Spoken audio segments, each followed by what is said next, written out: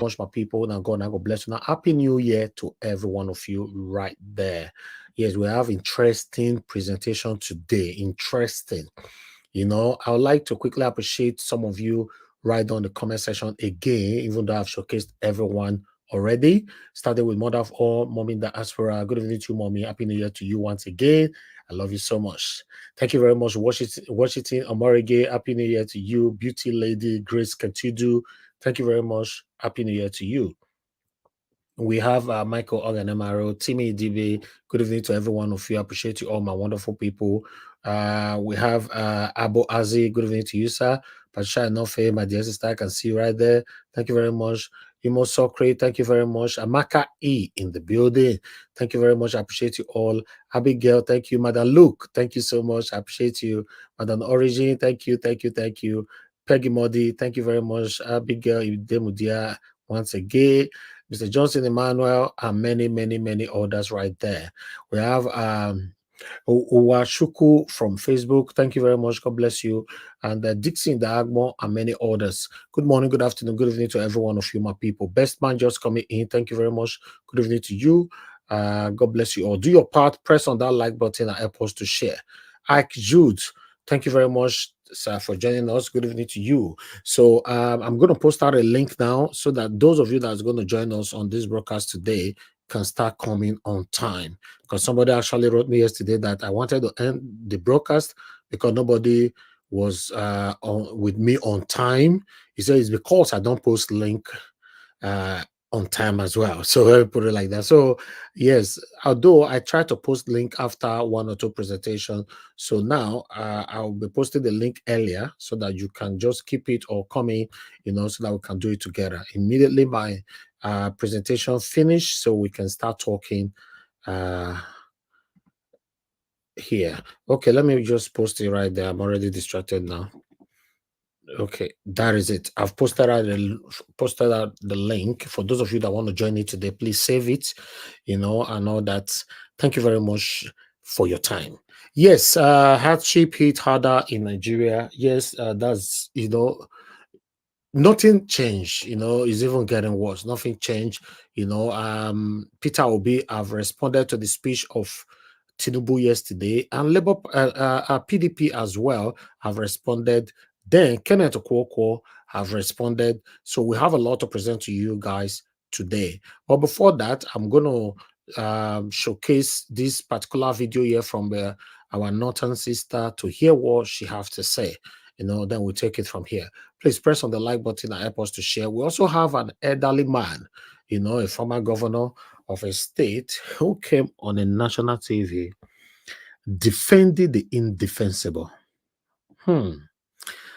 Wow. When you watch some people on a national TV, on a mainstream platform, defending the indefensible, then you begin to ask yourself that, these people not think before they come like this. Wait till they happen. So, but meanwhile, let's start with this, our northern sister first. Then we'll take it from here. God bless you all. Do you know that most of these places that are under attack in northern Nigeria have some of the biggest natural resources underneath the ground, and the trading of those natural resources are going on while people are being killed in those communities? Do you know? Now let me bring you up to speed real quick. If you realize some of the most fertile lands in northern Nigeria are the ones that are being attacked. Most of our fresh, beautiful vegetables and fruits come from Plateau State. Do you know what is underneath those beautiful fertile lands? It is also solid minerals. Guza. For some of you who know, you know. People are killed daily while miners are mining those lands. How can you raise down an entire village?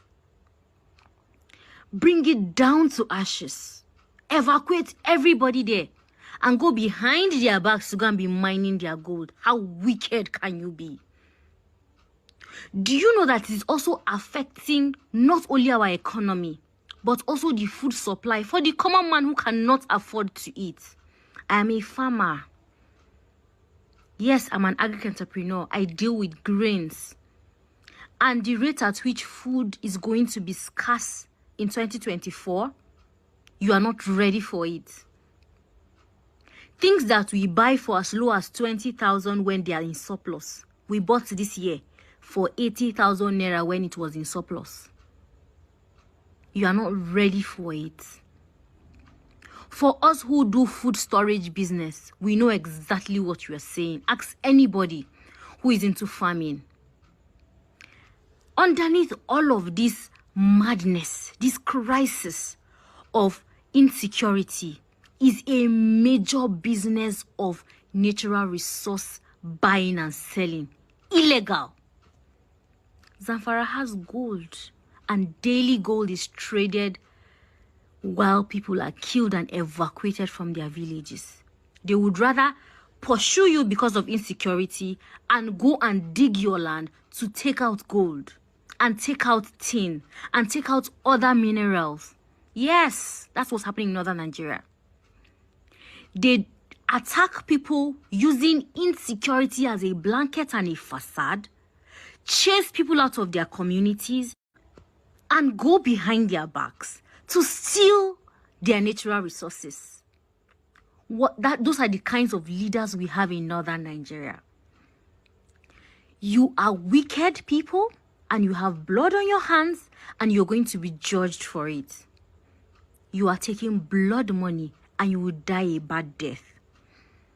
Northern Nigerian leaders, Allah ya Isa. You trade your people for your pockets, the resources that's supposed to be for the community. You pocket it. And you live in Abuja and other cities across the world. And people are suffering and dying every day. And they believe that you are there for their best interest. Assyrian Kuyatunu. We are getting there. Northern Nigeria, be like say we go change parade. It's like we're going to change tactics. This one no they work. This we no go agree. This German solidarity is not working. Don't you guys think so?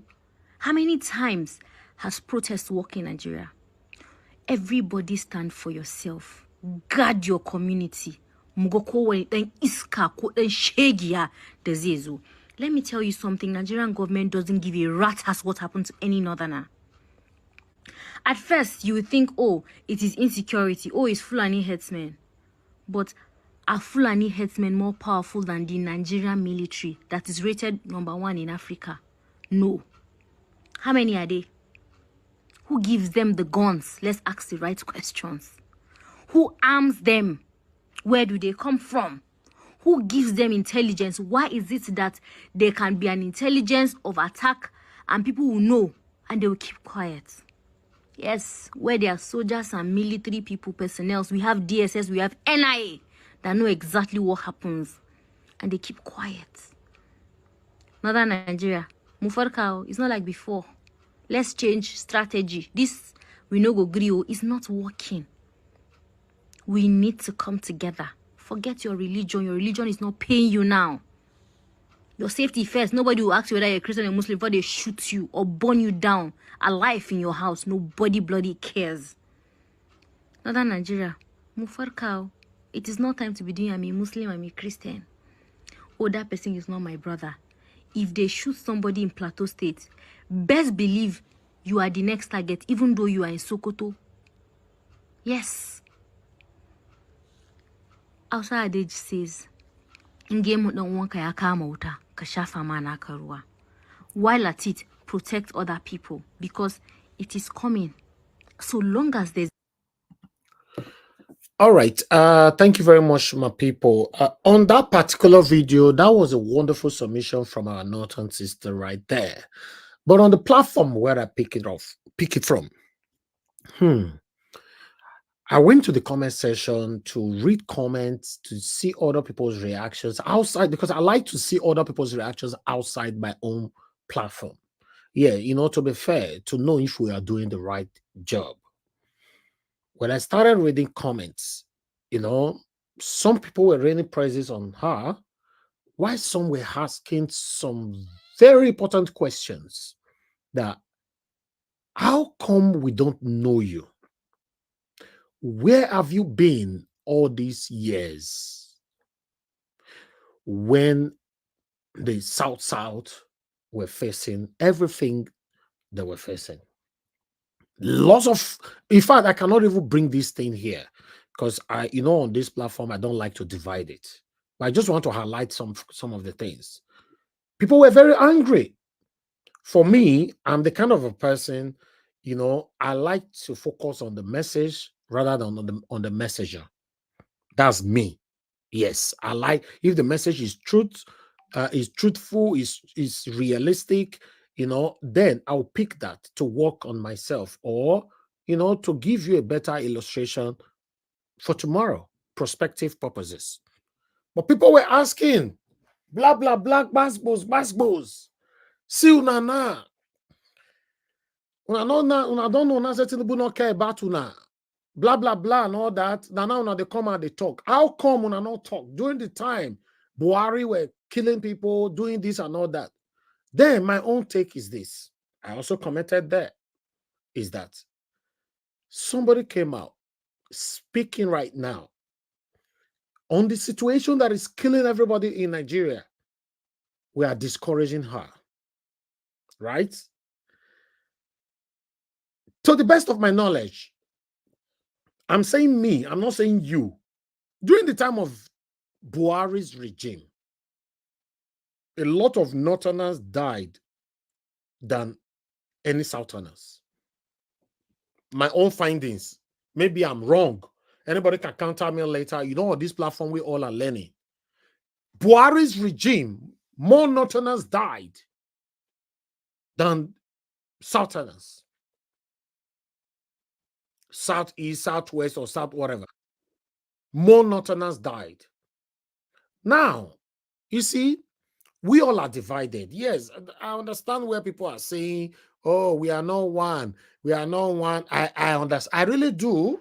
But me, I'm fighting for a better Nigeria. You see, everybody get their what they're going to do for this platform. As long as we are not insulting each other, everybody have the right to speak whatever they want to speak because the government are listening to us. Me, I'm fighting for a better Nigeria. But we should be, I don't know how to put it on. Okay, I'll leave my submission on this particular video. Let me leave it. Maybe later when we are talking. I don't want to put people on the line on what to say. They watched it. Let people give their submissions organically. Good morning, good afternoon, good evening to every one of you. Madam Ellen, I can see you right there. Madam Iris Finance, thank you very much for joining us. Good evening to you, Lady Gina. Good evening to you. I appreciate you. Adelaja Ogobi, thank you. Evie Jack, and many others. Evazek Bere, I can see you as well. I appreciate you all, my people. Press on the like button, help us to share. Social Metro TV, thank you very much, my wonderful people. I appreciate you all. Olga in the building, Victory all the way. Fredol, I can see you as well. JTD, I can see you right there. Thank you, thank you, thank you. Best man, I can see you. Thank you, my wonderful people, Timmy Dibe, and many others. Okay, I'd like us to quickly listen to Kenneth Okonkwo. Then we come for the bigger one that I will take. I will analyze as we play. I appreciate every one of you, my wonderful people, my panelists that are already here with us. May God bless you all. Thank you very much, Mr. Jonathan Kingsley. Thank you very much, Mr. Olumide. Thank you very much, Madam Luke. Thank you very much, Augustine. I appreciate every one of you. Thank you so much for your time with us. But let me quickly focus on this. Let's listen to what Kenneth Okonkwo have to say here. Then we'll take it from there. God bless you all. Candidate in the 2023 general elections, Peter Obi, says his party will continue to adjust to a new role as Nigeria's main opposition party. According to Obi, the Labour Party shall remain firmly in opposition and keep the APC on its toes to protect the interests of Nigerians. Obi, according to former governor of Anambra State, he was a former governor, and a new Nigeria is possible, he says, in spite of the many unfulfilled aspirations of citizens. He's noted that the Nigerian economy needs a turnaround, considering the rising unemployment, inflation, poverty, inequality, and other key socioeconomic variables. Well, for a conversation on which of PDP and the Labour Party are the main opposition party? Well, we're being joined now by former spokesperson for the Labour Party Presidential Campaign Council, Kenneth Okonkwo. Good to have you on Newsday. Thanks for joining us, and a very happy new year to you. Thank you very much. I wish you same, and I wish happy new year to Nigerians. We surely hope it will be a better year than the previous one. In our fledgling democracy, it seems that we need to stand tall, and the Labour Party has come out to say that they are the championing opposition party.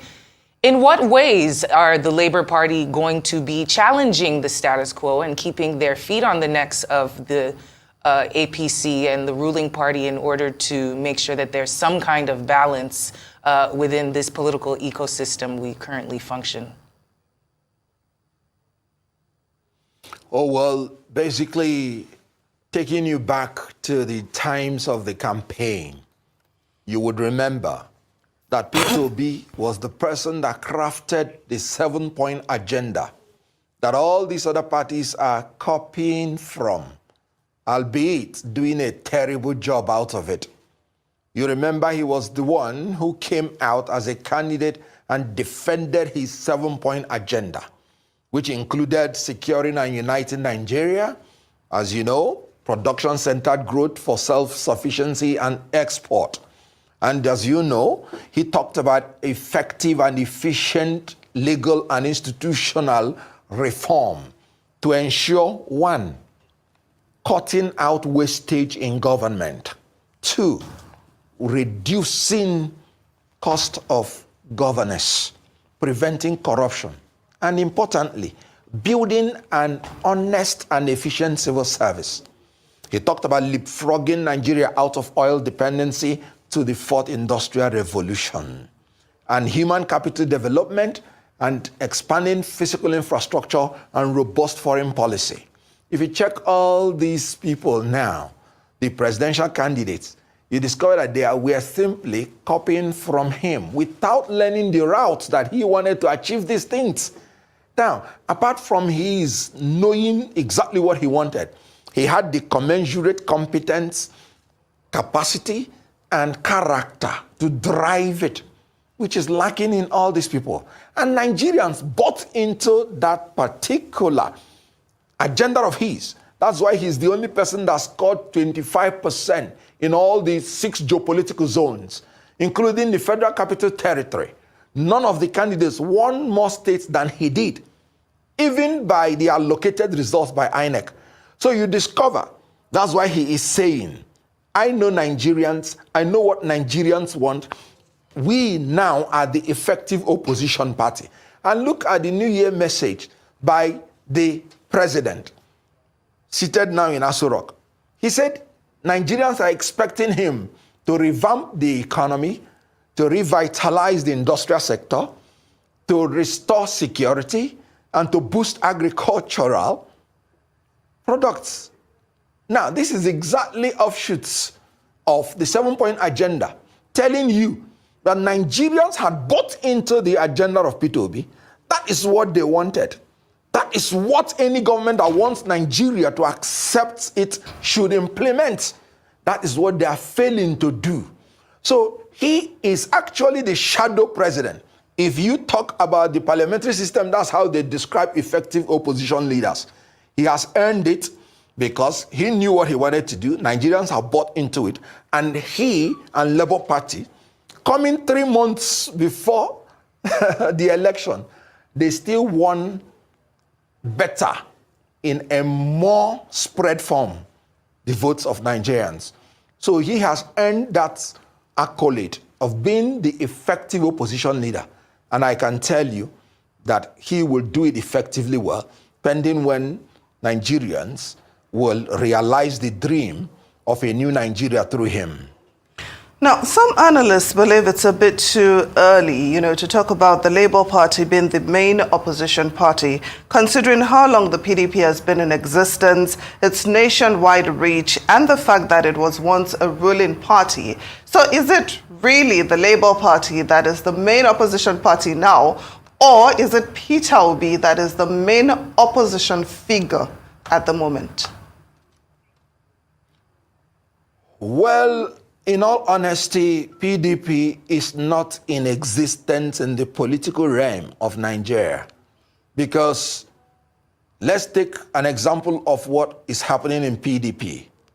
A presidential aspirant of PDP, who is the first runner-up during the primary election of PDP, and who vowed that he will never leave PDP no matter what, is now a minister in APC, telling you that PDP has totally been usurped by APC. You know, there are three things that rule politics: the head, the heart, and the stomach. The head provides the logic, the heart, the sentiment. The stomach is for whatever goes, anything goes. So when a party has reduced itself to the party of stomach infrastructure, which some of their governors actually publicly said is their policy, then you know that that party can never and would never be an effective opposition party. Peter Obi has made it clear. He's not desperate about being Nigerian president. He's desperate about bringing a new Nigeria. And that is why he's effective, both as opposition and as a ruling person. When he was in Anambra State, he was very effective, turned a dead economy to a living economy till date. If he becomes the president, that's what he would have done. You cannot be an effective opposition leader if you do not have what it takes to be an effective president if you were given a chance. So PDP, being a party of stomach, a party of whatever goes, is no longer existing in the political realm and minds of Nigerians. I keep saying it. Obi is not the alternative option. Obi is the only option. Now, he is of Labour Party. In Nigeria, independence candidacy is not allowed. You have to operate within the sphere of a political party. And his political party now is Labour Party. There is no need denying the fact that the entrance of Obi energized and reinvigorated Labour Party. Labour Party has been existing. It has produced a governor and produced some members of the National Assembly and State Assembly even before now. Remember, it is the party of NLC and TUC. So it's been existing. But entrance of Peter Obi gave it that national outlook and made it a party that Nigerians can trust. So if you would allow me, I would want you to concede to the fact that the only effective opposition today is both Obi and Labour Party. Well, and that is why we are keeping the ruling party on their feet. Well, I'm glad you touched on that because I wanted to bring that up. Peter Obi being the proverbial rock star of the political sphere, especially during the electoral season and amongst the youth. We saw him skyrocket and, of course, pull up the Labour Party from virtual obscurity. Now the elections are over. The dust has settled. We're looking for an opposition. But Peter Obi still is the only shining jewel in the crown of the Labour Party. He can't do it all on his own, as has been shown from the election circuit and how it all played out. So what are other members of the Labour Party going to do in order to help shoulder some of this burden from Peter Obi, who is the major flag bearer of the party? I mean, you're yourself excluded as you're doing your own work in your own corner here to promote the good work of the Labour Party. But who are the other key leaders in the Labour Party who can share some of this spotlight and burden and continue to keep the APC and I guess the PDP on their toes? Yes, being honest, remember, Peter Obi is the head. And whatever the head consistently continues to do, other people will gradually follow up. Remember, and as you have noted rightly, when we started this new Nigeria and the chase for it, everybody came into Labour Party and we were just knowing each other. And old habits, even from the people that carried some baggages from the other parties, there will still be some droplets and remnants. And as they continue to see Obi lead by example, they will certainly follow. If we can get the president and the presidency correct in this country, every other thing will follow. If we do not get the presidency and the president correct, nothing will work. Because by the Constitution, the executive powers of the Federation are vested in the president. One person. And you know, the Constitution is so elaborate on the powers of the president. We have one armed forces. We have one police force. And he's the commander-in-chief of the armed forces. Look at the terrible thing the current administration is doing in terms of security. More than 200 persons, for instance, died in Plateau State for a disease, for a problem that is foreseeable and has been there existing. Let me tell you, tackling the security situation of Nigeria is very easy because it has criminal dimension, ethnic dimension, religious dimension, and political dimension.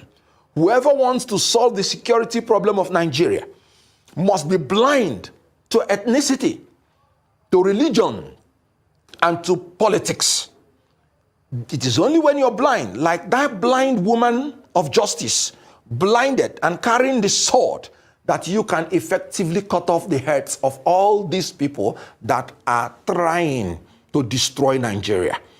It is political because some of these people actually sponsor political parties and sponsor candidates in order that when they start perpetrating their insecurity on Nigeria, that such political people will look the other way.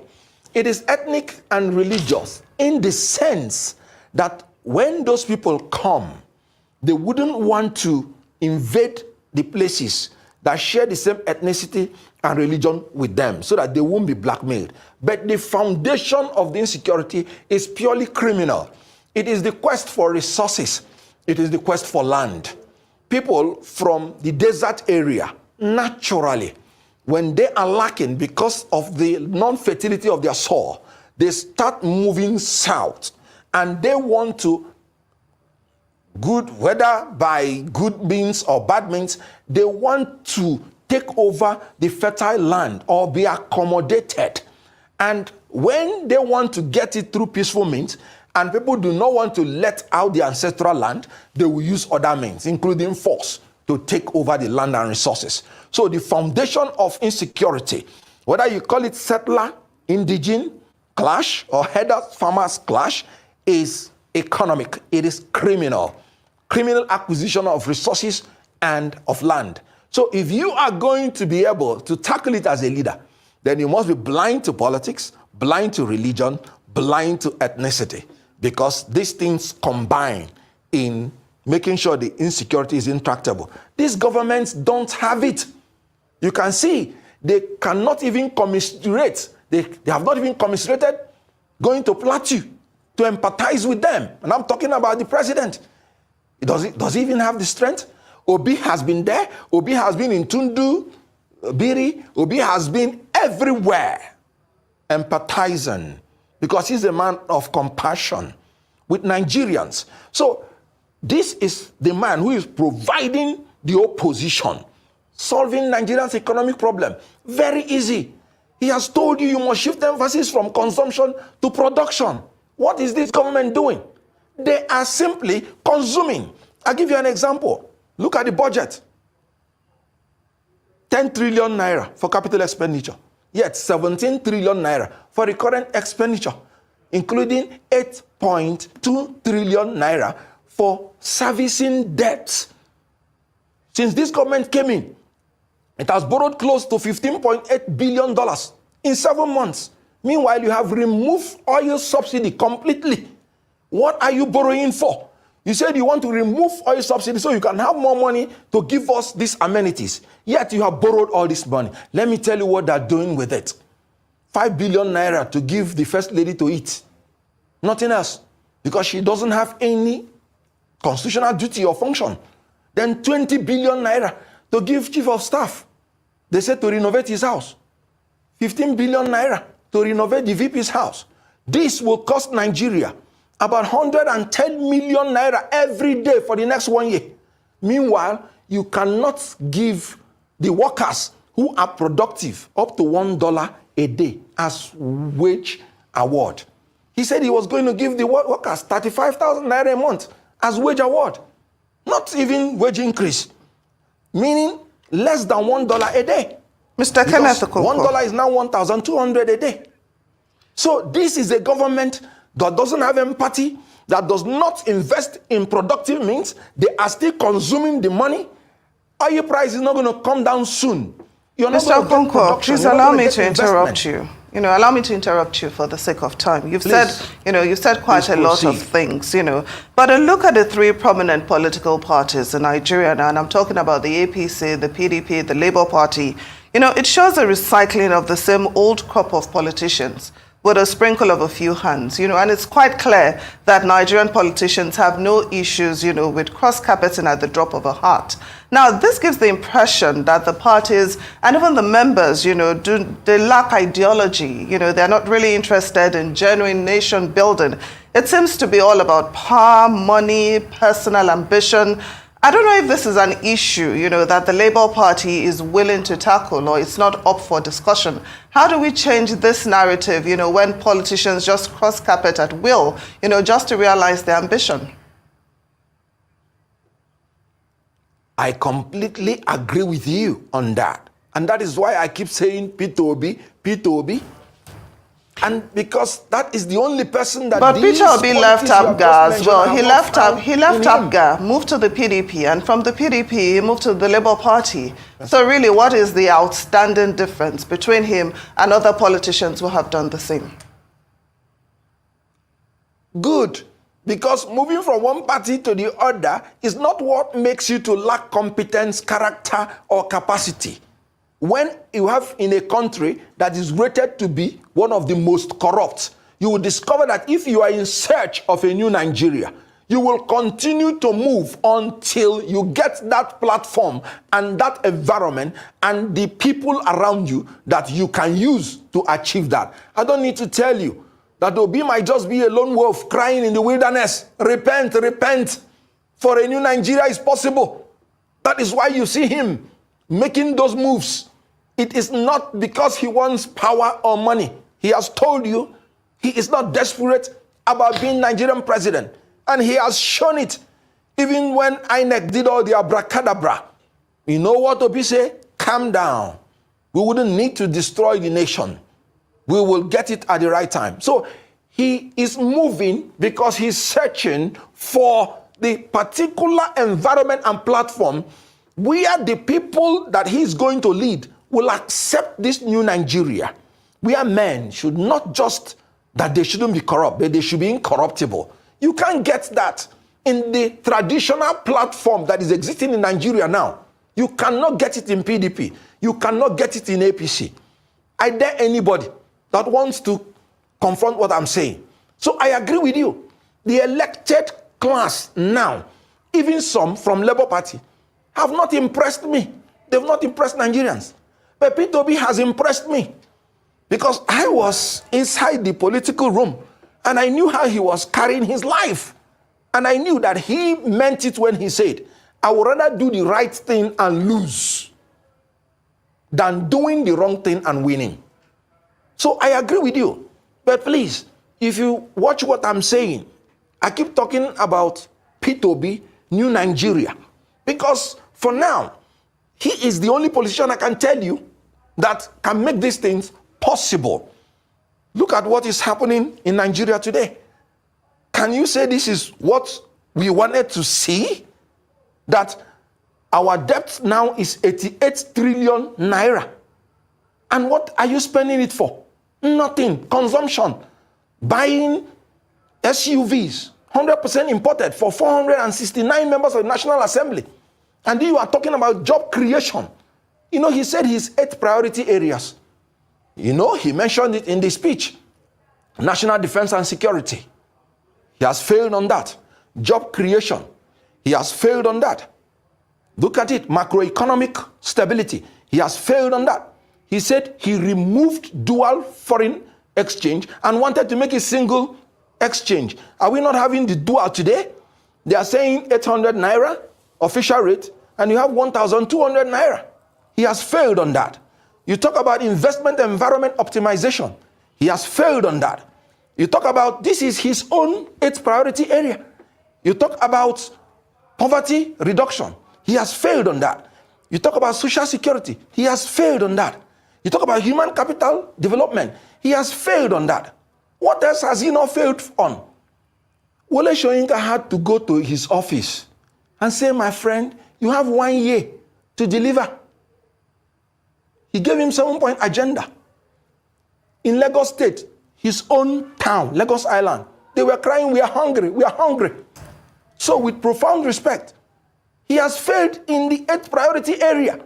77 months of democracy is approaching 20% of your time.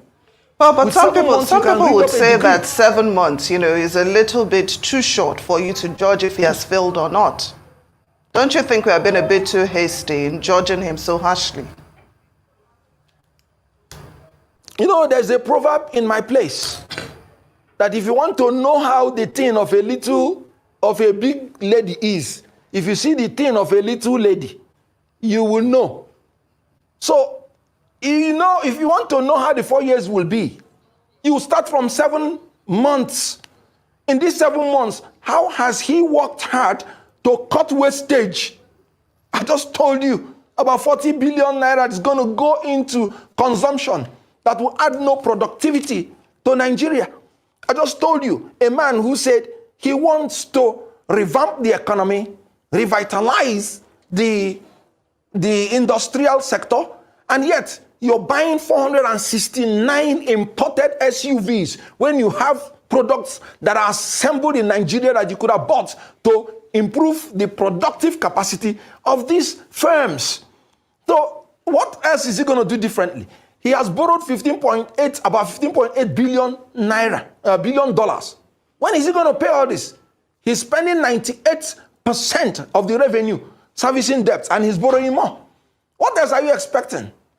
Let me tell you, people are going to be hungry for the next 4 years. Forget it. Because Naira will not appreciate. The only secret in appreciating Naira is what? There's no magic. Well, there you have it. To strong currency. Strong currency is predicated on strong economy. True. Strong economy presupposes an industrial productive base and a steady export market. All right, Kenneth, let me jump in here because we have expended our time. You see why I love Kenneth Okoko?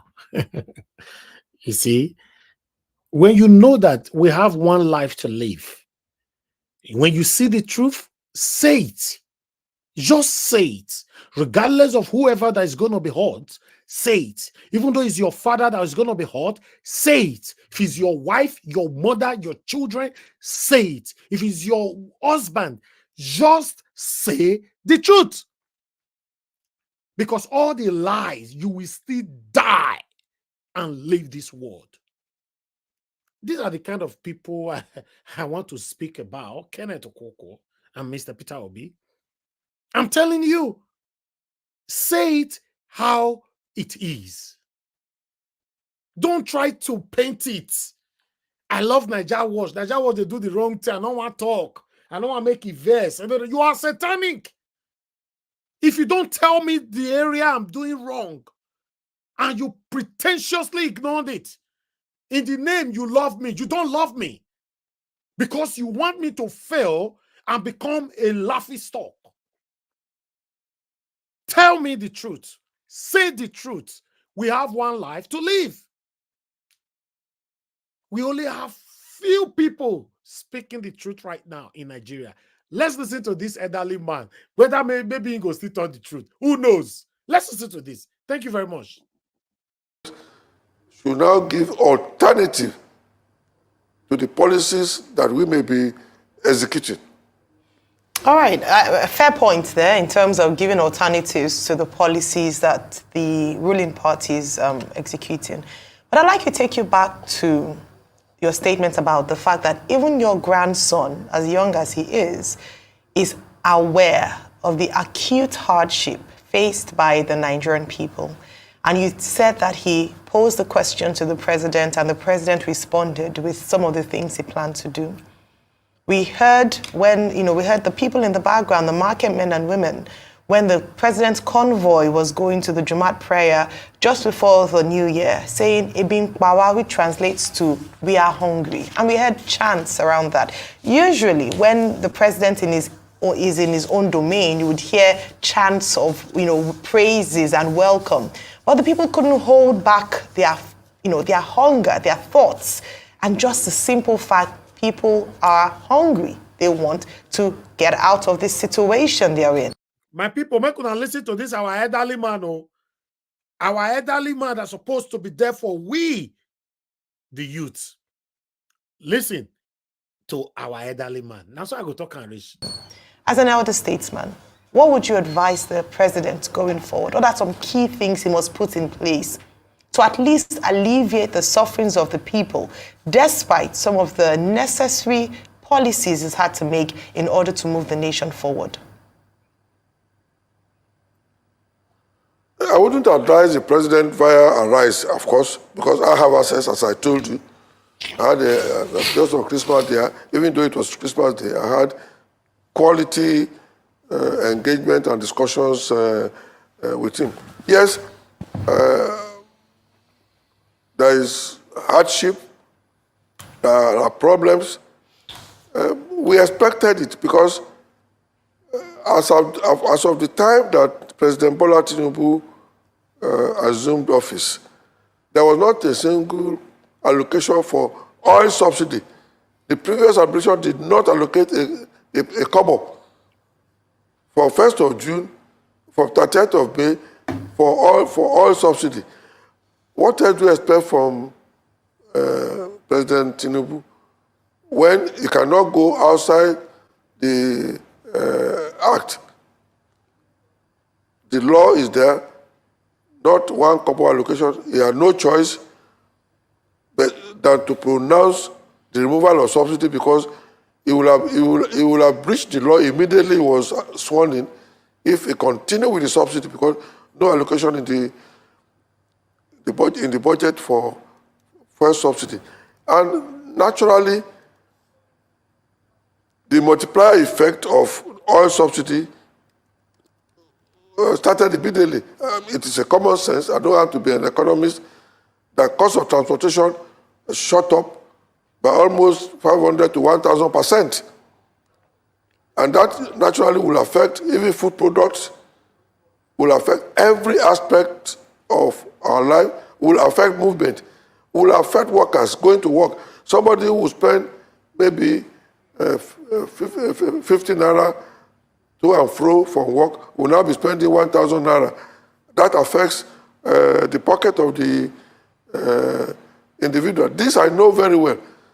And I'm aware that the removal of subsidy has affected every aspect of our lives. And there's no segmentation. Both the rich and the poor are feeling it. Even in the private sector, I keep talking to the big players in the industry. They are feeling the pain of the exchange rate. These are policies that President Tinubu had no choice. But one thing you can say about him is that he exhibited great courage. Great courage, I would say, to have taken such very painful, very hard decisions. And the reaction that you are talking about, even when he was going for Jumat, naturally, we don't expect people to hail the government in every aspect. You hear, and then you go back home and rearrange things and be conscious of the situation on the ground. So I agree with you. But what would have been the alternative? We were virtually subsidizing the economy of all our neighboring countries. Smuggling was thriving heavily. The past administration was borrowing heavily to pay salaries. They didn't have even room for 1 kobo for capital development. Must we continue in that way? Okay. That we are borrowing money. Okay, sir.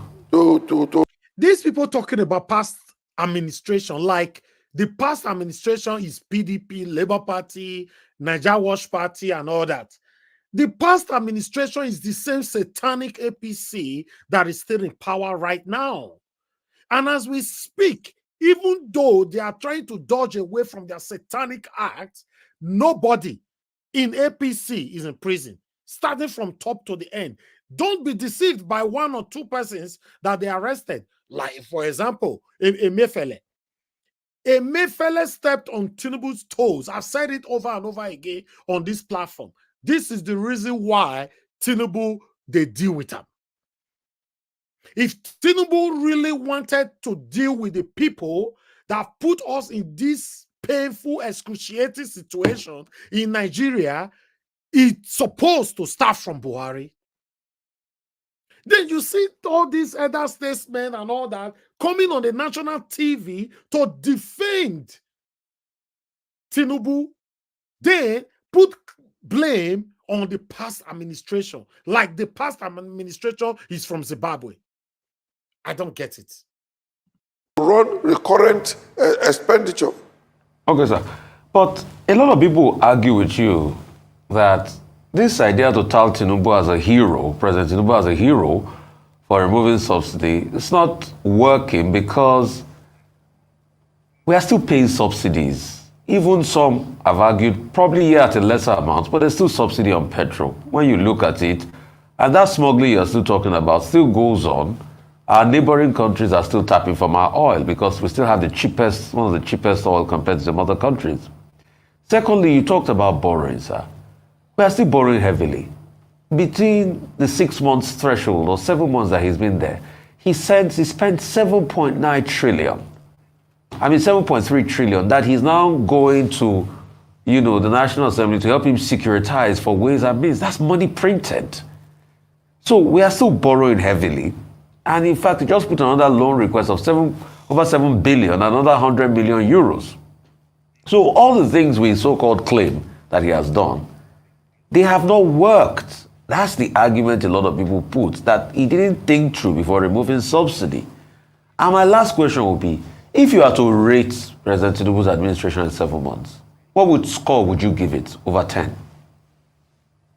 This man will never rate anything. Listen, just listen to his response.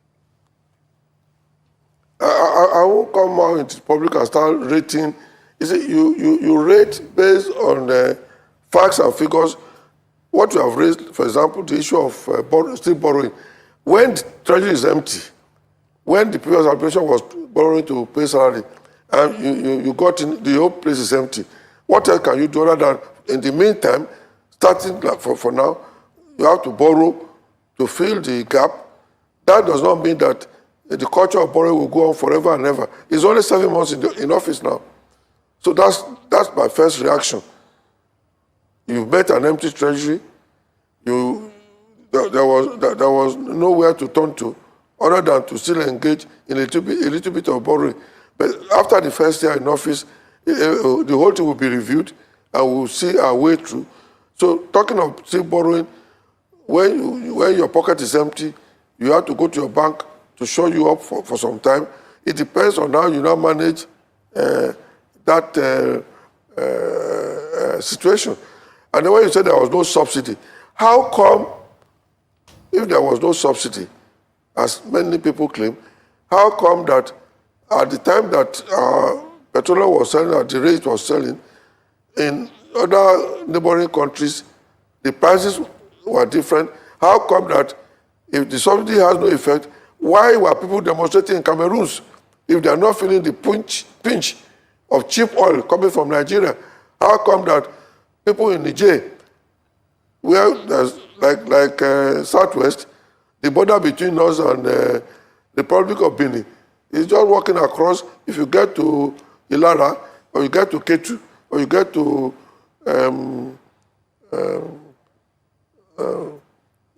many of the border with Ogun State. You walk across in the market in Ilara is half Obìnrin. So how come that people in our neighboring country were demonstrating and shouting if there was no subsidy, if they are not feeling the effect of subsidy, which we were subsidizing them.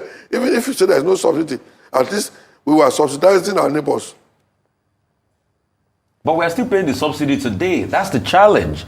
If you look at it, international crude oil price, once they increased, Nigeria's own petrol price has remained constant. So the question is, we say we remove subsidy, but we are still paying the subsidy today. And you are comparing this administration with Buhari administration, which we know was another wasteful one. But the truth is, in about 6-7 months, we have gotten about 7.3 trillion in ways and means. Buhari's 8 years, what we were talking about was about 23 trillion in ways and means. In 7 months of Tinubu's administration, over 7 trillion compared to 22 trillion in 8 years. That's abysmal. So people are saying that the 7 trillion in 7 months compared to 20-something trillion in 8 years. Why this our elderly man still defending the indefensible? borrowing in this administration is unbelievable. I have explained to you that we are lucky. By 1st of June, the whole system had been set up to totally collapse. That's what I'm telling you. If we didn't go the way the government had to go, okay, take for example, let me give you one thing I discussed with him on Christmas Day. I can reveal that. In the issue of foreign exchange, do you know that we Nigerians are also not happy? The amount of money out of the system, me as a grassroots person, as a journalist, and you know my area is investigative journalism, even ordinary drivers, ordinary vulcanizer, they are changing their little naira to 50 naira, they'll keep the $20 at home, $50 at home. You see, the confidence that everybody lost before Tinubu came in spilled over into his administration. I've had to tell him, I said, look, Mr. President, can you do something? The amount of money out of the system is enormous. What can you do to encourage people? I even told him, go as far as saying, well, look, ICPC, EFCC, stop querying source of fund. Let them bring all this money that they are high. Even the scarcity of naira. I told him, I said, some people are keeping, even the new naira note that was supposed to be in circulation, some people are keeping it, and they are selling it at event center, party centers. We Nigerians ourselves need to change our culture. I can tell you, he is in pain. And when we talk to him, I can see the pain in him. So you see, as I said, it's only 7 months.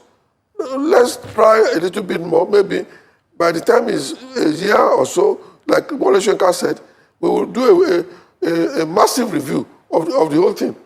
Well, Chief, let's talk about the subnationals. You've been governor twice. Okay, I will stop that man right there. You know, it's very unfortunate we'll find ourselves here. Everybody are speaking based on what they can benefit or what they are already benefiting. It's very painful. Nigerians, we have a long way to go. I've said this so many times. You know, I'm speaking from United Kingdom. My government here don't stress me. I'm living the best life. I'm sorry to say, for those of you that might not like it, is the truth. I'm living the best life. I have security. I have social amenities. I have everything, every good thing that a human being needs in life. You know, I have it here in the UK. And I believe many of you listening to me that lives abroad as well, you are benefiting from the same thing I'm benefiting from. It's only Nigerians in Nigeria that are suffocating. These satanic politicians are suffocating, suppressing, intimidating, and it's going to get worse. It's going to get worse. I'd like us to take this article quickly so that we can start talking. You know, let's take the one from PDP responded to Tinubu here. Please press on the like button and help us to share. Dr. Alexander Gomez, Happy New Year to you, sir. It's good to hear from you. Thank you very much. God bless you. Appreciate all you do. Thank you very much. I can see many of you right there coming in. Go. Bless you, my wonderful people. Please help us to press on the like button. Help us to share as well. I have a couple of other people right there who's joining us today. Thank you very much, my people. Oga CM, what happened now? You were here before. You would have kept the link, Oga CM. I've talked this thing before. You know, you can see we have a reason for not pinning our links anymore.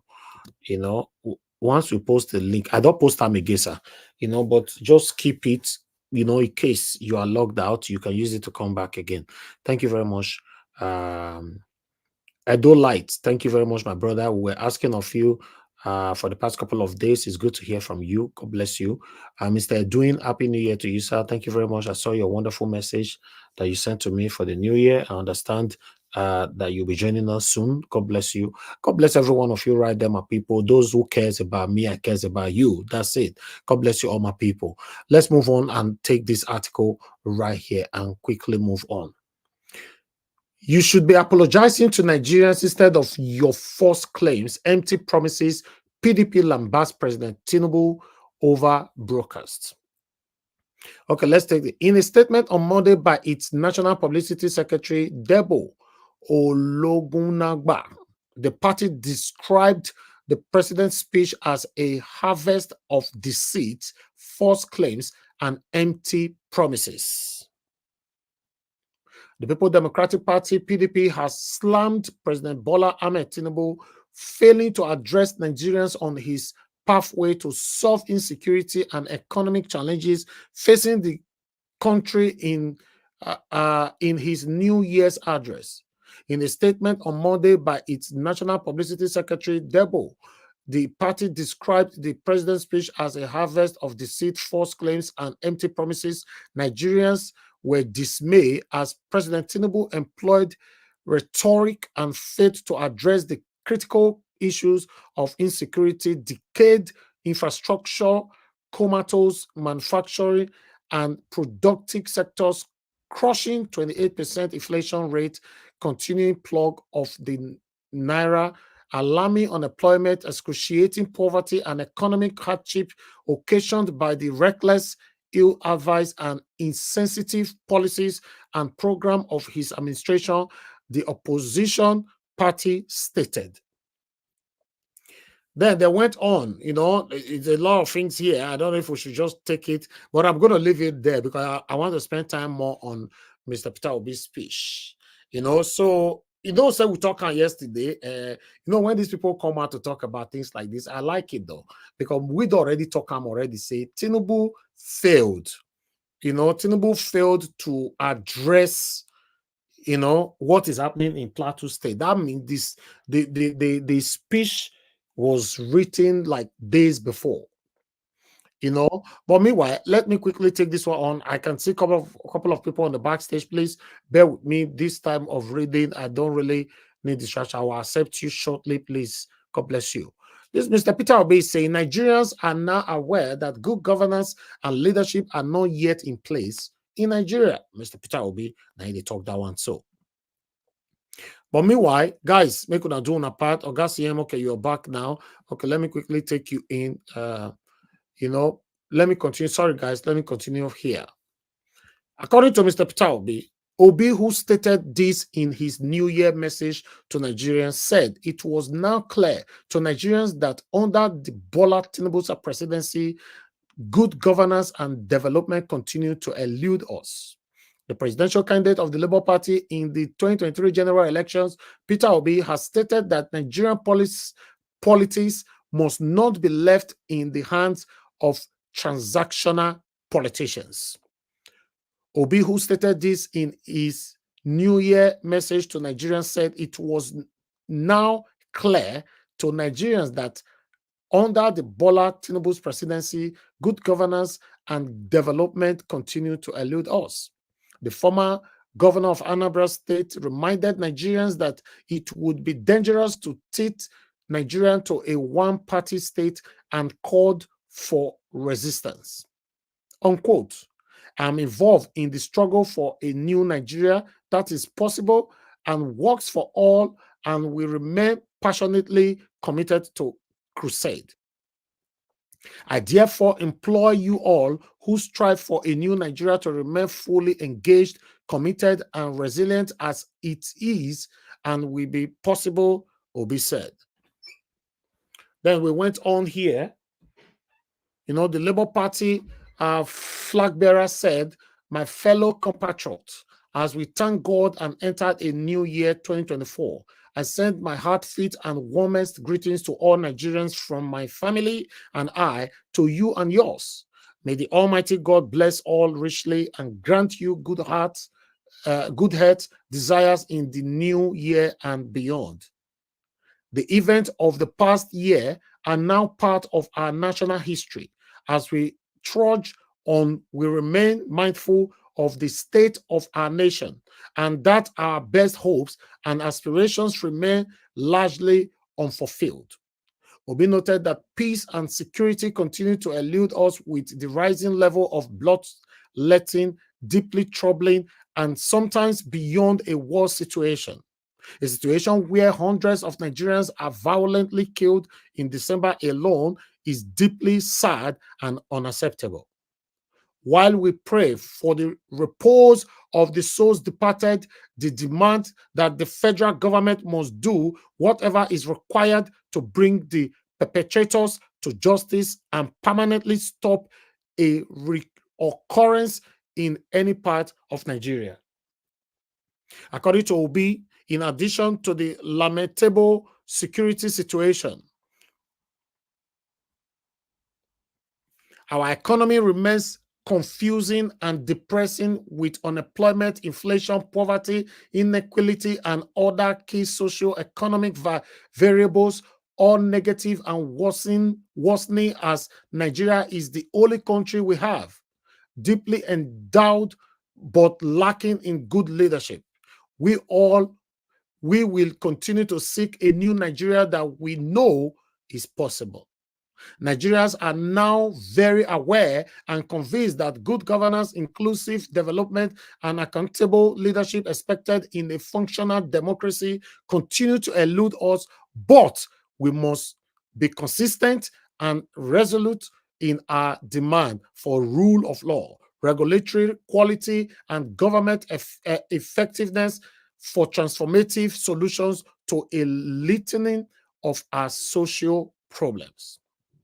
Obi reviewed the political situation in the country in the outgoing year and remarked that if there is one fundamental threat to our democracy, it is the undermining, the weakening of our national institutions and the capture of state affairs and resources by few individuals and private interests. This must stop for Nigeria to move forward and function as an inclusive and sustainable society and nation. In a democratic and secular country like ours, there must be full respect for the separation of powers between the three independent arms of government, as well as between the federating unit. For instance, the National Assembly should devote time and commit themselves to diligent performance of their functions, like the 2024 budget that requires their prudent examination and subsequent patriotic-oriented approval or rejection. Mr. Approved Senate. Then we move on. We must work assiduously to avoid drifting to a one-party state or situation where the federal government intervenes unduly in the internal affairs of the state, particularly in the circumstances where national security is not threatened. We in Labour Party have undertaken in the national interest and in our undying commitment to a new Nigeria that is possible, to remain firmly in opposition, and as such must remain focused going forward Our collective role in nation building remains fundamental and obligatory. Nigeria is our God-given country. The business of Nigeria is far too important to be left to those involved in transactional politics. Hey, God.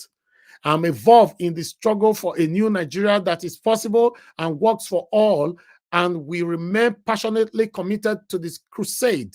Therefore, I implore you all who strive for a new Nigeria to remain fully engaged, committed, and resilient as it is and will be possible. Our principal is still extremely hopeful and positive over a new Nigeria. I like that. Then he went on, God bless you and God bless the Federal Republic of Nigeria. Happy, prosperous 2024. The statement partly read. That is Mr. Peter Gregory Obi, His Excellency, the only excellency we know that would have changed Nigeria. In fact, by now, Nigeria would have been celebrating already. Yes, if you don't like it, argue with your keyboard. If you don't like that statement, they argue with your keyboard for them. Because we are where we are today because of our satanic belief and what we are supporting. Thank you very much, my people. I appreciate every one of you for your time with us today. Good morning, good afternoon, good evening to every one of you right there. But before I round up, I would like us to listen to this video here, to tally what Mr. Peter Obi just said right now. Watch this quickly. First century Nigeria, 2023 and beyond. I think it's for great people like you or people like Chinaman that you invited. But for me as a trader, I'll try to contribute in my own little way, the way I think we should go. For me, democracy have a simple description. Government of the people, by the people, for the people. That means everything about democracy is the people. And transition means changing from one thing to the other. And for me, Nigeria needs urgent transition from being a highly insecure country to a secure country, from a disunited country to a united country, from corruption to a transparent country, from a country of lawlessness to a country of law and order. But in all this, it is important that we look at where we are today for people to understand the gravity of the journey we are going to take if we are going to transit. Where are we today? Nigeria have qualified to be a failed state. We have met the 2 or 3 biggest characteristics of a failed state. Number 1 is when you're no longer in charge of your territory. Today, we are among the top terrorized countries of the world. We are among the top kidnapping countries of the world. Bandits have taken over some parts of this country. Nigerians are being killed daily. All sorts of criminality is going on daily. Even our most important source of foreign exchange revenue, oil, is today 80% stolen. That shows how bad it is. We are the only country, apart from Venezuela, who we know is their own is because of sanctions, that is not meeting up its OPEC quota. Every other country is begging for increase, but Nigeria is not meeting up its own. And you wouldn't believe the quantity that is missing. In July alone, our total average, our quota is 1.8 million. In July, our total average was 1,083,000 barrels a day. That means that in July, we lost 707,000 barrels per day.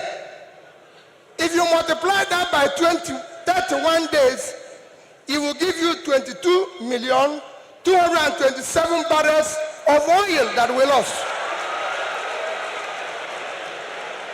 This is a country that needs dollar. If you sell it, if you sell that oil, if you sell the quantity we lost, this is July alone. If you sell it at the average price of $110, it will give you $2,450,000,000, which at our rate of exchange of 550, you lost. If you use 550, because I used an average of 550, you've lost 1,344,700,000,000 naira. That is your country. That's what you lost in 1 month because of stealing. It is important that we know this. Number two item to show that we are failed state is that you are no longer in control of your economy. Your economy today, we have an economy where we have over 100 million people living in poverty. Your unemployment is one of the worst in the world because you have a combined unemployment of 50%, unemployment and unemployment. Out of 200 million Nigerians, 60% is supposed to be working. So you're supposed to have 120 million Nigerians working, but today Nigerians that are working are under 50 million. So 70-something million of Nigerians are not working, they are not productive. When you compare this to your productivity, you will see how low it is. But what is even worse, we're in a physical mess, total physical mess. Because of all this, between January this year and April, the total revenue of federal government of Nigeria is 1,630,000,000,000 naira.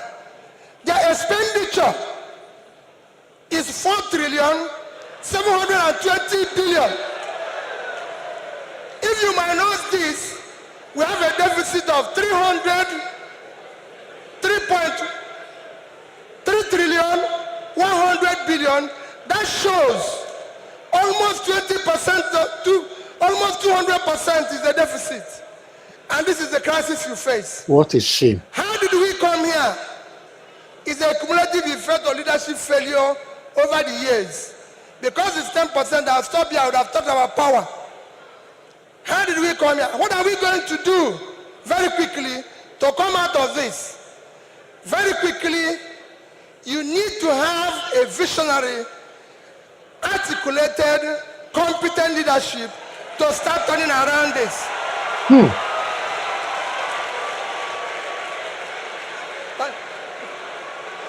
So next year,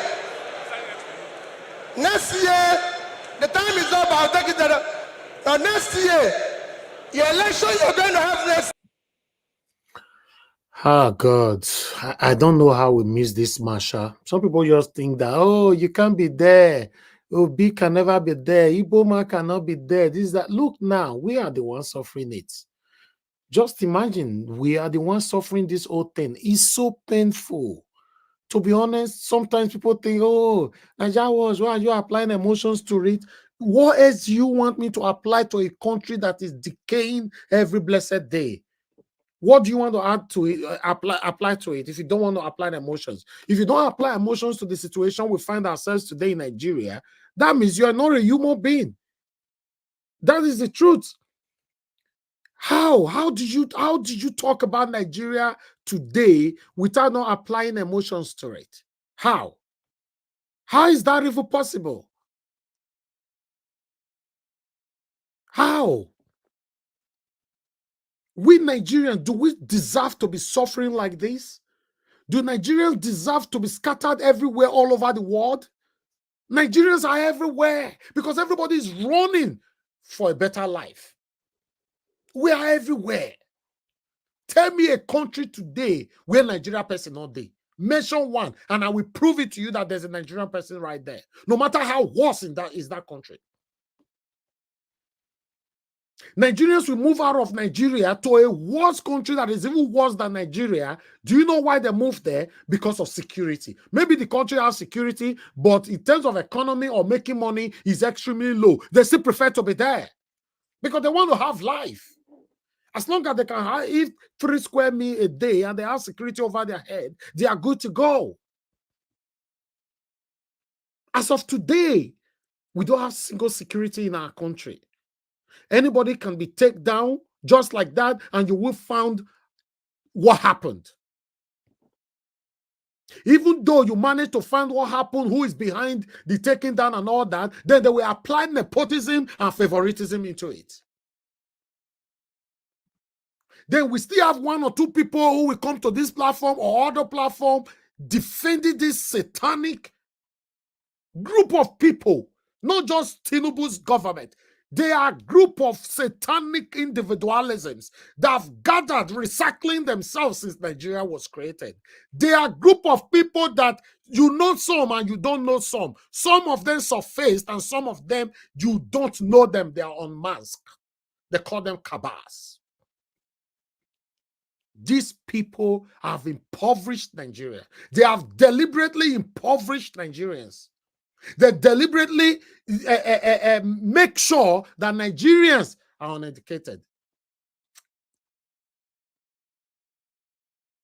People who deliberately, satanically subjected you into the situation you are today.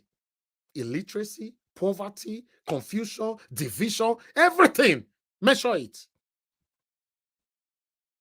It's very, very sad. Very, very, very sad. Like I said, I'm doing my part. I have every reason not to do what I'm doing today. Yeah. Go check other channels. A lot of them have, like Madarita, they talk. A lot of the Data House, they are not posting videos now. The ones that are still active, they are not posting videos. To come out every day, you think it's easy? Or you think we do this because of money? If you think I do it because of money, then I'll post videos. You won't see my face here. My channel will still be active. I'll post videos, post 2 videos, 10 minutes or 15 minutes or 12 minutes videos every blessed day, morning and evening. I'm just doing my part. I just pray God continue to give me the strength, good health, the energy, the enthusiasm, the belief to continue to do this.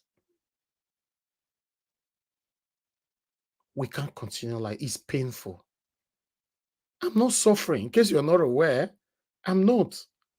I can choose not to do this. Oga CM is not suffering.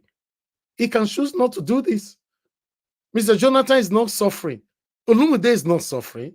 Mother Luke is not suffering. Tunaja is not suffering. Black Panther is not suffering. Many of you listening to me right now, you are not suffering. We can choose not to do this.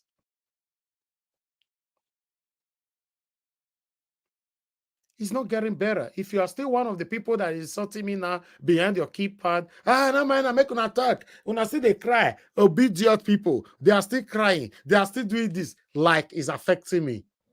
Some of my friends that went to Nigeria, they are still in Nigeria right now in this December. I asked them, oh, boy, what's up now? The hardship, the everything for Nigeria, everything get as it be. It's, one of my close pals, you know what he tell me? He said, my brother, everywhere hard, but me, I no experience them, to be honest.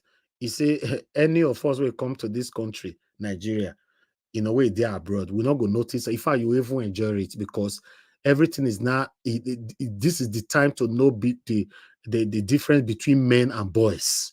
I was just laughing. You know what that means? It means that even though bag of rice is 1 million naira today, some of us not go suffer again forever. It is too late to fail. In case you're not aware. But we are fighting for the people. A lot of women are in the hospital who gave birth and they cannot discharge themselves. There was a woman who came to my inbox yesterday. I did a giveaway since first of for Christmas Day. People still coming to my inbox. There's the one particular one that I singled out just yesterday here. I don't like discussing these things here because my platform is not a charitable platform. She told me that she gave birth since October last year. That she's even now, they have a place in the hospital now that you are now, it's like arrested. You are now the one feeding yourself, paying for daily fee for where you are sleeping until you pay your fees. They didn't let her go since October. Since October, November, December, that's 2 months, 2 months plus. I ask, how much is this? How much is that? I say our money is supposed to be 65,000 naira, but the money I've accumulated now to 480,000 naira. And by tomorrow, it will increase as well. I was like, oh my God. She turned the video. I saw everything. I said, I don't want to bring it here. I don't do that. I did my part. Wish I will not go there. I'm trying to let you guys know that we have many people like that right now. See, they're already attacking me now. They're already attacking me for tell me what I'm saying now. These people waiting, they make the verse right now. Can anybody still hear me? Yes. Thank you. I can hear you, Mr. Evans. Thank you, sir. I'm trying to let you know that apart from that woman, there are a lot of Nigerians in excruciating situation right now. That is the people we are fighting for. Not be us anymore. Many of us can choose not to visit Nigeria throughout 8 years of Tinubu. I don't just want to experience generator. I don't want to experience lamentation. I don't want to experience hardship. I don't want to experience insecurity. Please, I'm not going. I beg. Maybe they do that thing. Before you know it, 8 years is done. It's crazy.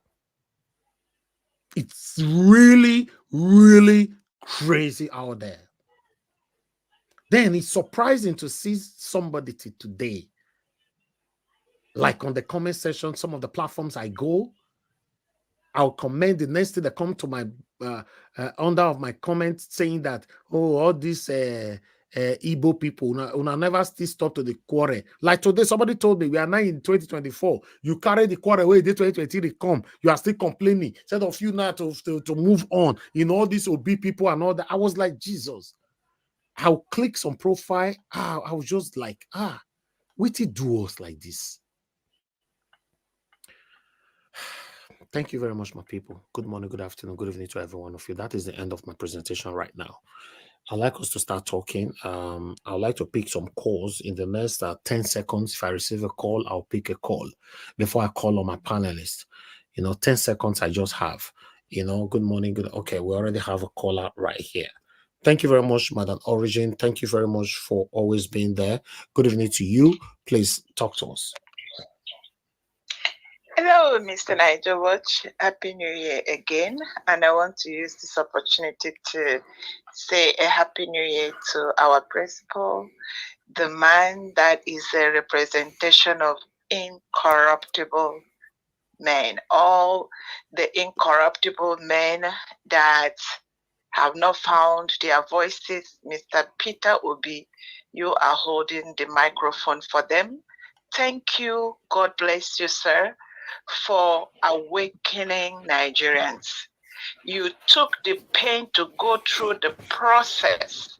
That process that is so humiliating, so painful.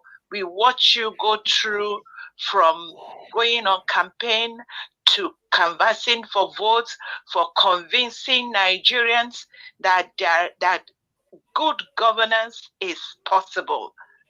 And we now see that good governance is possible, only that it was stolen from us, only that it was denied. But to assure you, we are awake. Thank you for the awakening. Thank you, Mr. Niger Watch. Thank you, our panelists. Thank you for lending your knowledge, your time, your voice to the voiceless. Thank you for your love for humanity. all our panelists, you know, just as long as Mr. Niger Watch is holding this candle and you all come out every day, you will never lose your reward. God bless you. As you all know, I'm here for a set of people. I'm not here for everyone. I'm not here for the delusioned Nigerians. Exactly. I'm not here for those that have received money that are being paid and they are working passionately. Incredible. But one thing I know is that they kind of ginger me to come out. If you guys can be doing this, I will do my part. I also want to thank that northern sister that spoke today. Girl, thank you. I used to be like, you know, how they say, oh, where were the northerners? There were a lot of Nigerians you're going to ask, where are they? But what I tell you, girl, is that now that you are awake, I applaud you. Stay awake. Don't relent. This journey, it is for everyone. I like what she said. She said, everyone needs to pick their baton and find out where they fit in this struggle. It is all of us, one by one. Pick up your template. Pick up, you find out where you belong, what you need to do. Pick up your baton and do your part if you are awake. I don't waste my energy on those that are still in coma. It is a waste of time. They will drag you. Don't touch a drowning man. A lot of them are still talking like they are masters. And that brings me to, you know, I like what Mr. P.O., the presentation, I like what Kenneth Okonkwo said. And I like Mr. Jonathan's submission yesterday about us concentrating on what matters, educating ourselves, educating Nigerians. Many will hear and come up and awake. You see, today I just want to paint a picture of the people we are dealing with. I call, you know, we have a lot of names for them, crazy, you know, Luthers, whatever. But I call them, the definition of megalomaniacs is what I want, the picture I want to paint. For those of them that are still wallowing, thinking that these are leaders, or they are presidents, or they are governors, what we have is people with obsession for power and control. Let me give you how you know them. Their characteristics. They have inflated sense of their own importance. They have a constant need. That is why they like crowd. That is why they like the psychophanism. That is why they draw people wherever they gather 3 people, they start hailing them. They have a constant need for admiration. They lack empathy. That is why when anything is happening, the poor masses are crying, people are dying, they even send people to destroy lives. They lack empathy. They have the tendency to exploit and manipulate others for their own gain. These are the people that are the helm of affairs. They are like the man, the elder that spoke today, Mr. Niger Watch, that elder. And let me tell you, this thing is called a mental illness. It's a mental disorder. So I come to tell you today, if you don't know, this group of people are mentally ill people. Until you have the understanding that they are mentally ill, it will not help you to find out solution. That is why I go to the next, my people that I come here for every day. Please stay awake. The youth of Nigeria, the people are at the helm of affairs are sick mentally ill people. If any of them have this characteristic I read out, that is what the definition is. It is a mental illness. They cannot help you. They cannot save anybody. You pray. They have there is 7-point agenda, 10-point agenda, 50-point agenda. Bring it to them. Nothing is going to happen. They can't. They don't have the capacity. They don't have the capability. They don't have what it takes to save a chicken, talk less of a human being. They are the lowest of the lows of humanity. That is what is ruling Nigeria as we speak. So we need to be awake. My youth, please, stay awake. You need to do what you got to do to save this nation. The 200 million people, they don't care. That's one of them that bragged. The bomber of Imo State bragged that he will bomb his state, and he did it. These people they are inhuman. Nobody should trust a chicken in their hands. I rested there, Mr. Niger. Well, thank you for giving me time to speak. God bless you. God bless you too, man. God bless you. Thank you. All right, guys. I'll go back straight to the panel right now. Good morning, good afternoon, good evening to every one of you once again. I appreciate every one of you right there. Do your part, press on that like button. Help us to share. Also subscribe to our channel. You know, this one are one of the things I don't remember to talk. Please subscribe to us. You know, make us a big family. You know, hit the notification bell to be notified, and let's have an interactive session here every day, 6 p.m. Nigerian time. Let's talk about the things that's affecting us. We are not here. We are not against anybody. We are only demonstrating our constitutional right to call out our government to do the right thing. Thank you very much, my people. I appreciate every one of you right there. Let me quickly go on to the first person today on the panel, which is Mr. Jonathan Kingsley, because we have a couple of people. So we're going to do 8 minutes so that we can have maybe 3 rounds before we round up this show today. So let everybody keep to their time. 8 minutes dot, I stop you, then I move on to the next person. Once we are done, we do another 8 minutes again before we do final submission. Thank you very much, my people. I appreciate you all. Mr. Jonathan Kingsley, thank you, sir. Please talk to us. Thank you very much. Thank you very much, Mr. Elvis. Thanks to all the panelists there, and I really appreciate your presentation today.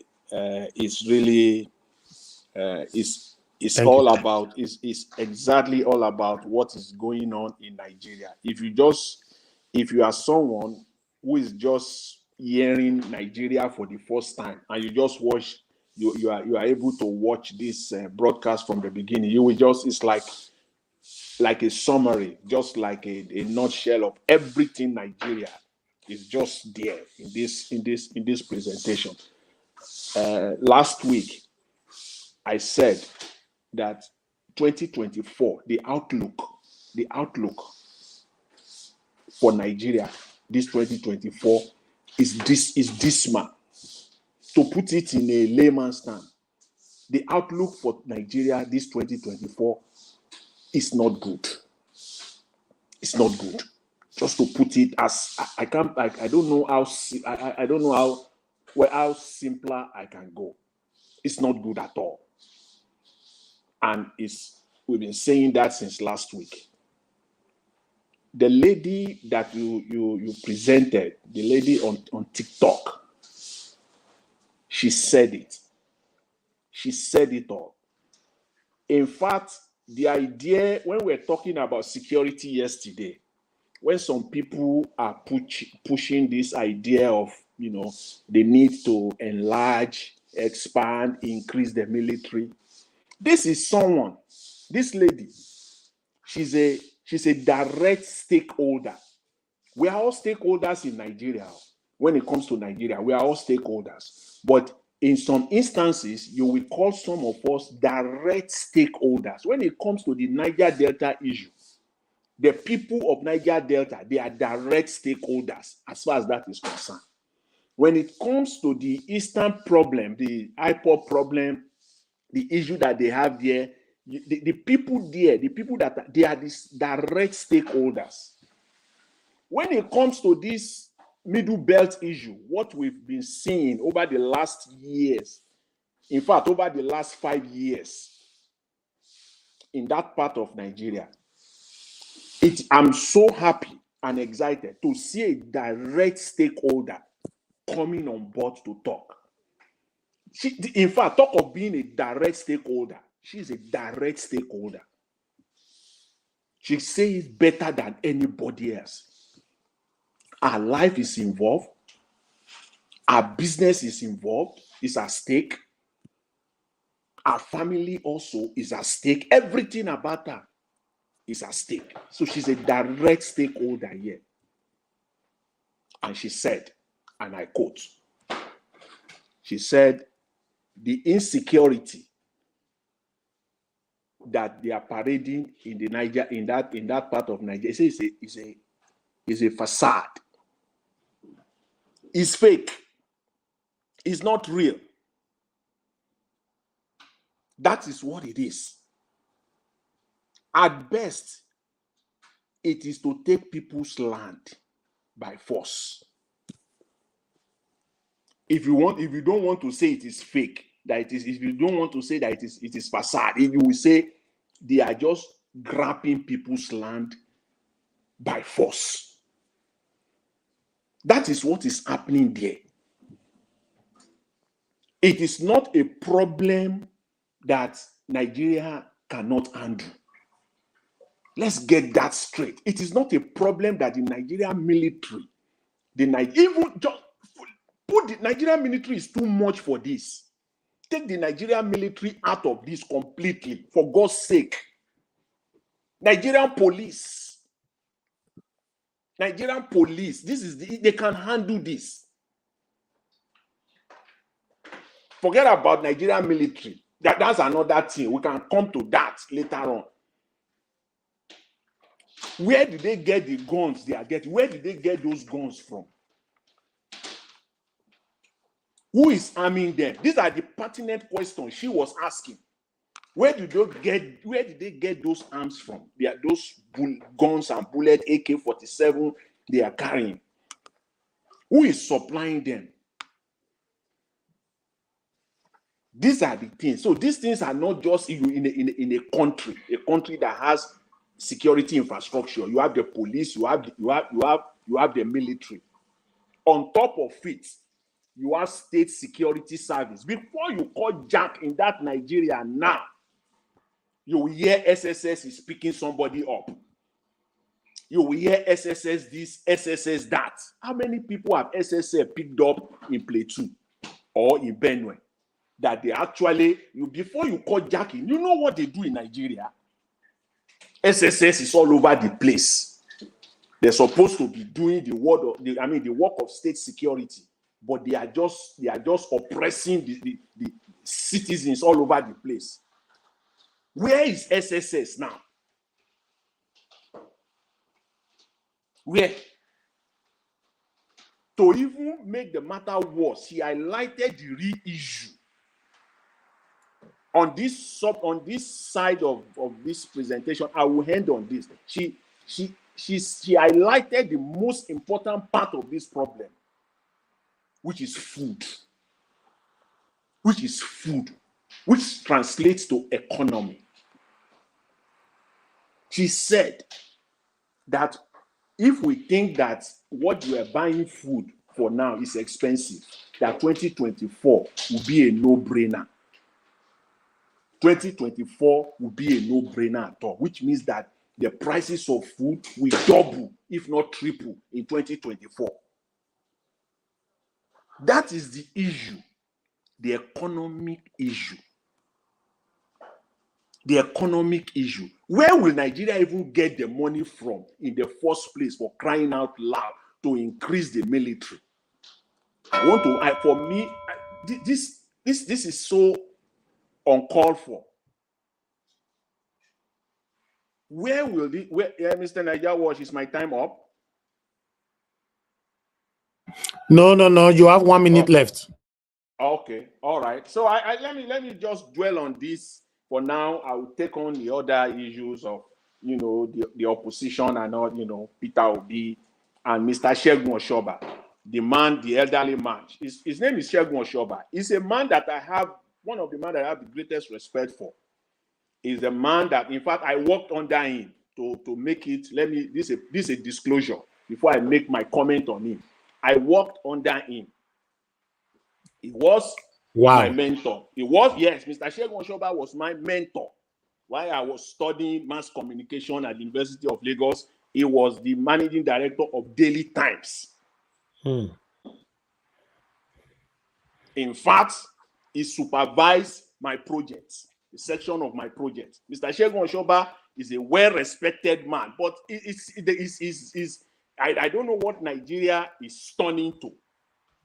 He was the full-time governor. He was the governor of Ogun State. I have much to say. I'm so disappointed, completely so disappointed in him, and that is the problem we have in Nigeria. Psychophancy. Psychophancy is just the problem. In his true self, Mr. Segun Oshoba will not be making this comment. He will not be making this comment. I will leave it at that for now, Mr. Yes, you continue from that later on. You continue from there. Thank you very much. Yeah, thank you, sir. Thank you very much. I just wanted it to circulate quickly so that other people can speak.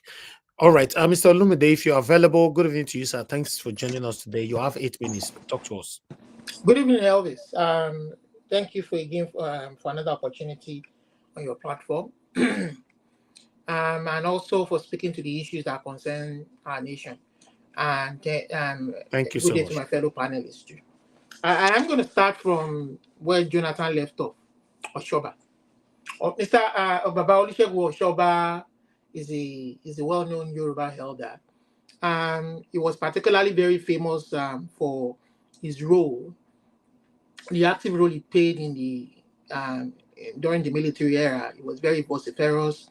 He spoke against the military role then, and I would say he was part of those who were instrumental. He was a journalist, well-known journalist, for speaking out and ensuring that Nigeria transitioned from military to civilian rule. He belonged to the then AD party that metamorphosed into AC and APC now. Governor of Ogun State.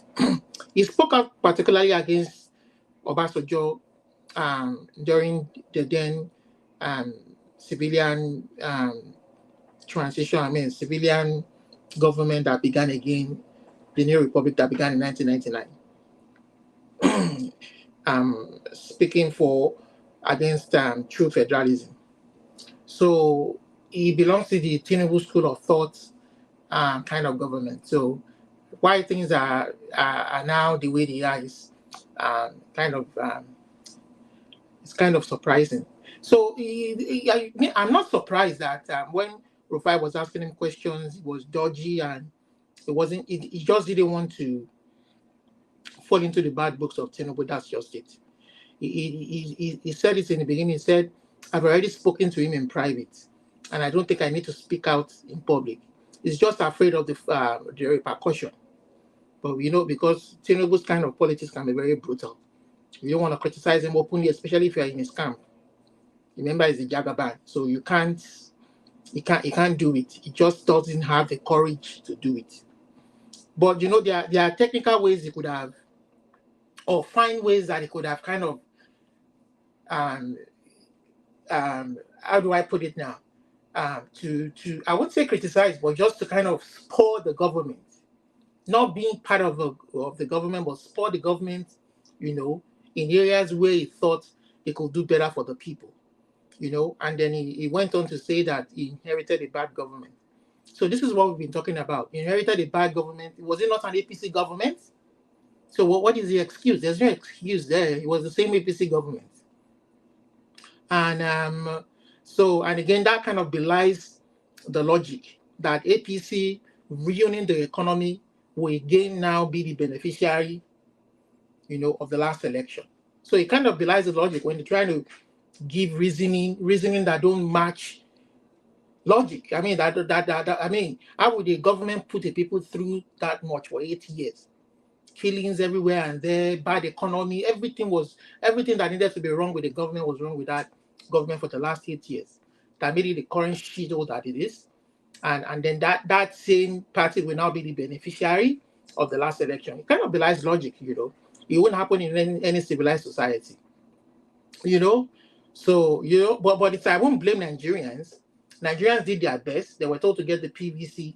They did everything they could do, but in the end, the institutions of the government that were supposed to uphold the will of the people, making sure the sovereignty of the people counted, disappointed, and they failed them. The police, INEC, the army, and everything collaborated, judiciary.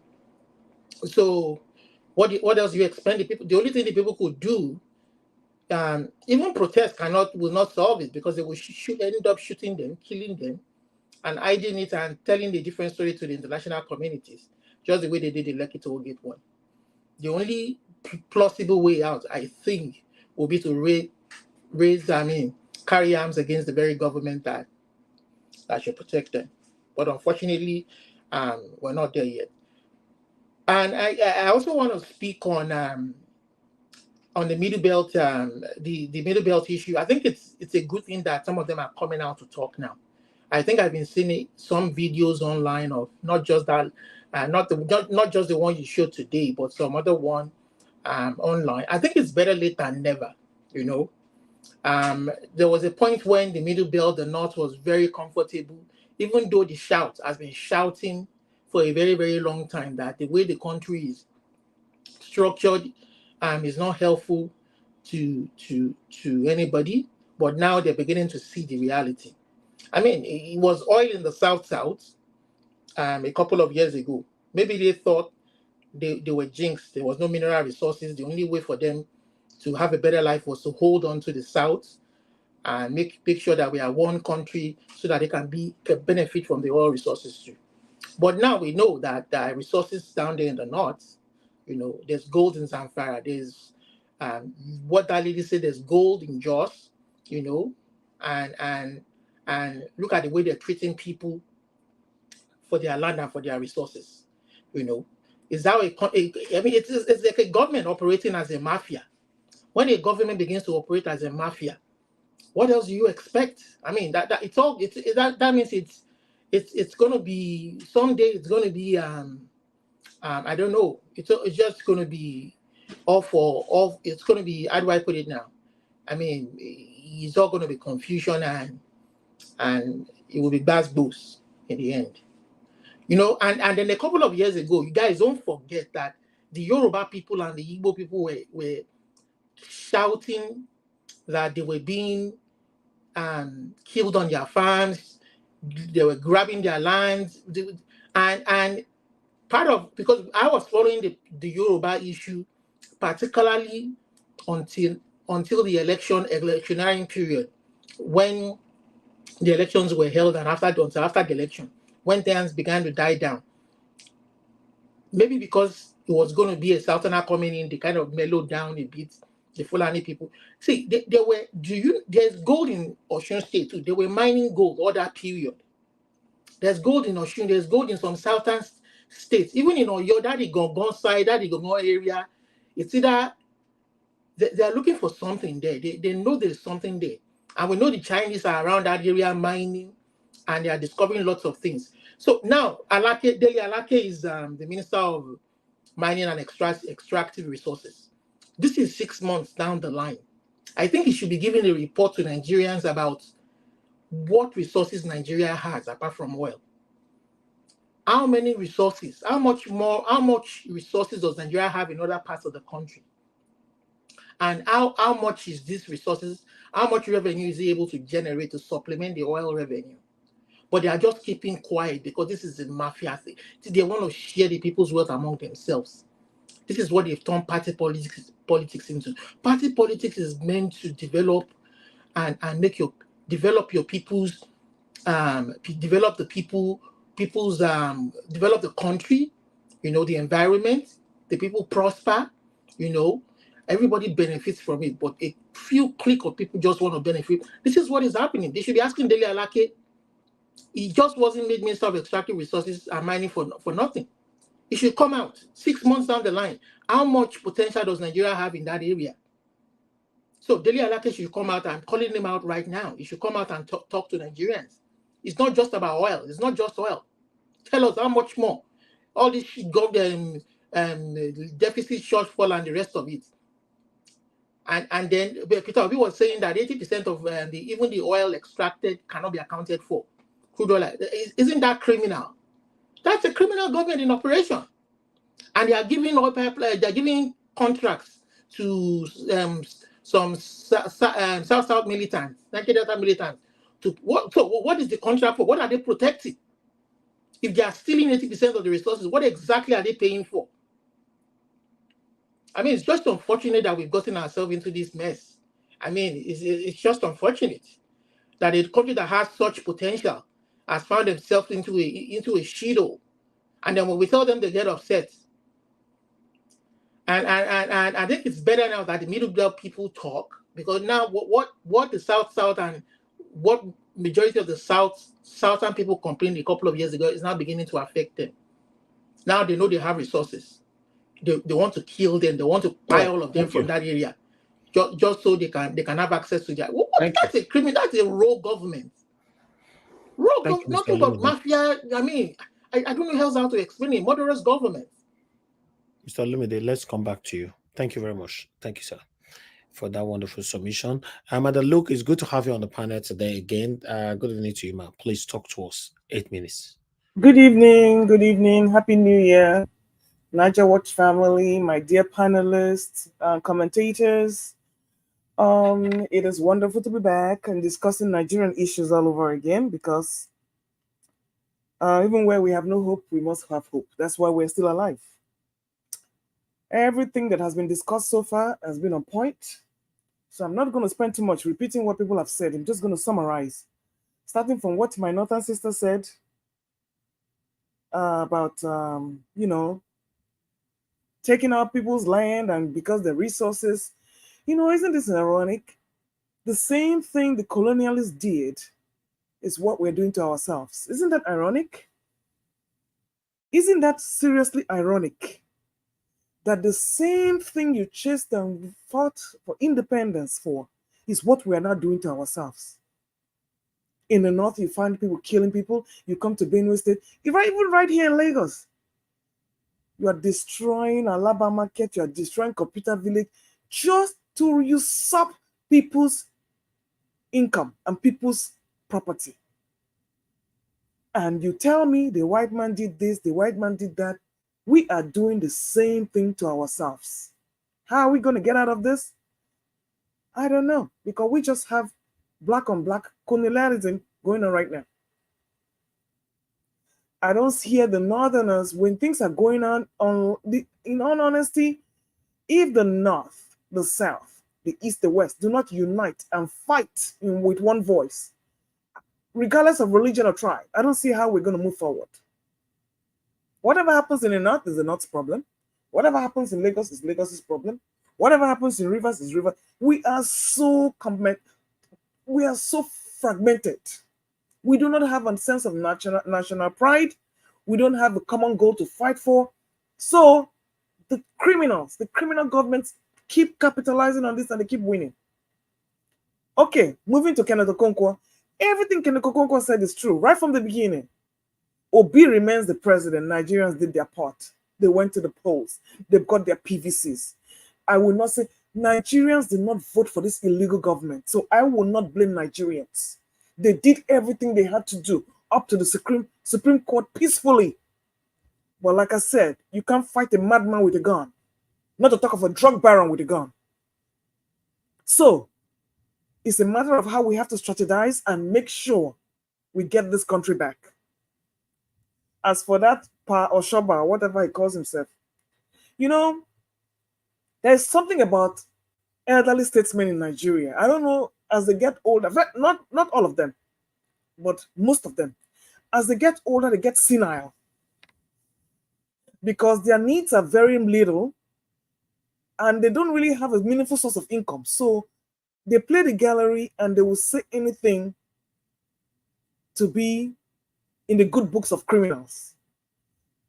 How can an elder statesman, regardless of his tribe, because we have a lot of fools from different old fools from different parts of Nigeria who do these same things. But unfortunately, because Tinubu is from that particular tribe, you will see a lot of psychopaths coming from over there. Unfortunately, the poor ones are now standing by the roadside shouting, hunger, hunger is killing me. Meanwhile, the rich ones are there, going up and down the place.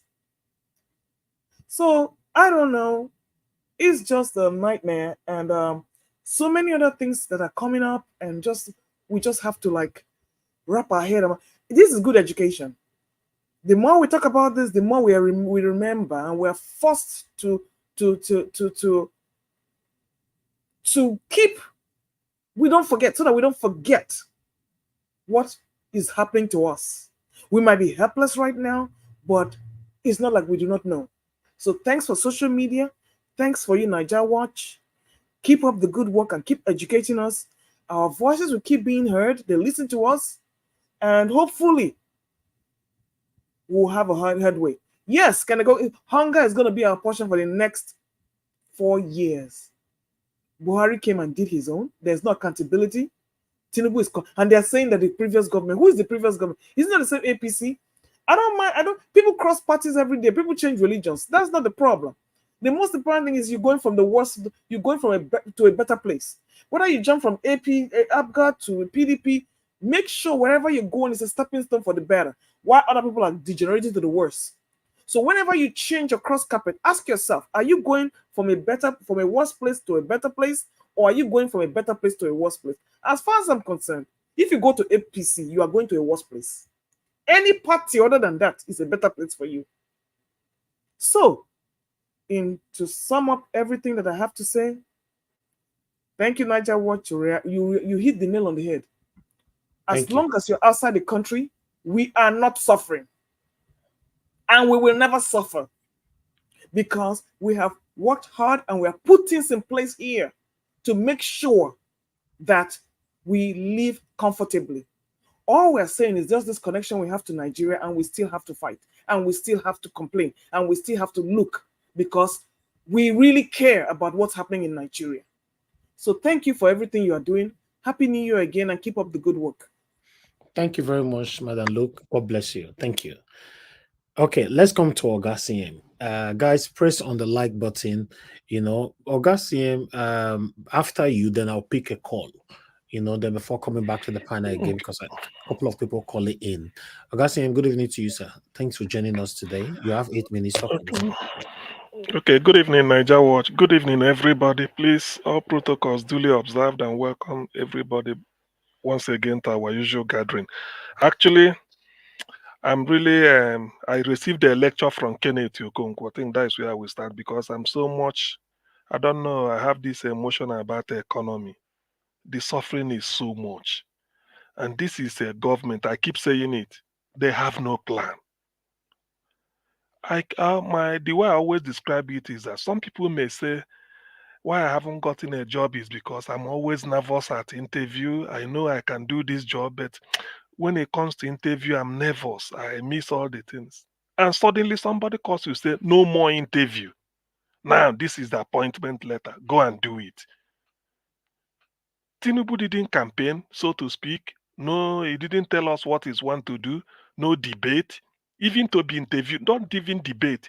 Go to your TVC, your own, the one you own. Pick the journalists you like, or let them do it like Atiku did. Let them go to your house at Bordelon. You relax in your sofa, journalists will be interviewing you. He never did any of those. Not to talk of standing on the same stage with you, Atiku, Showore, and the rest. He dodged all this. Eventually, he did. Nigerians didn't vote for you because of Nigerians like tribalism. Forget about all these things. We can come and pretend.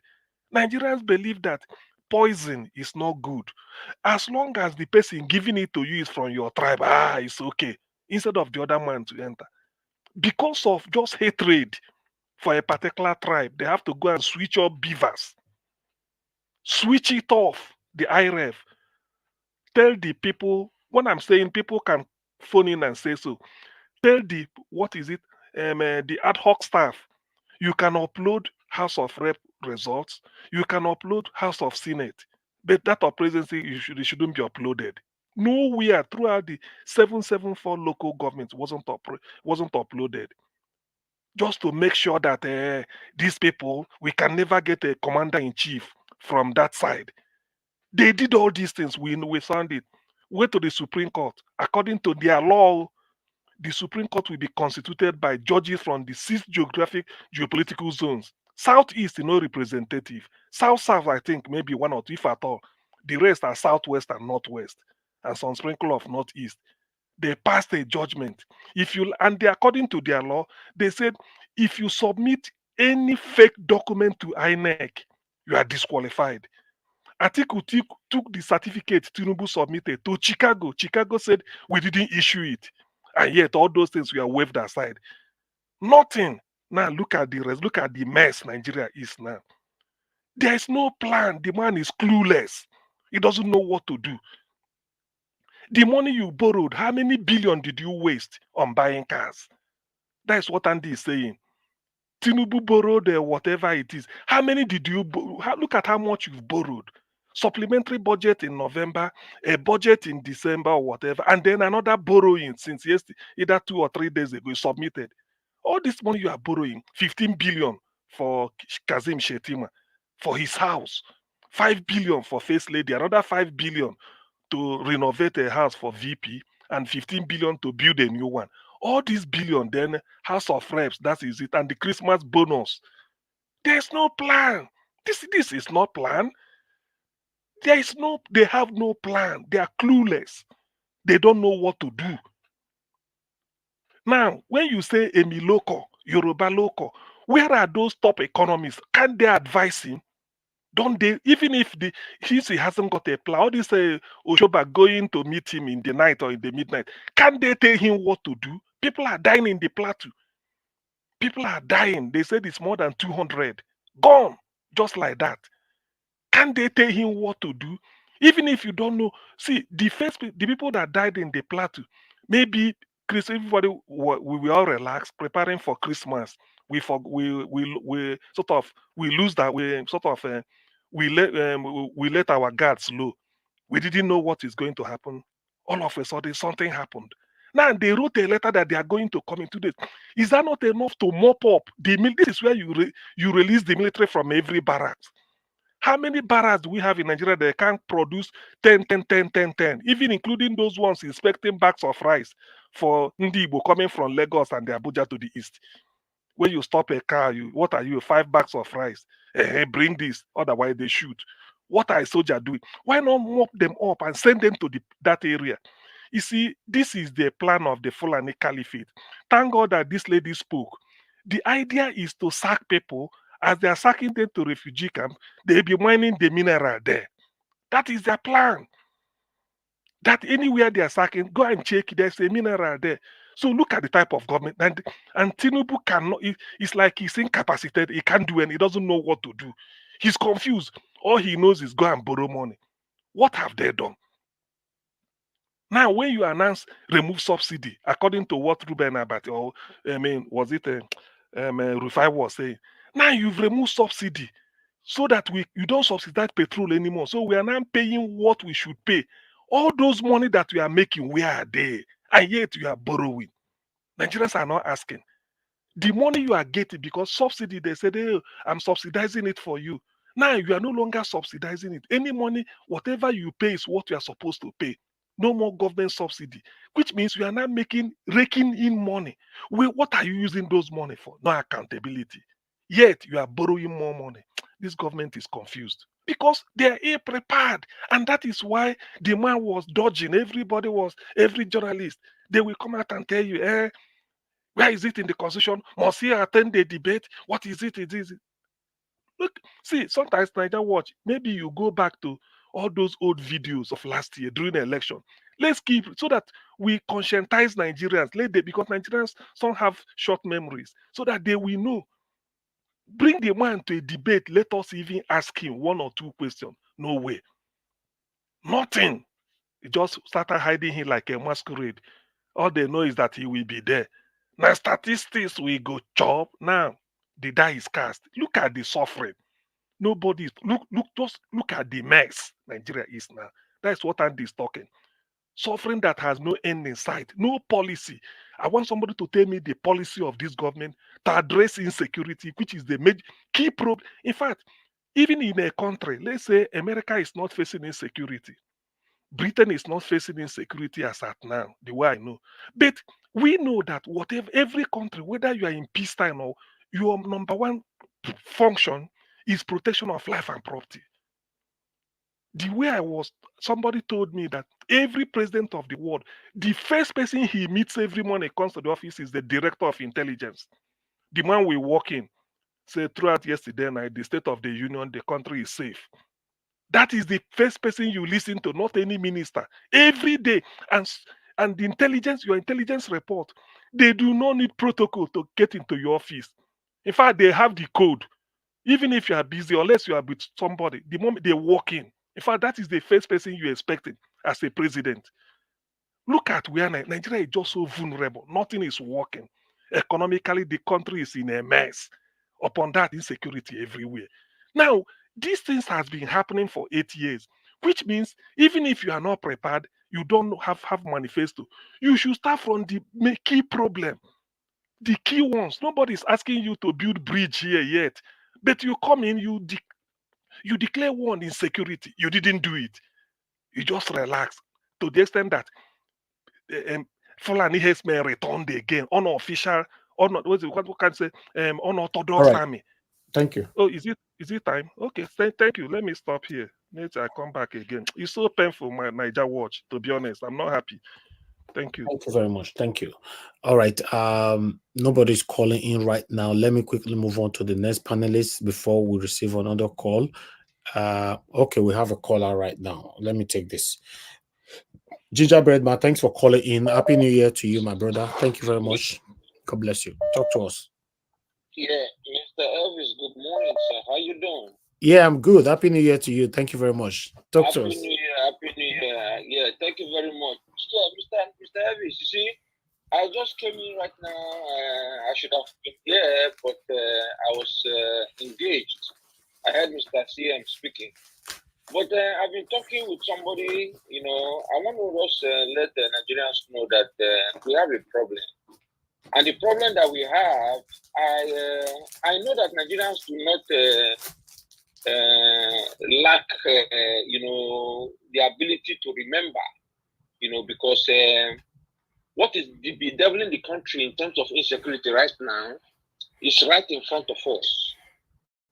Because if you remember, the current vice president of the country, Kabiru Sokoto, who was the most notorious terrorist that was arrested one time by the Nigerian army and he escaped, was found in the residence of Kashim Shettima. And we saw videos where Kashim Shettima went to see the so-called Fulani herdsmen. And now we are seeing that the country is bedeviled by the resurgence of these killings and banditry. It is the government.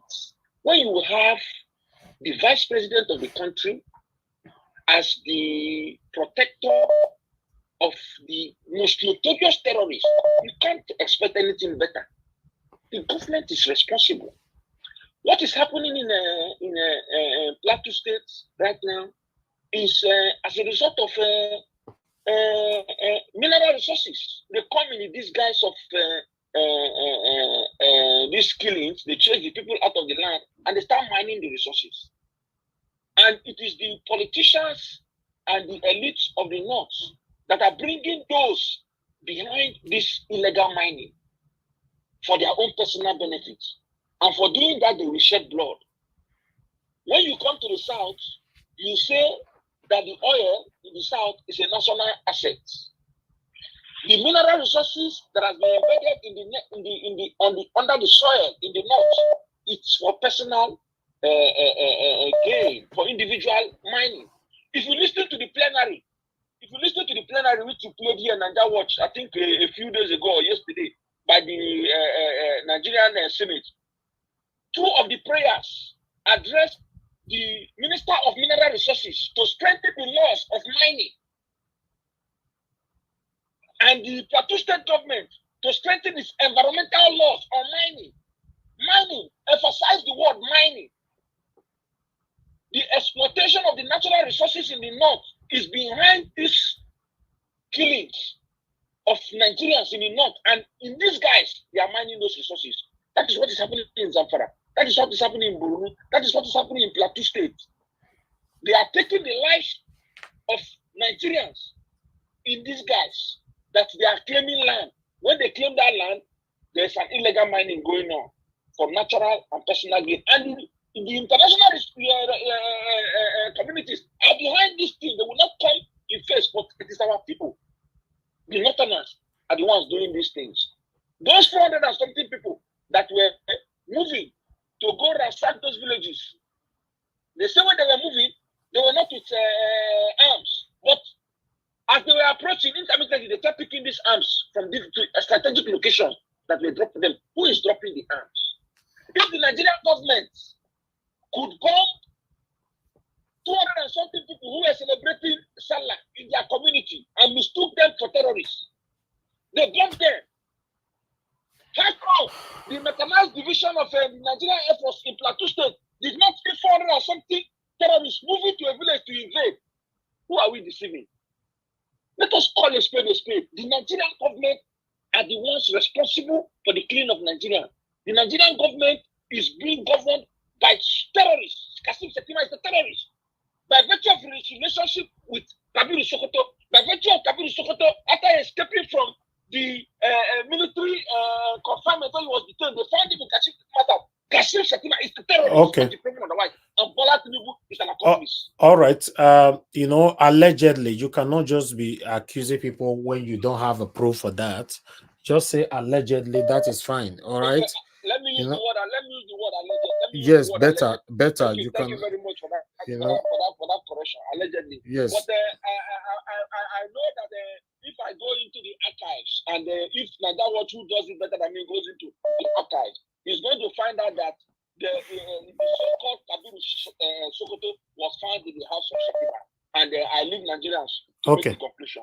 Thank you. Thank you very much. Thank you, my brother. Thank you. Okay, let me pick another call quickly. Here, I can see more people calling in. We have Mr. Chris here. Mr. Chris, thank you very much, sir, for calling in. Good evening to you. Please talk to us. Hello, good evening, Mr. Nigerians. Good evening, everybody in the panel. My name is Chris. I'm speaking from Dublin. Can you hear me? Yes, sir. Thank you very much. Thank you. Good evening for coming out again today to enlighten our homes with a well-researched article and videos that you show to us every time. You know, you've spoken about a lot of things. I saw the passion in your voice when you were airing this program from the beginning. But I just want to pick it up from where Madam Luke stopped. You know, Madam Luke clearly elucidated what some of us have been saying in the WhatsApp group, and that is we should love ourselves more. That is the solution to our problem. Because the white people that we keep complaining about, they even treated us better when they were our colonial masters. Even if we go to their country, they also treat us better than our government treats us.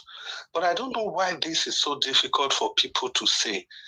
I'm not saying that they are treating us the way they should treat us 100%. I'm only saying that they treat us better than we treat ourselves. We don't have love, and that is why we are where we are today. Tell me, if it is not because of the hatred we have for each other, can Tinubu, in all honesty, can Atiku, in all honesty, stand to contest with Peter Obi? If it is where we actually believe in excellence, in love, in true leadership, during that election, by 10 o'clock, Peter Obi would have been declared as the president. But yet, because of hatred for each other, we just refuse to do the right thing. We buy ourselves because of natural resources. Let nobody deceive us. The killings that are going on across the country, if you check properly, The government cannot exclude themselves. The government is complicit, allegedly, in all these killings.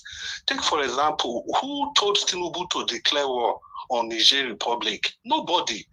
He just knew he had to do it. So why are they not using that the same zest, that the same gusto to declare war on these so-called Fulani terrorists, on these people that are buying Nigerians in the land of Nigeria? The government just looked the other way, and this thing is going on. Because of why? Because we don't love ourselves. So not until we are able to sit up and treat ourselves with equality, we have to do that. Otherwise, this is how we are going to remain. We have to put national unity, national cohesion ahead of every other tribal sentiment. Thank you very much for the opportunity to contribute. God bless you. God bless you, Mr. Chris. Thank you so much. Thank you. All right. Let us quickly pick this call as well. We have a law of God is my strength with us here. Thank you very much, madam, for calling in. Good evening to you. Please talk to us. Good evening, Nigeria. This is love of God is my strength. Thank you, ma. Thank you very much. 2 minutes, please. Yeah, thank you very much. Thank you for how quick. Oh, mine's 2 minutes now. A lot of people have spoke so much. Oh. Okay, I don't have too much to say anyway. Okay, go ahead. I'll be quick. Yeah, I'll be quick. So thank you anyway for all your presentation. It was really very beautiful. It's well spoken. And even my husband had it and he said, oh, that's a very good word coming from the gentleman that was speaking. So thank you anyway. Yeah, quickly, I will put allegedly on what I want to speak about here. I want to use that the lady that spoke from the north. I don't know, maybe later, if I say this, maybe you can listen to it later. When the lady was talking that we should all come together and we should all do something about what is happening to us. She did not even mention the South. She said, if you're in Sokoto, if you're in the North, it's time. Don't say wherever you are, come out. I was expecting her to say South, but I didn't hear it from her. Maybe I didn't hear properly. Maybe you can listen to it, but that's what I think I hear. She was only urging the North. She was not urging other people to come into what she was planning to do. We know that wherever there's war, wherever there's problem, maybe slaughtering, buying people, we know that something must be there. That's why they are going there, and they are personally going there for something. I want to use Osun State as an example, and I'm going to put allegedly because of your platform. In Osun State, they have gold in Osun State. And in Osun State, some people, they will come in a day and tell them they will take their land from them and tell them that the Oba they will tell them that the king has put a leg on that land and you have no right to go there. And when they will go there, the next day, they will see Chinese people walking on the land. So it is something is happening in our land. Today, I was told that the king of my village is my uncle. Delta State Governor, this one I know about it, has called that they're just crowding. They said it's not working for them. It's not working for their policy in my village. So because of that, they are bringing somebody that will work for their interests. Because in my land, there's oil in my land a lot. So what the Delta State government is doing now is bringing its own person that is in that village that will work for the interests of Delta State governor. So what are we saying? We should. I don't know. Maybe I have activity. I'm an activist. That's what I do. Only recently, I stopped going everywhere, doing what I normally do, to go out and protest. I protest with Biafra before, in Trafalgar Square, in Nigeria House. I do them before. So I'm used to doing this.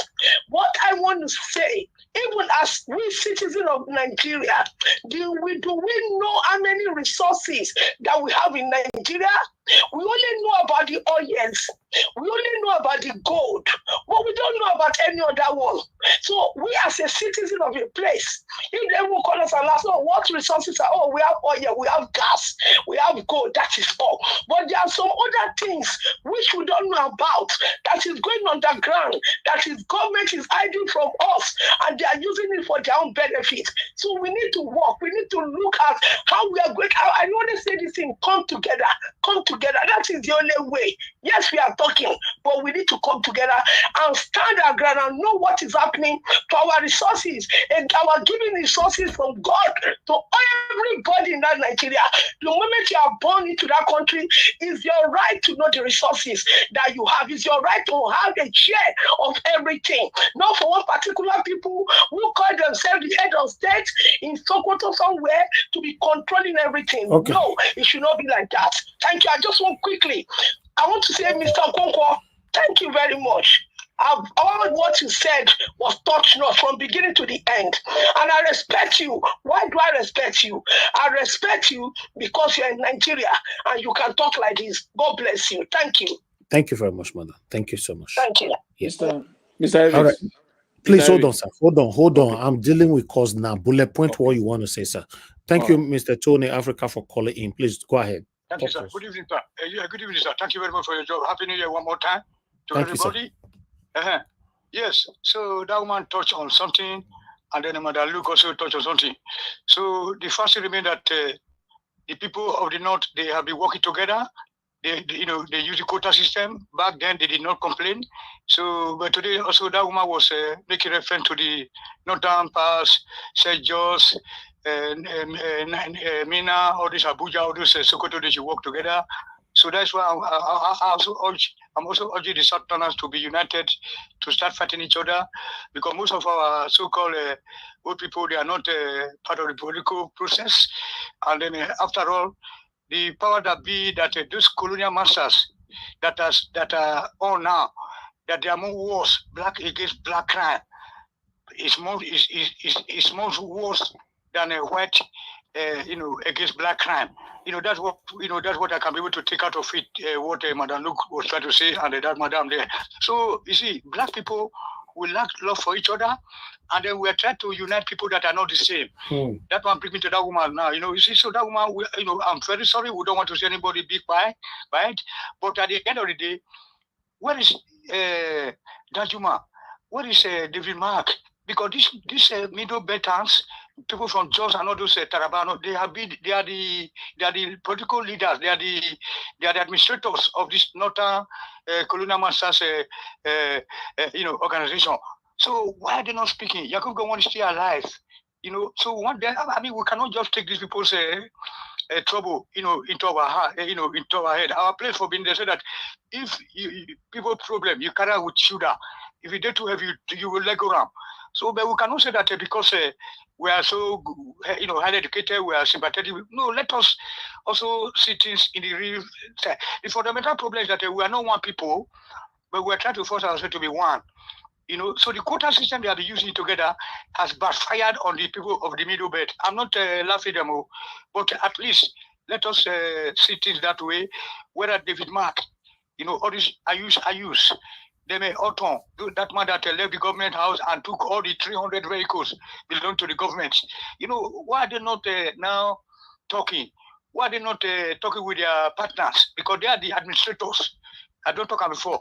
Now they be the Northern, Ariwa Congress Secretary General, now they be the spokespeople. Why are they not talking? So that's it, organizer work. Thank you, Gatoni. Thank you so much, sir. Thank you. Thank you, sir. Yes, sir.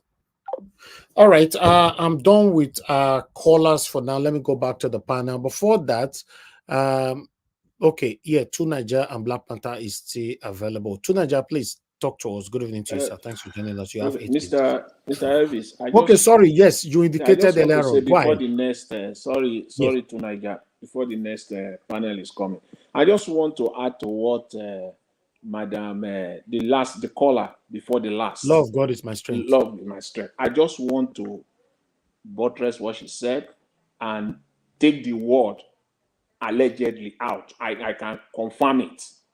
The gold in Osun State, the gold that Osun State has is so massive and significant that one of the company that is mining the gold is called Segilola Gold. That company is in Canada. That company is taking the gold from Osun State, bringing it to North America. Is a company that is trading on the Canadian Stock Exchange as we speak. Personally, I've invested in it. I'm out of it, but I'm saying that is they are mining almost 200,000 ounces of gold out of Osun State as we speak, just to emphasize the fact that there is significant amount of gold in Osun State. Okay.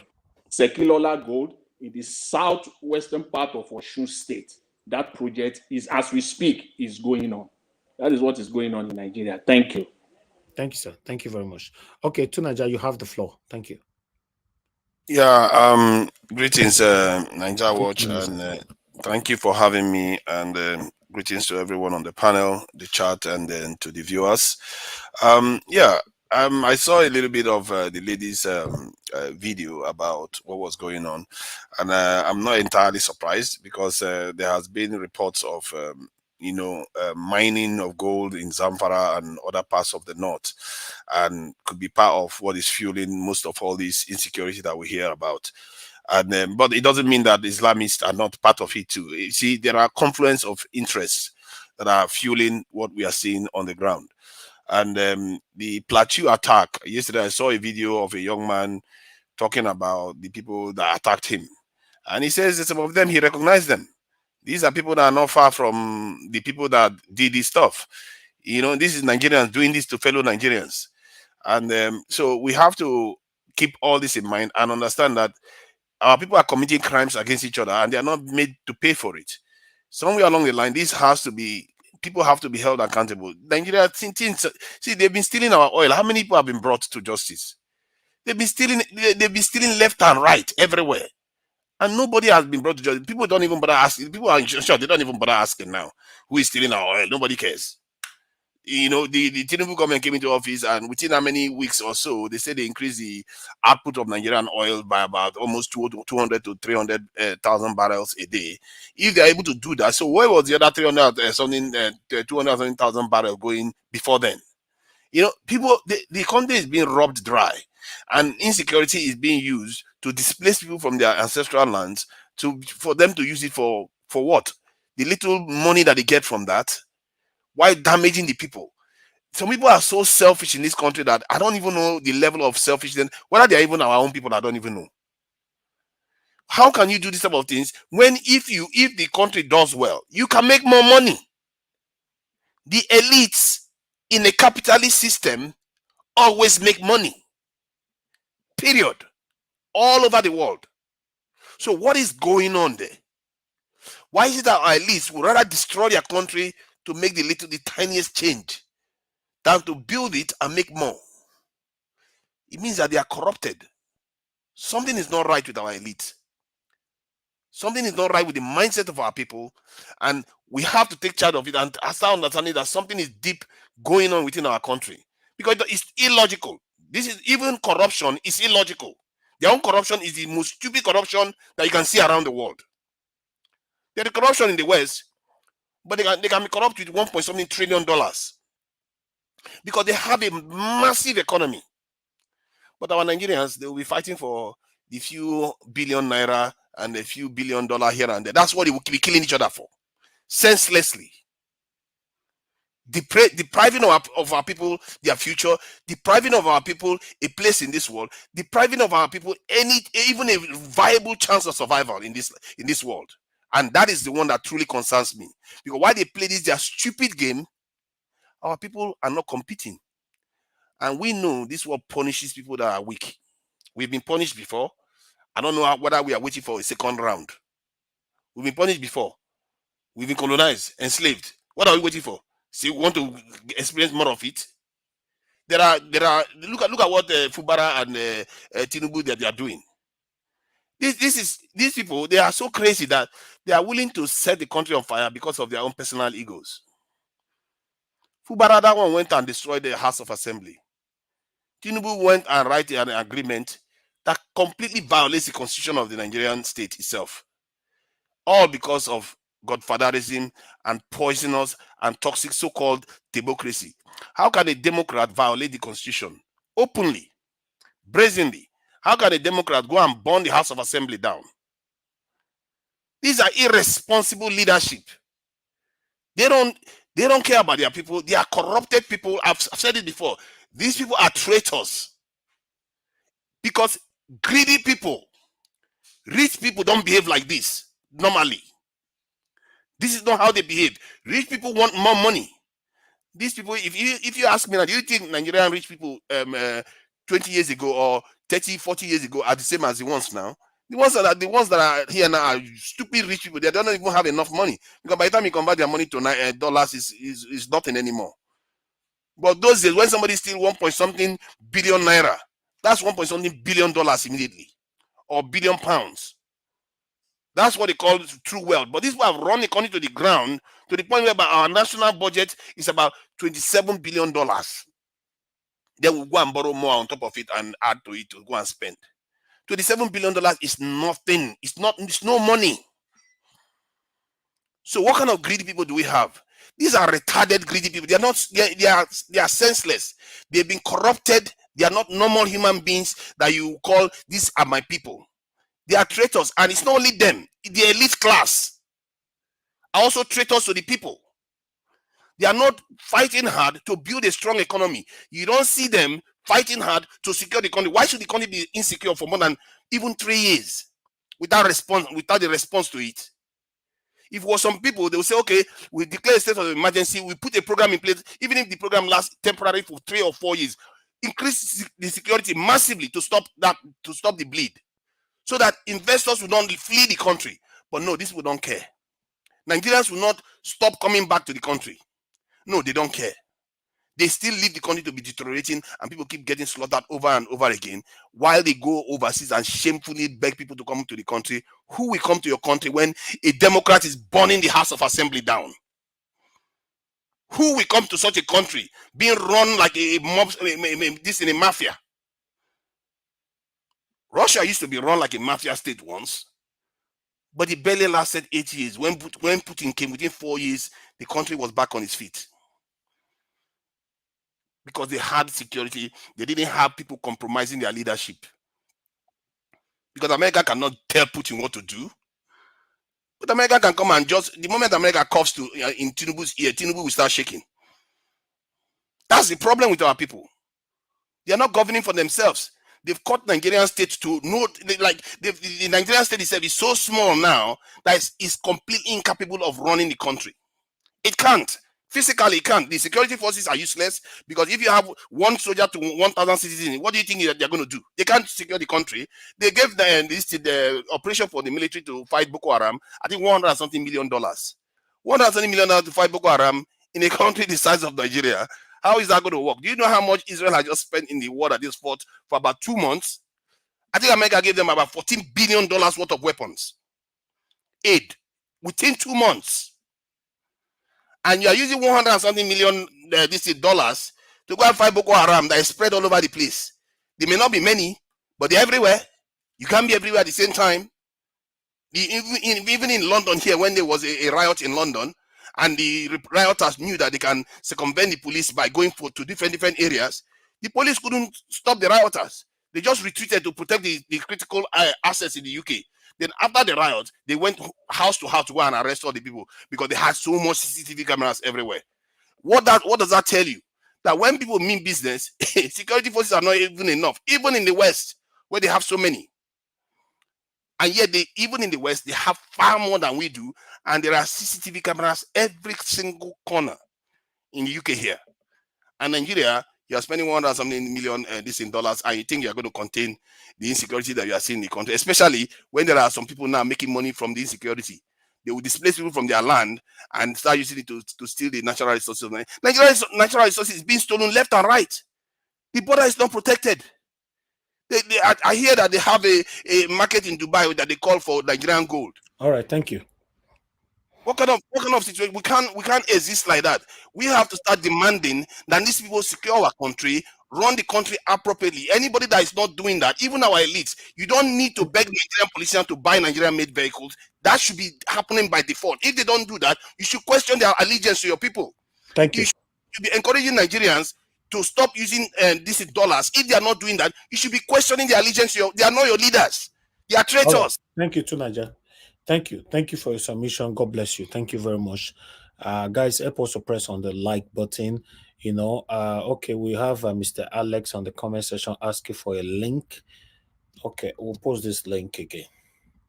All right, link I've posted, Mr. Alex. Okay, let me come to Black Panther, the last person on the panel. Black Panther, please talk to us, sir. Good evening to you, my brother. Good evening, Nigeria Watch. Thank you very much for giving us this opportunity once again. All I will say is that we are at your back and we'll keep on, supporting your channel in any way, any means possible. I want to thank the people that have spoken. You guys have spoken eloquently well, and you guys have done the needful. I know you guys are still loaded with a lot of things. That is why I say this year is going to be a year where we have to think big, think deep, and we don't have to depend on even what you get on the internet. When you get anything on the internet, try as much as possible to make verification and to go in and to look at the nations, compare with it what is the circumstances of what is going on around the world. Then you now get a very wide, brief, and you know how to analyze it, because in science, when you have a lot of facts coming or you put them together, you have a team that will analyze it. You analyze it, and then it's like an experiment. You analyze it and give your own conclusion. When you give your own conclusion, then because of your conclusion, if you want to defend it, then you now go for verification.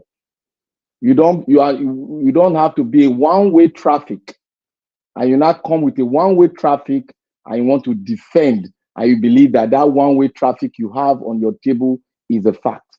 That will be disputed in the table of where people that have higher and broader knowledge of what is going on in the world and in the country called Nigeria. So that is how we do things. And we have to be scientific, because science has done a lot for the world, and the world is going, everywhere. It's going broader, and a lot of scientific things are being done to improve humankind. One, I want to say something here. The part that I really listened to very clearly was Barrister Okonkwo. And what I got inside was on a security portion, what he brought out. The reason why I picked that out, other factors, other things that he labeled there, we all know what is going on. He made mention of political parties and other things. We all know what is going on. But when in every great man's statement or analysis, I used to do one thing, and my lecturer taught me how to do that. It's not easy to do it. You must be a very good listener. You must be a very good listener. And when you listen, try to pick the message behind that message. And what will make you do that is there is a line that man has kept everything that he has spoken. There's one line and one statement he made before doing other analysis and other things, just to make it broader. But there's one line. And the line that I got there was the security aspect. Now, my brother came in here yesterday when he was talking about the security aspect. I was just looking at me and laughing. because we don't see ourselves. We don't know. We just know ourselves on the internet. We just talk. And when I made mention of be very careful, and somebody emphasized on it, be very careful of what you got on internet and make sure it's well verified and do your proper analysis. You don't analyze with one portion. You gather a group of evidence. Then you fashion out your own fact and write your conclusion. And when you are speaking, the person that will ask you a question, you'll be able to verify, you'll be able to bring it. These are what you now quote from different sides. Then they will know that you've really done a lot of work. I want to say something. He made mention of 3 things, and he didn't make mention of increasing your military. I said it yesterday. I will not say something that has never happened. What I said, and somebody went in and vetted what I said. He said that Nigerians have increased their military. This time. And if you want to do that, it has to go through the House. A president cannot just wake up one day and say, I want to increase military. You know, if you do in a the democratic standard they gave us, you can't do it because the constitution said equal co-head in governance. That is the head, the president, the judiciary, and the parliamentarians, whatever. So now, if somebody came out here and said it, Nigeria have done it, I've done it. That is why I said I will not say it, but you go and vet it yourself and bring the find out. And he made mention of something concerning Nigeria is the least protected country in the world. I dare to say that was a lie. Before I go into that one, Nigeria has, as it is now, Nigeria have enough military men that can tackle the insurgent. Like I said one thing yesterday again, if you heard me when I was saying, I said the modern warfare has gone past you having a very bogus military. But some countries do continue on that trajectory. But some countries, and majority of the countries, irrespective of their military, there is one key thing, because we are not fighting a war of put foot on the ground alone. We are fighting a tech war. And I would like to make reference to what I'm saying. If you watch the war of the Israelites were against the Hamas, dogs are part of the soldiers. Drone are part of the soldiers. Then your intels and other things are part of the soldiering. And when he made mention of that, I was laughing where I was here, but nobody knew because I cut off.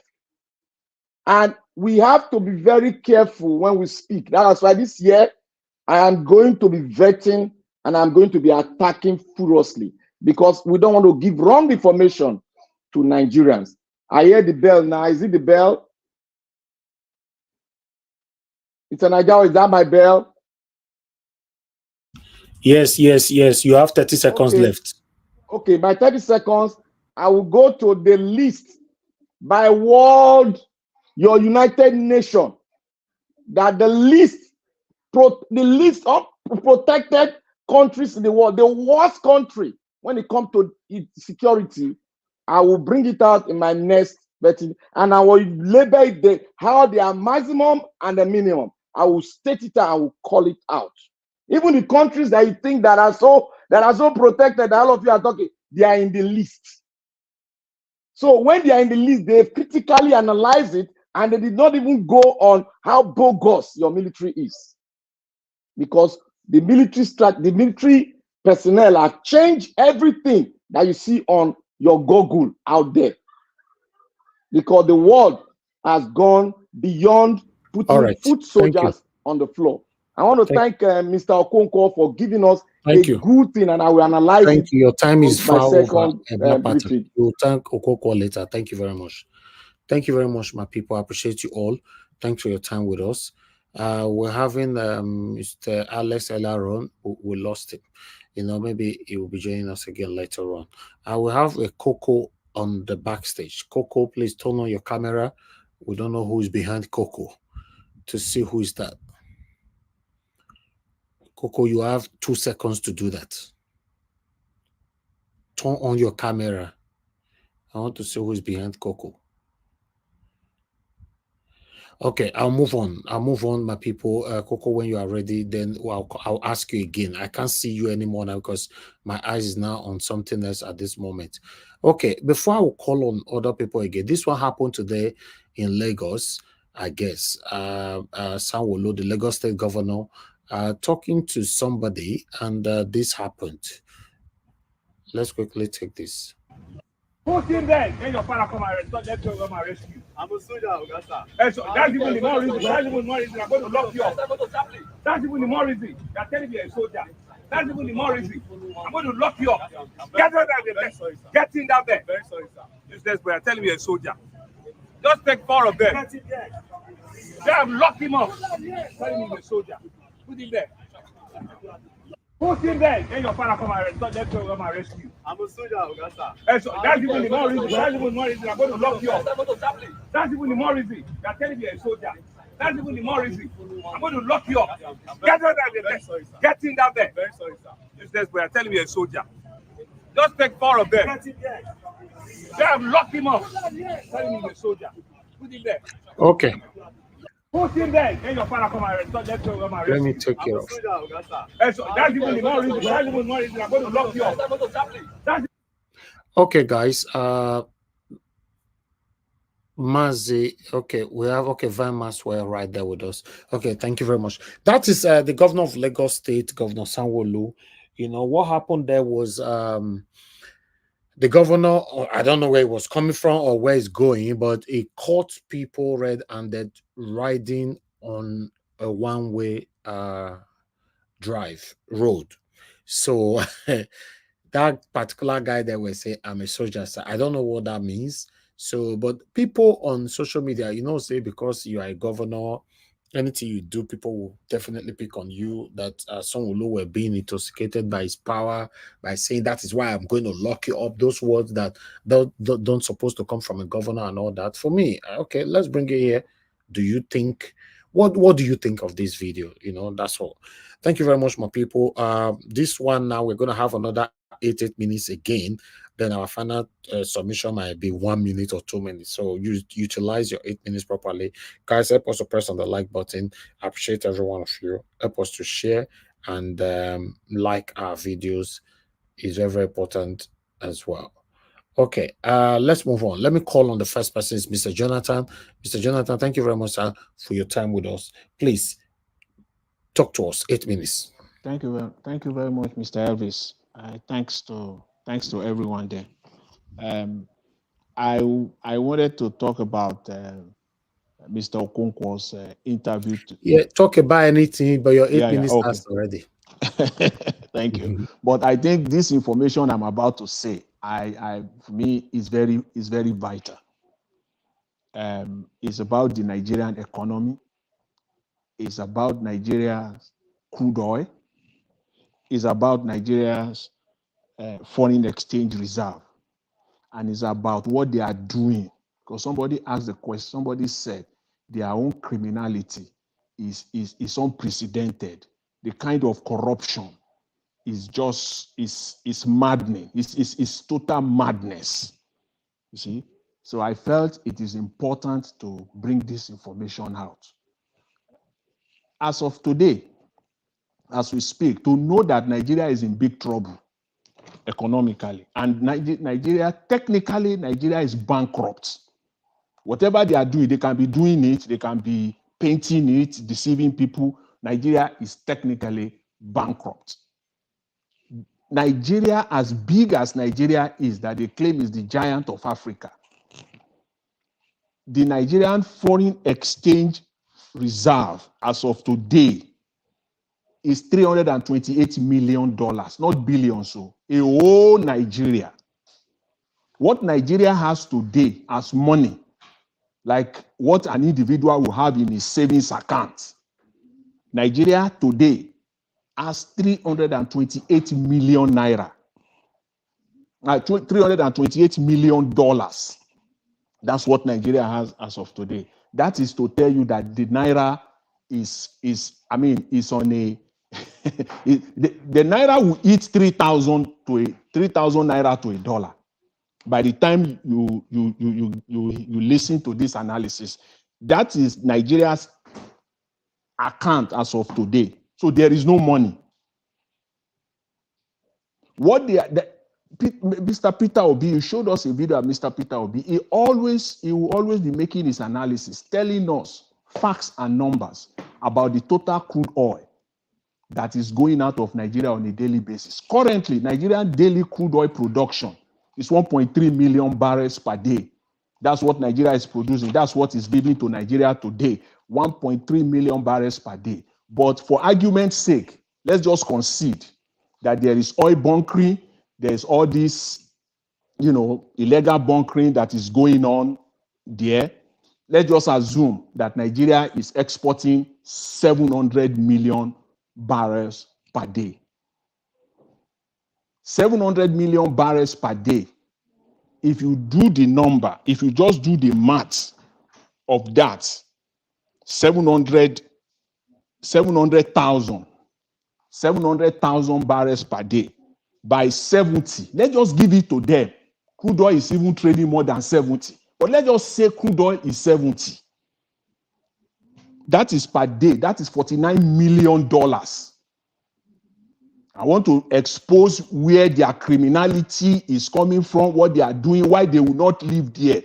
If they are like ants. When ants see sugar, the ant will not go until the only way the ant will go is either you take the sugar away from the ant or you buy the ant. These people will not go. It's $49 million per day. So $49 million per day. Mr. Tinubu is there now for 7 months.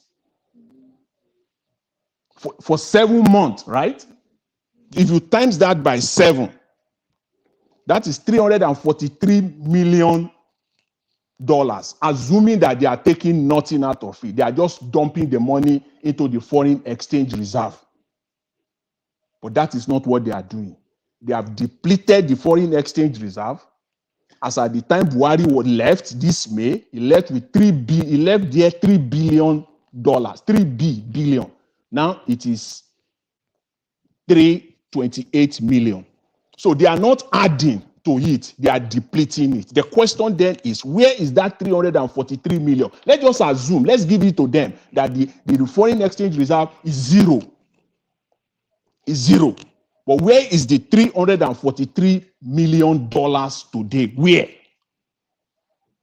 Are you talking about the Nigerian Foreign Reserve itself? Nigerian Foreign Reserve, yes. Nigerian Foreign Exchange. I'm talking about Nigeria. I'm talking about the Nigerian Foreign Exchange Reserve because that is what you use to defend your currency. Nigerian foreign. That is a different language. I've never heard of that language before. What you hear okay. You are hearing it now. So you are hearing it now. So you can do your own thing. But are you aware of the actual foreign reserve that most people understand? It is called the foreign exchange. After all, it is not in naira. Yes, because what I can see, it says that just 4 days ago, it's around 32.87 billion. That is not. I don't know where you're getting your numbers. That's not the number. Nigerian Foreign Exchange Reserve. Please get this right. Nigerian Foreign Exchange Reserve is 300. I've never heard that word before. That's what they call it. That's what they call it. Nigerian Foreign Exchange Reserve is $328 million as we speak now, with some change on top of it. Take it. It's 100%. It's accurate. That's what it is. From what I can see here, it still says as of August, 33 billion US dollars. Nigerian foreign exchange reserves in the website is CEID data. I don't think this is a Nigerian website. This is a foreign website. So I don't That's know where you're not getting your numbers from. When you talk of the, let me break it down for you. When you talk of the foreign exchange reserve, that is the money. It's like an account, like your savings account that you open. That when you get your salary, that's where your money goes to. When Nigeria sells crude oil, that's where the money goes to. So that is the one that you take. That is the real number. See, I want to believe what you are saying because our naira exchange is terrible. I want to believe what you are saying, but the numbers that I'm seeing here doesn't support what you're saying. Okay. The thing is this. Let's take your number so that we don't. No. Wait. I have something here. Sorry for that, please. Okay. So that you'll be clear. As at August 2023, Nigerian foreign exchange reserve stands at $33.95 million. Where did you get that information, please? Can you add it so that I can check it? Go type in the date. I say as at August 2023, Nigeria foreign exchange reserve stands at $33.95 million. Are you sure it's not billion you are seeing instead of million? Not billion. I use the correct glass, not billions. Which Put the website is link it? on the private chat, Exactly. please. Let's move on. Let's move on. Let me just make the point. Regardless, even if you have 1 minute left. You see now, but then it will be a disservice to this platform because if I don't put out the information, everything I've said, I've said earlier, will not make sense. What I'm driving out is this: go ahead. No, what I'm okay. Okay. I'll give you 3 thank you. minutes. Okay, thank you very much. What I'm driving at is this: is that even if Nigeria is taking that, they are selling that crude oil of 700 million barrels per day, and they have not taken any kobo, any dollar out of it, it will be over $300 million today. But where is $300 million? Why has the foreign exchange reserve depleted rather than it should be increasing, but it has been depleting? And this is the reason why. The crude oil that they sell on a daily basis, that crude oil is what they use to pay the debt, the loan that they are taking. And the corruption there is this. The corruption is they are still telling Nigerians that they are servicing the debt. You see, that money that they are allocating for servicing the debt is going into their pocket. They are servicing nothing. They are using crude oil to pay for it. Because you, even a layman, we know that if you sell the crude oil, where is the money for the crude oil sold? The money is not it's not with Central Bank of Nigeria. It's not in Nigerians' foreign account. The crude oil sold goes to the creditors.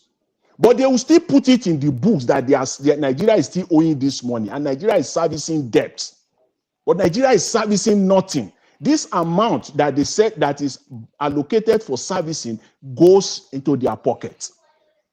The way you checkmate that is very simple. Where is the money for crude oil sold?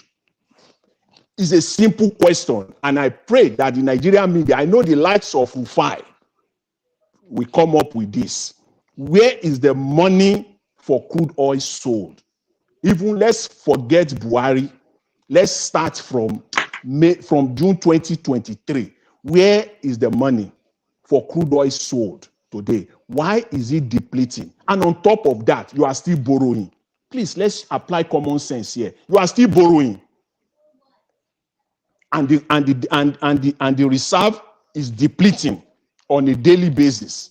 And you continue to borrow. And you are selling. It doesn't make any sense. What it simply means is that this is forensic. What I did here is that I'm not just the only one that did this work that I'm presenting here. This is just simple forensic work. It's even elementary. Because when you sell something, the money will come to one account. The money will be there. If you sell something for $100, the $100, they will pay it into your account. That is the simple thing. If the $100 is not in your account, the question will be asked. Your accountant or whoever or your auditor will ask you, You stated here that you sold $100 worth of this. I can't see the trace of $100 in your statement of account. Can you show me where the $100 is? That is the problem we have in Nigeria. That is the corruption that is going on, and that is where these people, they will not go. As long as there is crude oil to be lifted there, they will continue to do this. Every dollar that they borrow is going towards the payment of those money. The crude oil is going towards the payment of those money. And the money they are allocating for servicing it is going nowhere. The money is going into their pocket. You see the deception there, that there's deceiving Nigeria. That is our problem. And that belief, that is why Mr. Peter Obi kept on hammering on the crude oil numbers, Because once we get that right, you will see the money. Show me the money. You will see the money, and the money will be applied for developmental purposes. Thank you very much. I appreciate it. Thank you, Mr. Jonathan. Thank you so much. That information you brought in. So I really wanted to stop you right there. So yeah, but still, let's move on.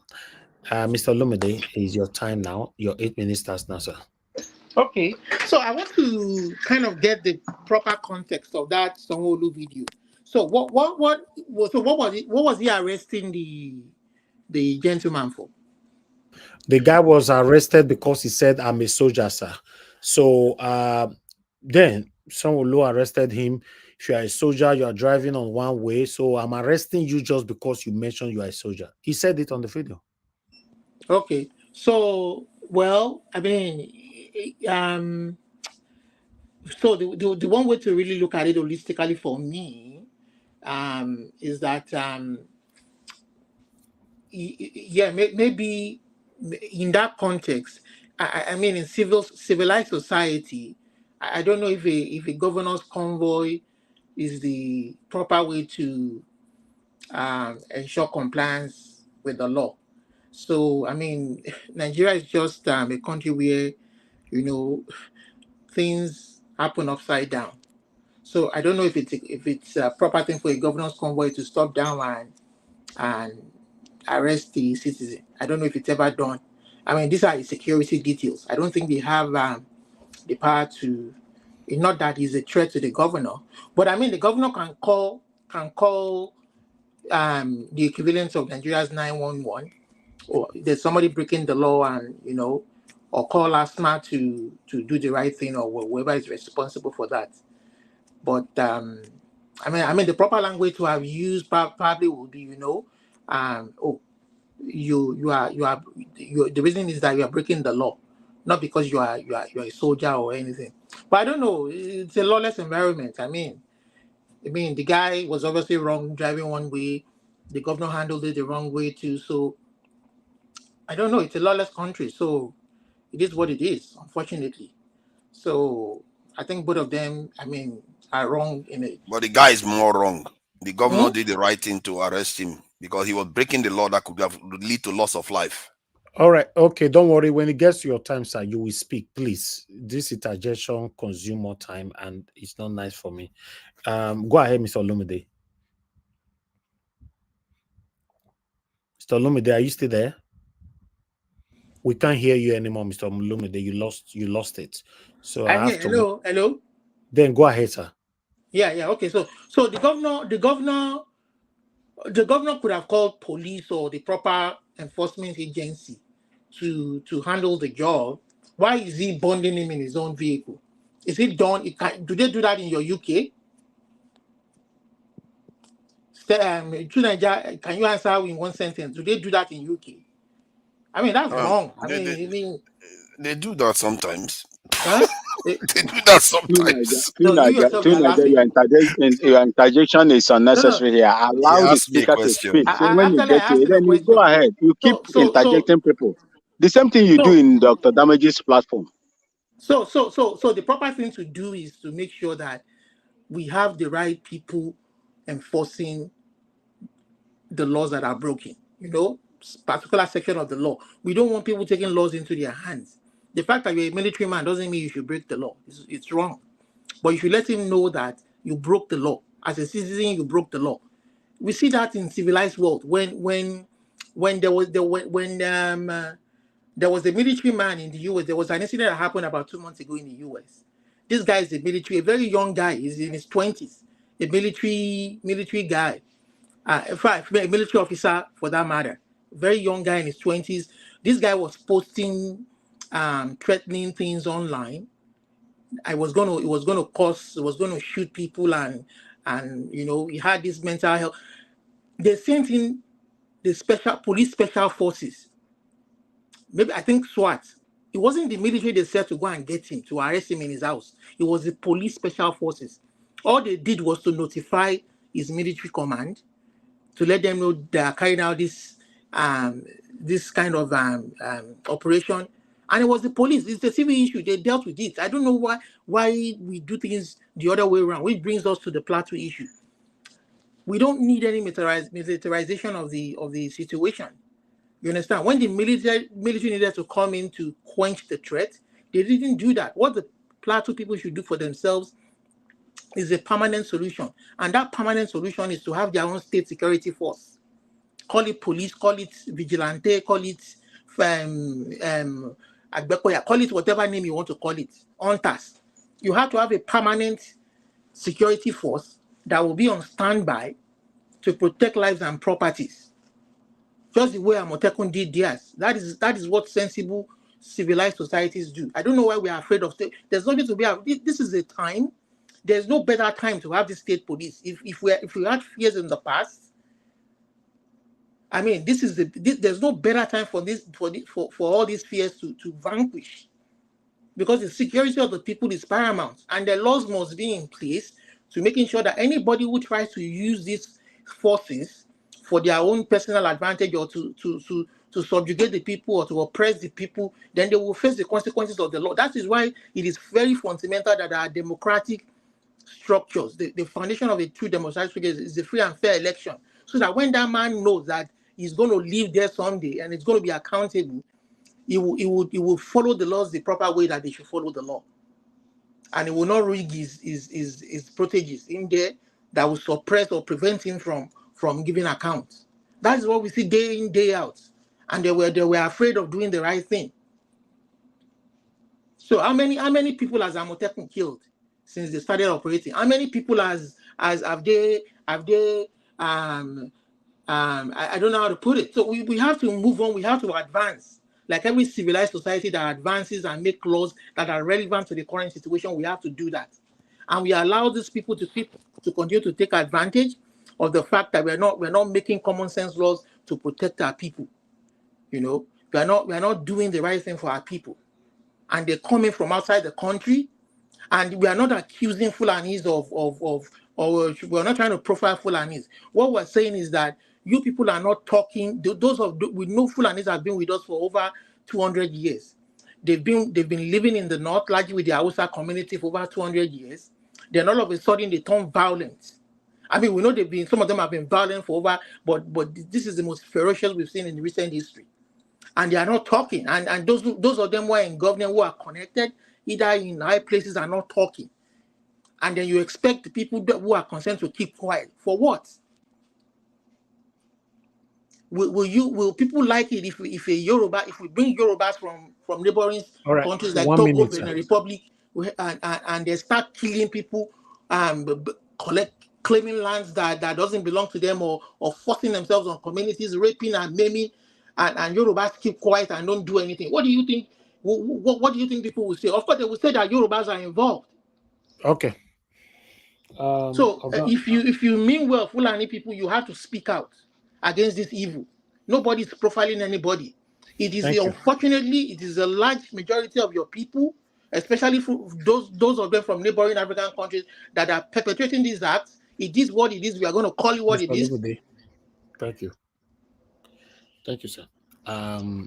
For me, if I have to add to what Mr. Olumide was saying, this video that I'm watching right now, for me, this is my opinion. I don't know about others. I think the governor did the right thing for me. Maybe the manner, that is why I'm arresting you, get him arrested, get him arrested. That, you know, I don't know about that. But arresting this guy, 100%, I stand by it. I support the governor for this. You know why? One, this guy was riding his bike on one way. Then he said he's a soldier. And this happened all the time in Lagos, a lot of time in Lagos. You see, people break the rules just because you have a position. People drive through one-way road just because you have a position. You think that you can do whatever you like. And I believe that is what pushed him to even telling the governor that I'm a soldier. It means that I'm a soldier. That gives you the right to ride your useless bike on one way. For me, if Olumide is saying that somebody else would have arrested him, not the governor himself, maybe you are right. I don't know. But for me, my stand is that this guy should be arrested. They should just first put him on at least, you know, let him just day for like the next eight months before they judge the matter. Because if you don't use the people that is holding the power as a clear example, we cannot change. Remember, the only way Nigeria can be better, we must be handled with an iron hand. I've said this so many times on this platform. The only way common instruction is the biggest problem of Nigeria. Small group where me get small group. You will tell people don't post link. They will post link. You will not remove them. They will not send message to you. I wish men were God. They'll say, I wish man, one of my admin remove somebody from the platform. The message, just so the message where the person sent can't give up. He can't forward that to me, say, sir, look what this person wrote to me. He said, I wish men were God. See how you just removed me. You see, you break rules. Now you still they say, I wish men were God. Elvis, I agree with you completely with what you say, but what I'm saying is that we don't use wrong to fight wrong. For instance, in this part of the world, we have, if in Canada, we know that there are certain rules. See, when they collect statistics, there are certain rules that they know that they found out that it is mostly people from certain parts of the world that commonly break these rules the most. For instance, like maybe overspeeding. If they check the record of statistics of those who get overspeeding tickets or flouting traffic lights, it is people from our part of the world. You understand? So they know that, but they don't say, "Oh, these people we know. We know say that then they break the rule. Make we punish them where that's not right." Let me tell you, my brother. To be honest, if you are fighting for us to have a better country, everybody must be handled with an iron hand. Nigerians, we know the year word. Let's say it how it is. We'll remove all this English to deceive ourselves. We know the year word. If you live in Nigeria, that's where you get to understand that there are some people who think that they are above the law. And the same thing, some Nigerians that live abroad go to Nigeria and misbehave like lunatics like this. Many of them start behaving like animals from the airport, disrespecting the immigration, disrespecting the police, everything. They're beating the light, they're drinking and driving. I'm talking about diasporas that live abroad now. They go to Nigeria and misbehave. When they return back to Canada, UK, or America, they will not start behaving well again. We must be handled with an iron hand for us to have a better country. It's not only the government that is bad. The citizens themselves must work on themselves or handle them with an iron hand. That's my take on this. Can I watch? Can I agree with you completely, but somebody said on the comment section that maybe one day I'm praying that Sanwo-Olu will jam a major general or lieutenant general. If Sanwo-Olu drive through the one way, if Sanwo-Olu drive through the one way and he doesn't have a clear evidence why he went through the one way, it should be sanctioned. Simple. In the UK, yeah, if you know, you cannot just on your siren anyhow. You must show to us there's evidence why there's a reason why you own your siren. So yes, there should be law and order in our country for us to have a better country. Let me move on to the next person, please. Thank you, Mother Luke. Please talk to us. Thank you very much. You have another 8 minutes. Thank you. Oh, thank you very much, Elvis. Interesting conversation and submissions today. Fortunately, we're going to go back to before this charade I'm seeing in front of me. Until we speak as one voice, regardless of religion and tribal sentiments, we are not going anywhere in this country. Well, if that's going to be the case, let the Northerners protect the North, let the Southerners protect the South, let the Easterners protect the East. Back to restructuring, right? I don't see why we shouldn't have regional police and regional military. I don't see why we can't have that. Why must we always have the command from one center? Here you have the GBI, you have the FBI. Before the FBI will even come because in. the country is not working, madam. Our country is not working. I'm saying that, and this is why it's not working. Because this power is consolidated in the center. And because it is done that way, so that there can be cheating and marginalization, and the people will continue to be oppressed. Okay, we know it's not working. And it will never work because people don't want what will work for the society. Now look at this clown. Kosanwolu. Listen, illegality cannot fight illegality. Here is an illegal governor from an illegal party breaking down people's shops, chasing Igbos out of Lagos, and coming here with this charade with a bottle of water. Is it his job to arrest a citizen? Left to me, I would go there and say, I didn't see it. Anywhere you go in the United States or anywhere, you will see one way, no entry. Fine. This. Laws are posted so that you know what the situation is. If I'm going there, which one do I know? If I see people going up and down the place, which one do I know is the way going and the way coming? All they needed to do was to confiscate his bike or his car and then tell him to report to the station. What is all this? Putting in his vehicle. And like I said, illegality cannot fight illegality. I'm not interested in that nonsense he's doing. An election stealer, loot out the state coffers, arresting a poor biker. Here, what you do, you go and pay a fine. You don't get arrested. You pay the fine, you go there, you charge, and they get points on your license, they seize your vehicle or your license. This is an overkill as far as I'm concerned, but like I said. Yeah, but in Nigeria, you cannot ask them to go pay a fine. We don't have that system, database that will monitor them to go pay any fine. You the damn car or the bike, and that is the fine. Then you confiscate the property. These people are killing people every day in Lagos. How many people lost their lives during the election? Did I arrest anybody? Excuse me, this is a show of shame. I'm not interested in. Yeah, that's a diversion. I agree with you totally. I agree with you, but on this particular one, he has no moral right to arrest anybody because he is immoral himself. If you want to arrest somebody, you must be clean yourself. He is not clean himself. Yeah, I know that man is out of his. Why would the man make up his mind and say I'm a soldier? Because it's what he has done for politics. And let me tell you, this man will go back and be released. This is the end you will hear from this story. You want to bet? Let that man with a soldier pull his strings, pull his guns. This is the last you're going to hear from me. That's why I say it's a bloody charade. You mean a governor of here, my state, will come down and go and accost a motorist driving on the other streets? Look at all of them. And yet you have Boko Haram. So I'm not impressed by all this nonsense. There are other ways to have better handle this.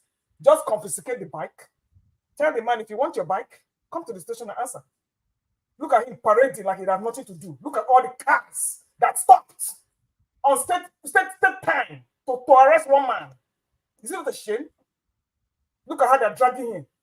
Look at that. Yes, he did something wrong, but this is an overkill. A waste of state time and resources. Thank you. So that's all I got to say. I'm not going to be around for my 1 minute submission because I got to go to work. So I'm done today, and I'm going to exit so somebody else can come in.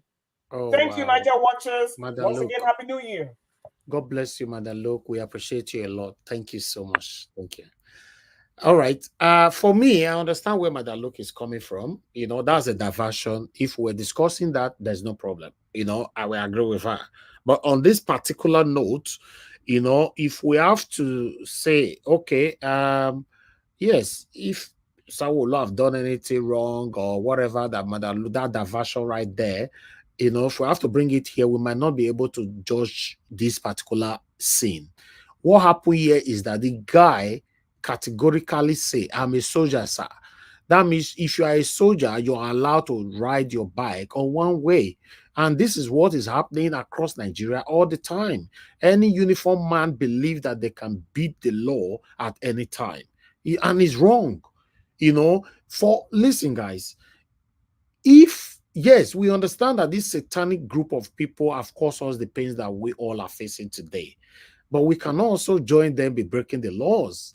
We want a better country. We want to find a way to change this satanic group of people, but we all are also guilty of what we are complaining about. That is wrong. To me, it is wrong. I'm sorry. Let me move on to the next person. To Niger. Before to Niger, please hold on. I have a caller. Madam Origin just calling in now. Madam Origin, thank you very much for calling in. Please talk to us. Yes, so again, Niger Watch, today I disagree with you. Okay. I won't even go. You see, there is this young man, and the good thing is that the dad drinks, the one they call social drinking. So he has seen his dad get drunk once in a while, beat the mom once in a while.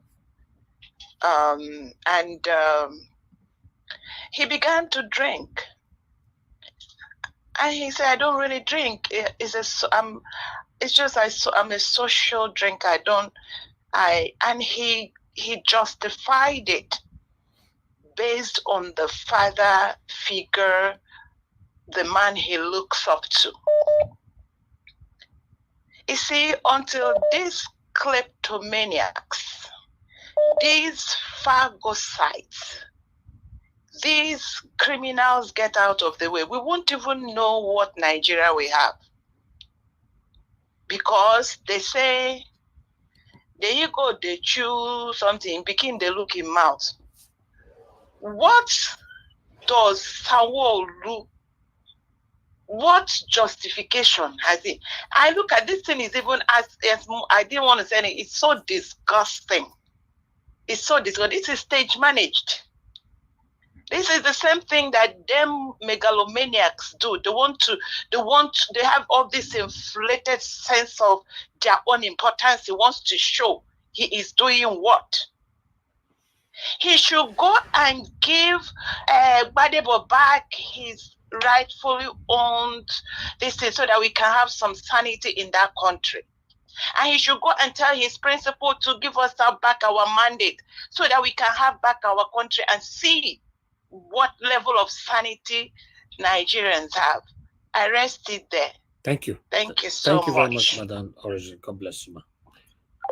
Okay, let's move on, my people. To Nigeria, please give us your 8 minutes. Thank you very much.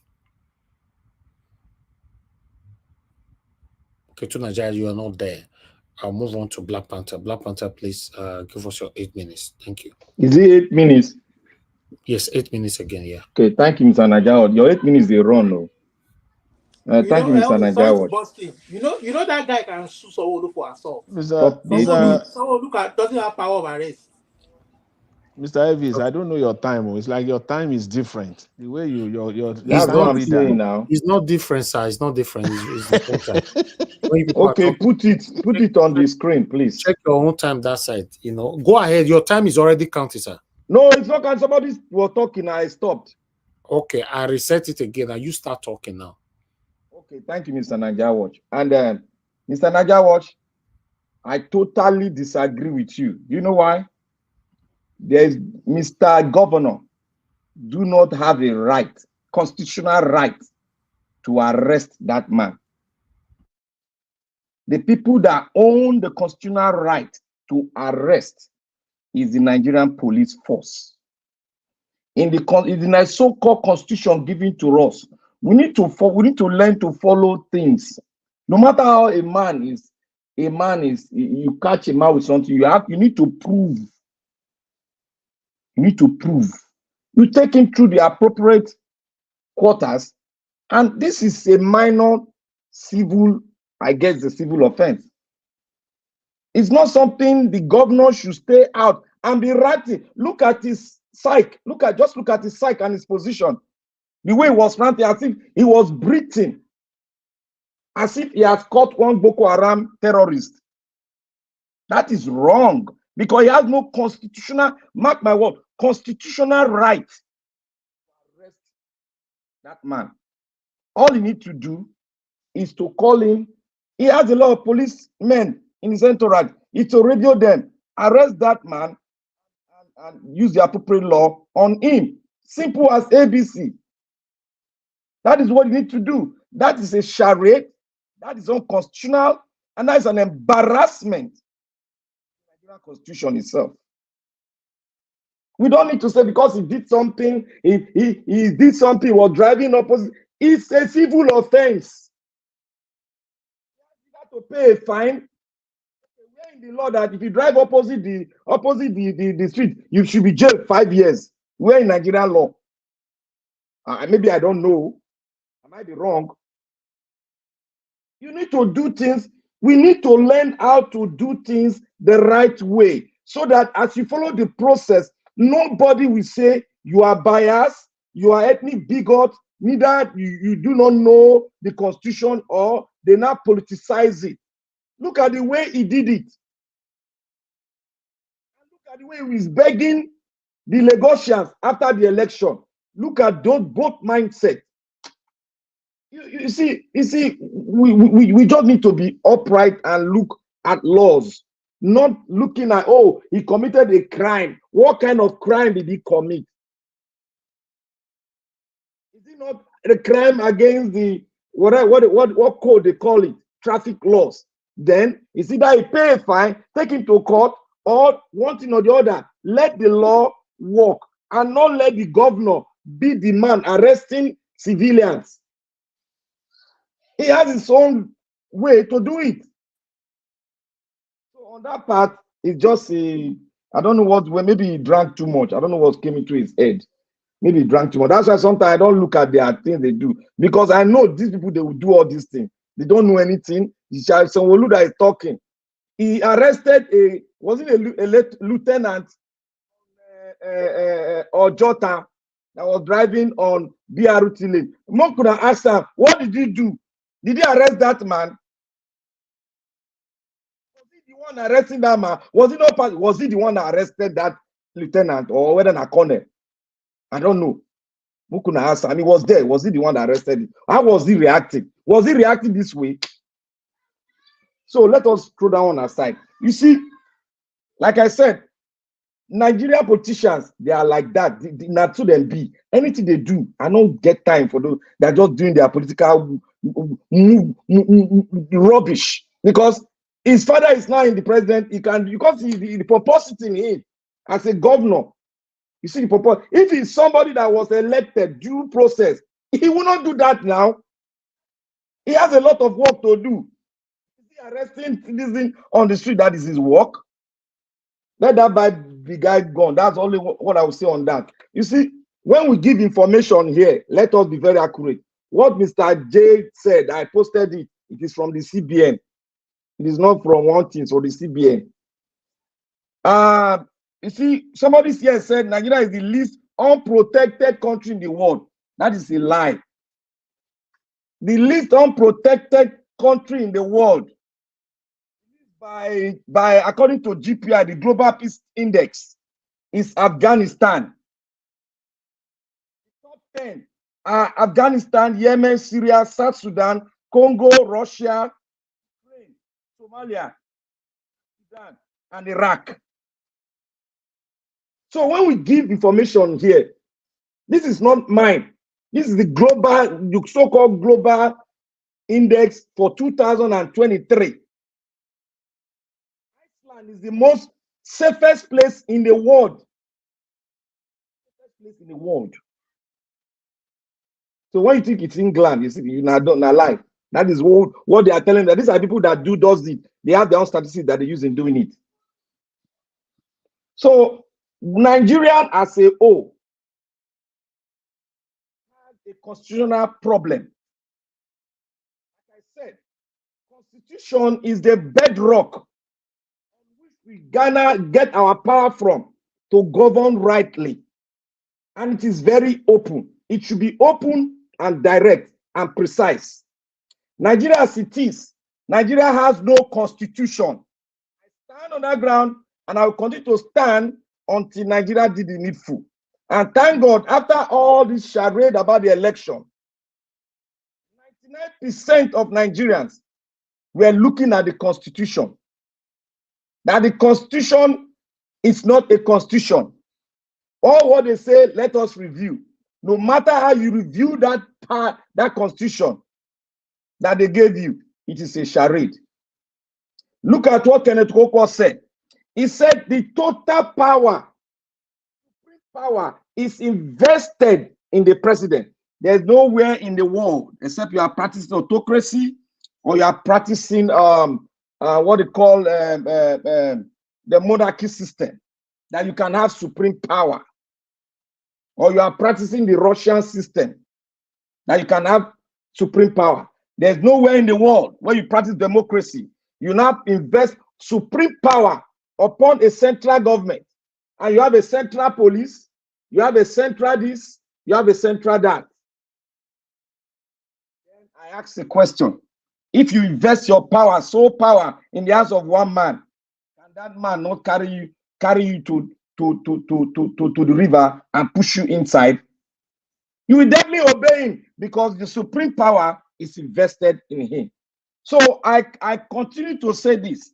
Apart from the economic issue we have, what brought about the economic issue, what gave back to the economic issue is because you have a charade called the Constitution, which was not written by you, which was not written by me, which was not written by any Nigerians. The only time we have sat down that is present is when Gigi organized the National Constitutional Conference. We can start on that, we can maneuver that, and we can start to build a new Nigeria from there. Apart from that, you have no constitution. Nigeria is a broken country. And PO said it.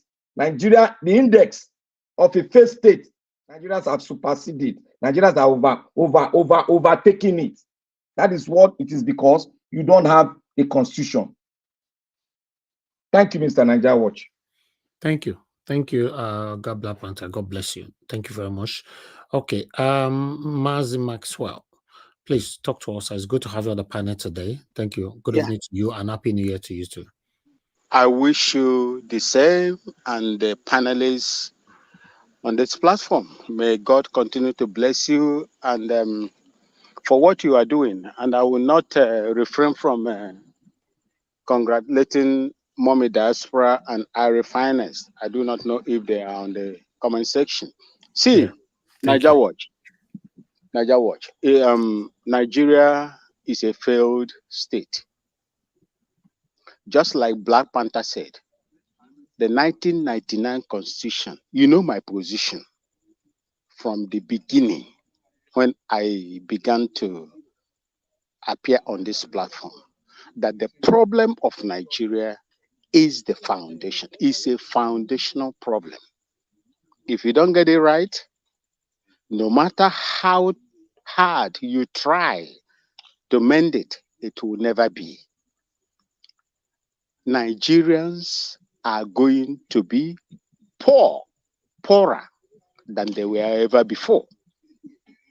Hunger is striking Nigerian people to the bone.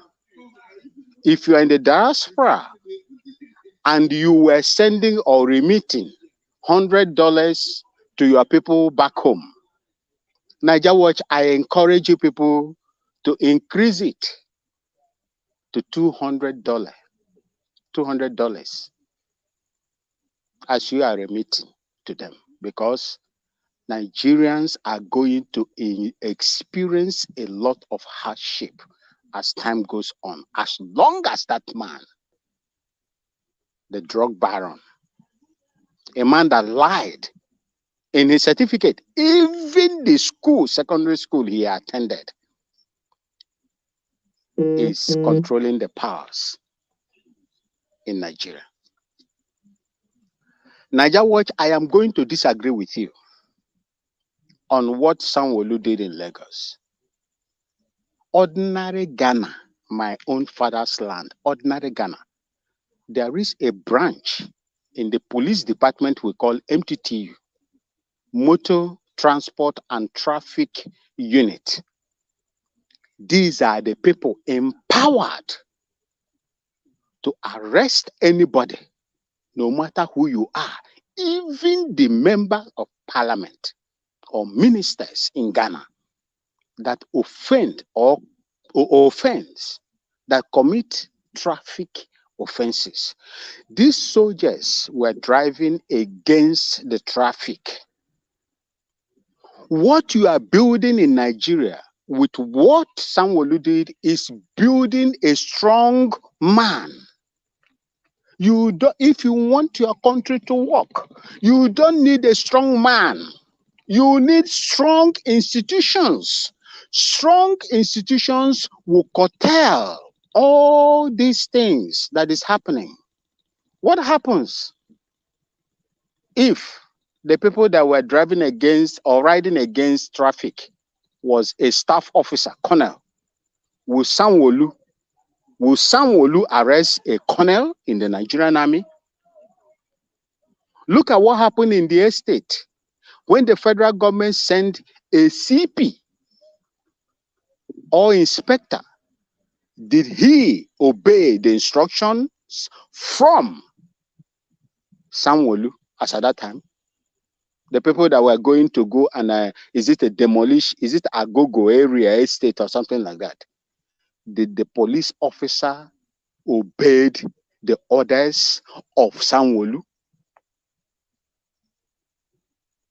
I would like to see a Nigerian that is built on strong institutions. Strong institutions would outlive strong men. Look at Peter Obi in Anambra State. All the good things Peter Obi did in Anambra State, the predecessors that took over from him, did he continue with it?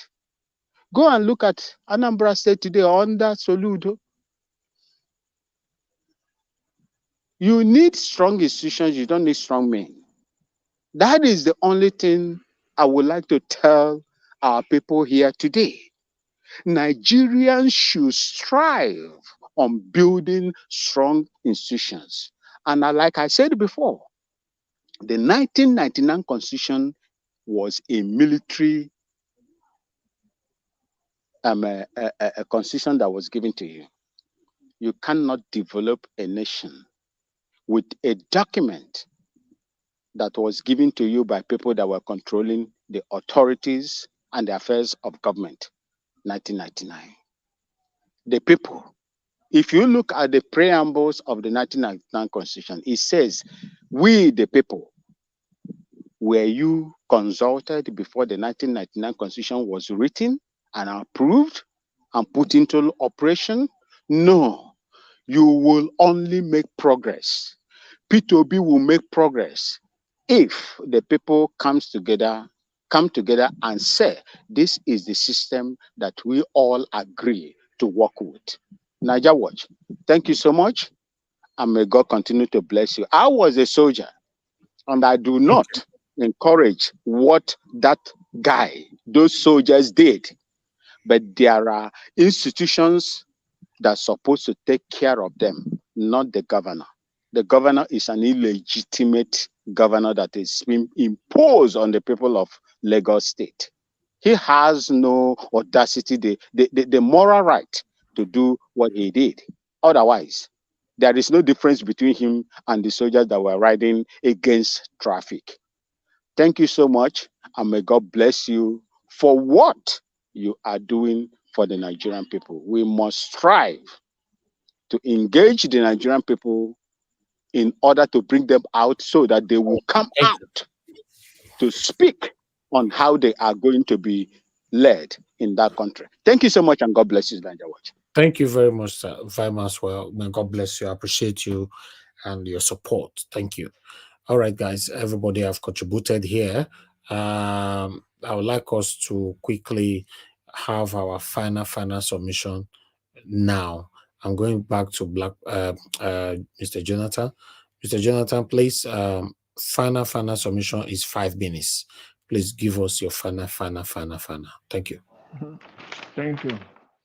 Thank you very much, thank you very much, Mr. Elvis. Thanks to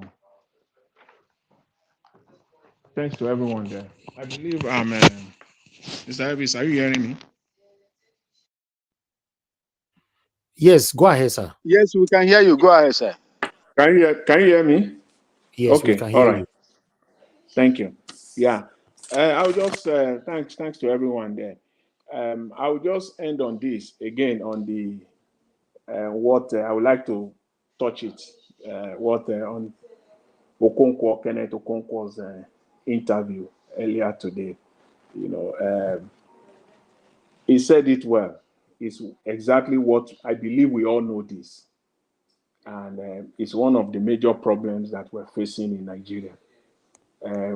And that is one of the things that they don't want that to change. They want that problem. They want that problem to remain. What is the problem? The problem of lack. That is lack of opposition.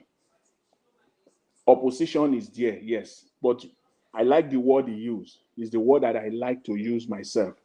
Effective opposition. We have it. We have it at the National Assembly, the House and the Senate. They are opposition. They are there. You know what I will call them? I will call them House and Senate opposition. They are House and Senate opposition. They have opposition leader in the House. They have opposition leader in the Senate, but they are not effective. They have never been. What we're seeing now is, at least for the first time in the history of Nigeria democratic process, we are seeing an opposition, not yet to the fullest extent, but we're seeing an opposition taking place, taking shape, an effective opposition. Everything that Peter Obi stands for is about standard. He has set this standard, and going forward, I believe that is what it will continue to be. In fact, they will continue to raise the bar, but he has set the standard that on every issue, on every matter, on every policy matter, the opposition must come out. It was Kenneth Okonkwo who said it the last time. As an opposition, you will continue to oppose. If the ruling party is good, you will demand that they should be better. If they are better, you will say they are not. They have to give you the best. And even if they deliver the best, an opposition will say, an effective opposition will say, their best is not good enough. That is how you continue to stretch the ruling government, the party that is in power, to deliver the best for the citizens. And that is what we're seeing now. Where is PDP opposition leader? Where is PDP presidential candidate? Where are PDP House and Senate opposition leaders? What is their position on the budget so far? We have not seen nothing. I'm talking about the PDP opposition, the House and Senate opposition leaders. What are their positions on the budget? What positions do they hold on the ruling party's policies so far? Nothing. Nothing. They are only there just to go and shout nay and yea. That's what they go there to do. Nay and yea on stomach infrastructure policy, on specific issue that affects the country. What is the opposition leaders of the PDP in the House and in the Senate on the event that took place during the Christmas period in Plateau? I've never seen their leader come out, nothing. I've never seen their presidential candidate, nothing. None of them have come out to say something. The best that seems that they can bring out is this publicity secretary. Is that how democracy is played? You bring out a publicity secretary, and when election comes now, they all want to be president. That's when you will now see them. Atiku will probably come out again. You say he wants to be president. What are your positions now? Speak now so that you will be on record. We're not hearing anything from them. That is why they cannot stomach the likes of Peter Obi or the Labour the Labour Party position. They cannot stomach it. Thank you. They have never seen this in Nigeria before. You know, and this is what we need. This is what we need going forward. The standard has been set. It will continue to be. They will continue to raise this standard. It will never be the status quo again, as far as opposition is concerned in Nigeria. Thank you very much, Mr. Elvis. I really appreciate the opportunity. Thanks to all. Thank you very much, Mr. Jonathan, for your wonderful analysis on this platform. God bless you, sir. Thank you. Tunaja, you're available now, right? Yeah, I'm available. Sorry about that. Yeah, you are giving your final submission right now. You know, but your final submission will be 8 minutes instead of 5 minutes. I appreciate that. Go ahead. Thank you. I appreciate that. Thank you. Yeah, I think regarding the Shawolu video, I think he did the right thing to get the guy to account for what he's doing. They need to arrest him and set an example, because this type of things, people absorb it. They see the signal that he's sending, that this type of behavior is unacceptable even by people of law enforcement. They shouldn't be behaving like that. Maybe the way he carried it out is not 100% correct, neither, but the main action is significantly in the right direction. Obviously, he's not like every other Lagosian. Clearly, his suit and everything looks like he spent a lot of money on them. And this is the part that really rubs people off the wrong way, because their elites don't seem to look like them. Their elite seems to look like they are living a totally different life from the ordinary people. So, and that same Sean will look tomorrow now. You find him if he finds himself in a desperate condition, the first thing he will be saying that, do you know who I am? Do you know who I am? And they will start the same attitude, that the same thing he's criticizing somebody for, he will find himself wanting again with that kind of statement. Isn't that what Rufai Hussein did the other, because he's on the arise criticizing people all the time, only for him to start doing similar behavior on the streets. So we have to, this is why I keep saying, we have to search ourselves for what we want from our country and what we want our leadership to look like. And if someone like Sanwo-Olu is doing what he did now, we should encourage that behavior. And the other nonsense behavior, we completely kick it out of the park. Like that car that is there now, that car wasn't a Nigerian-made car. This kind of stuff we shouldn't be encouraging. It is starving our economy of resources. We have to start using our own things so that people can be buying it from us. We have a large market in Africa, that there are a lot of people that will be looking to buy stuff from us. Let's start making stuff. We don't have to convince our leaders to buy our own things. Anytime you have to convince your leader to buy your own stuff, that leader is not your people. That leader, don't vote for him. Don't trust that person, because that person has what the world fella calls colonial mentality. His mentality is to use foreign stuff, not use his own. Since 1960 or so, when South Korea got their independence, that's after the war, immediately their leader went on and said, buy locally made stuff. How did he know since that time to put that kind of mentality into his people? And look at where they are today. They are manufacturing things. If I'm not mistaken, South Korea was partly responsible for processing our crude oil to give us petrol. I think that lady was bragging about it the other day. They were able to do that because a leader saw a vision of their people being able to make stuff even when they didn't have crude oil themselves. Our leaders need to start behaving like that, and our people also need to start behaving like that. All those people that keep buying pizza from overseas, they want to drink wine, they have to buy from there was this advert I saw on this is CNN. This Nigerian lady was like, oh, I'm in Paris doing this, doing that, and with a fake hair and all that stuff. It's like, what is this type of behavior? What kind of signal are you sending to the people that this is how to be? Go to Paris, live like this. And when 99% of the people in Nigeria cannot live like that, and that's the heaven you portray to them. Or you go man country, you go and spend your money there. That is the one you want to do. How about promoting the starving economies in the continent and in your own country to start with? You don't see them doing that too. The one they do is to show off to Nigerians that look at us. You people are just backward, living in the backwater while we go to heaven in the West. And when you are worthy, you can be able to reach here. What kind of brainwashing is that? Our leaders should stop that. Our leaders should be the ones promoting our own things. the promoting our own culture. At least the music industry is doing their best. The some of them anyway. The music, this movie industry is doing their best. What are our leaders doing? All they keep doing is corruption, corruption, corruption, corruption. That needs to stop. And our people, I must say, they too are encouraging some of these leaders. Can you believe that some people were defending some of the behavior of Wike and Tinubu and godfatherism behavior? They were literally saying, oh, Fubara wants to buy the hand that feed him and all the nonsense stuff. How about the constitution? That is what your focus should be. Anybody that is moving away from the constitution, that person should be called to order. Just as Showolu called that soldier to order just now. What the Showolu did was call the soldier to order based on the constitution. What the soldier is supposed to be doing, not breaking the law. That is how it's meant to be. Just as Showolu did it, we as a people should be doing the same.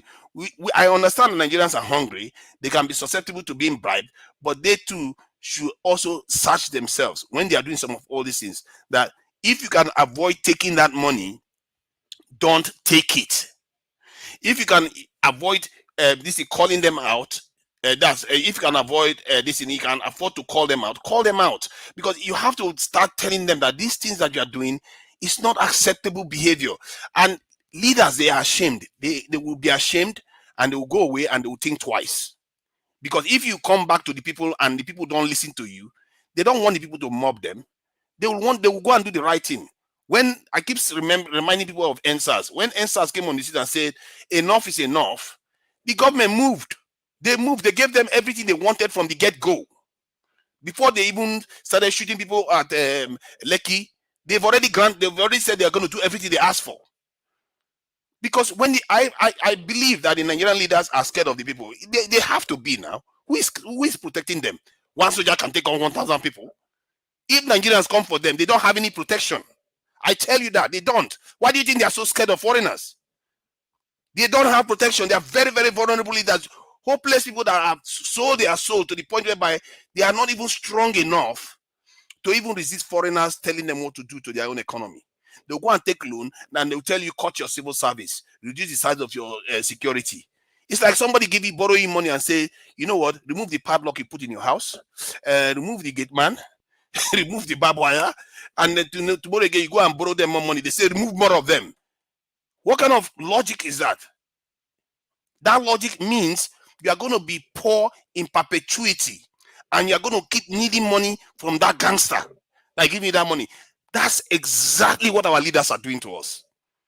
They keep borrowing money from people that are telling them, remove all the protections you have in your country, remove all your security, remove all your civil servants. Who is going to fix the country if you don't have civil servants? Every country needs civil servants. If you take American civil service into account, you include the states. America, that is a capitalist headquarter. They have 19 million civil servants. If you take only the federal civil servants alone, they have almost 3 million. Nigeria has 750,000 for a country that barely has any technology in this modern age. How are you supposed to fix all the roads? No wonder our roads are not fixed. Because the people are not there. Who is going to fix it? Who is going to protect the people? The people are not there. And what we see in Nigeria is what you should expect. If America was like that, can you imagine they cut American civil service to 750,000? America is not going to be functional today. Period. Don't expect anything to work in Nigeria until we start restoring these things. Thank you very much, Nigeria Watch. Thank you too, Nigeria. God bless you, sir. Thank you very much. Let me Mr. hold on, sir, please. Sorry, please, Lord of God thank is you. my strength. Yeah, Please please, be I quick. just want to quickly, I'll just quickly say something on one and quickly on the other one.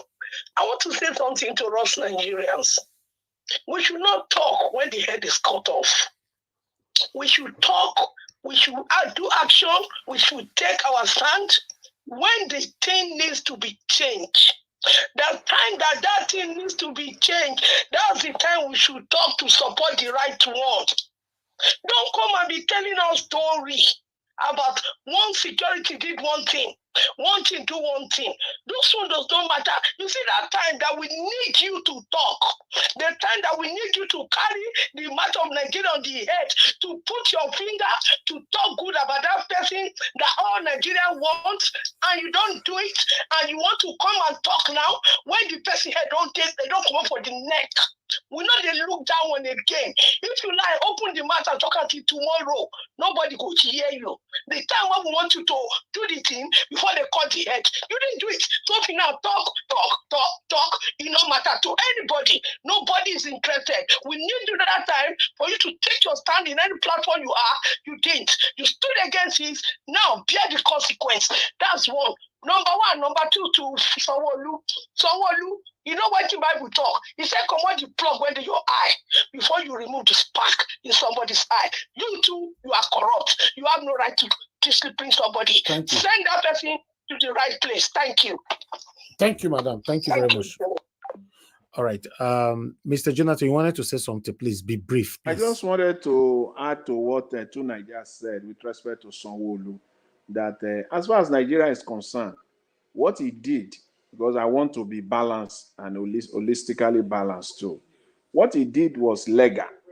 It was legal. So as a governor, I want to believe that he knows his right, that he has a right to do that. The same to every Nigerian. The problem in Nigeria is just that we are not doing that, and it's only people that has power. The law permits Nigerians to do it. It is called civil arrest, citizens arrest. Constitutionally, it is stated that citizens can arrest, especially where warrant is not needed. You can do that, but in a we are in the constitution. Is there in the Nigeria? If you go into Nigeria, where you have the Police Act, where the Constitution dealt with the police, you will see it there. But Jonathan, citizen arrest only for that can only constitution. take place in the case of self-defense or you are protecting your property. It is not in the constitution. Go and bring it out. Which property is it protecting? You can go to the police. Let's be specific here. The Police Act, as amended 2015, citizens have the right where warrant is not needed. Crimes where warrant is not needed. You know, there are crimes that if police comes to your house to come and you will say, show me your warrant before I even allow you to step in. But there are crimes where police will arrest on the spot instantly. Warrant is not needed. You are taking my Citizens time. can also You are carry taking it my out time, as bro. well. I'm not saying that what he did. I'm not saying that what. I'm just saying that it is the same. All right, Mr. Jonathan. Right. Thank you. Every Nigerian has this same right as well. We can do it, and it's even good for the country if we can actually do that. Yeah, Nigerians have the power and they are exhibiting their But right. Jonathan, but not in that context, so not in that situation. Can I come in, please? Please, can I come in? Yes, yes. unnecessary interjection is. Thank you so much. I won't spend 5 minutes. See, to Niger, when Barack Obama, the president of United States of America, the former president, came to Ghana, he visited Ghana. He told Ghanaians and Africans that you need strong institutions, not strong men. What you are building in Nigeria is strong men. Strong men. When Bola Ahmed Tinubu was canvassing for Buhari, he said when France needed to change, they called Debois, and so on and so forth. But when Buhari came, what happened? And he told you people, Nigerians, that he is going to follow the footsteps of Buhari. What is happening today? What is happening today? Naira is 1,200 unheard of. World Bank is telling Nigerians and the Nigerian government to increase petrol price to 750 naira, unheard of. Nigeria will never make any headway when you continue to validate criminality and impunity. What Sanwo-Olu did, I would like to disagree with Jonathan and Tunaja. You have police department in Ghana. Why do Nigerians, when they drive their cars to Ghana, They obey traffic rules. Why do they obey traffic rules here? Because we have strong institutions that will fine you and you will pay that money or you go to jail. That is Ghana. But when they go back to Nigeria, they do the way they want to do. You don't need strong men. You need strong institution that is going to curtail or tame these criminal people that have made Nigeria not to work. From independence, Nigeria is retrogressing. No matter the grammar that we speak here today, it will never bring back development in Nigeria. The constitution, that foundation, many senior elder statesmen in Nigeria has told. Edwin Clark has come out to say that the 1999 constitution is a fraud against an aberration to the Nigerian people. What are Nigerians doing to change that aberration? Nothing. I am here to tell my fellow people in Nigeria that the only time that you can make progress is when the people comes together to say, this is how we are going to be ruled or led. This is how the administration will be. Everybody's input, whether minority or majority ethnic groups, will agree to it. And most of the things that is happening in Nigeria will not happen again. Niger Watch, thank you so much. And may God continue to bless you more for what you are doing. And those in the comment section, those that like me or do not like me, I say may God also bless you. We want a place that we can call our own, so that you, when you take the Nigerian passport to present it to any place, you will be recognized as it was in the 60s when people, the world, were asking you to come to their places. Today, it is not like that. People are passing through the Agadez and Mediterranean. People are paying money to travel about to Jagba. We want that system to come. But if it is not going to come, my brothers and sisters, let everybody answer their father's name. Thank you. And may God bless you.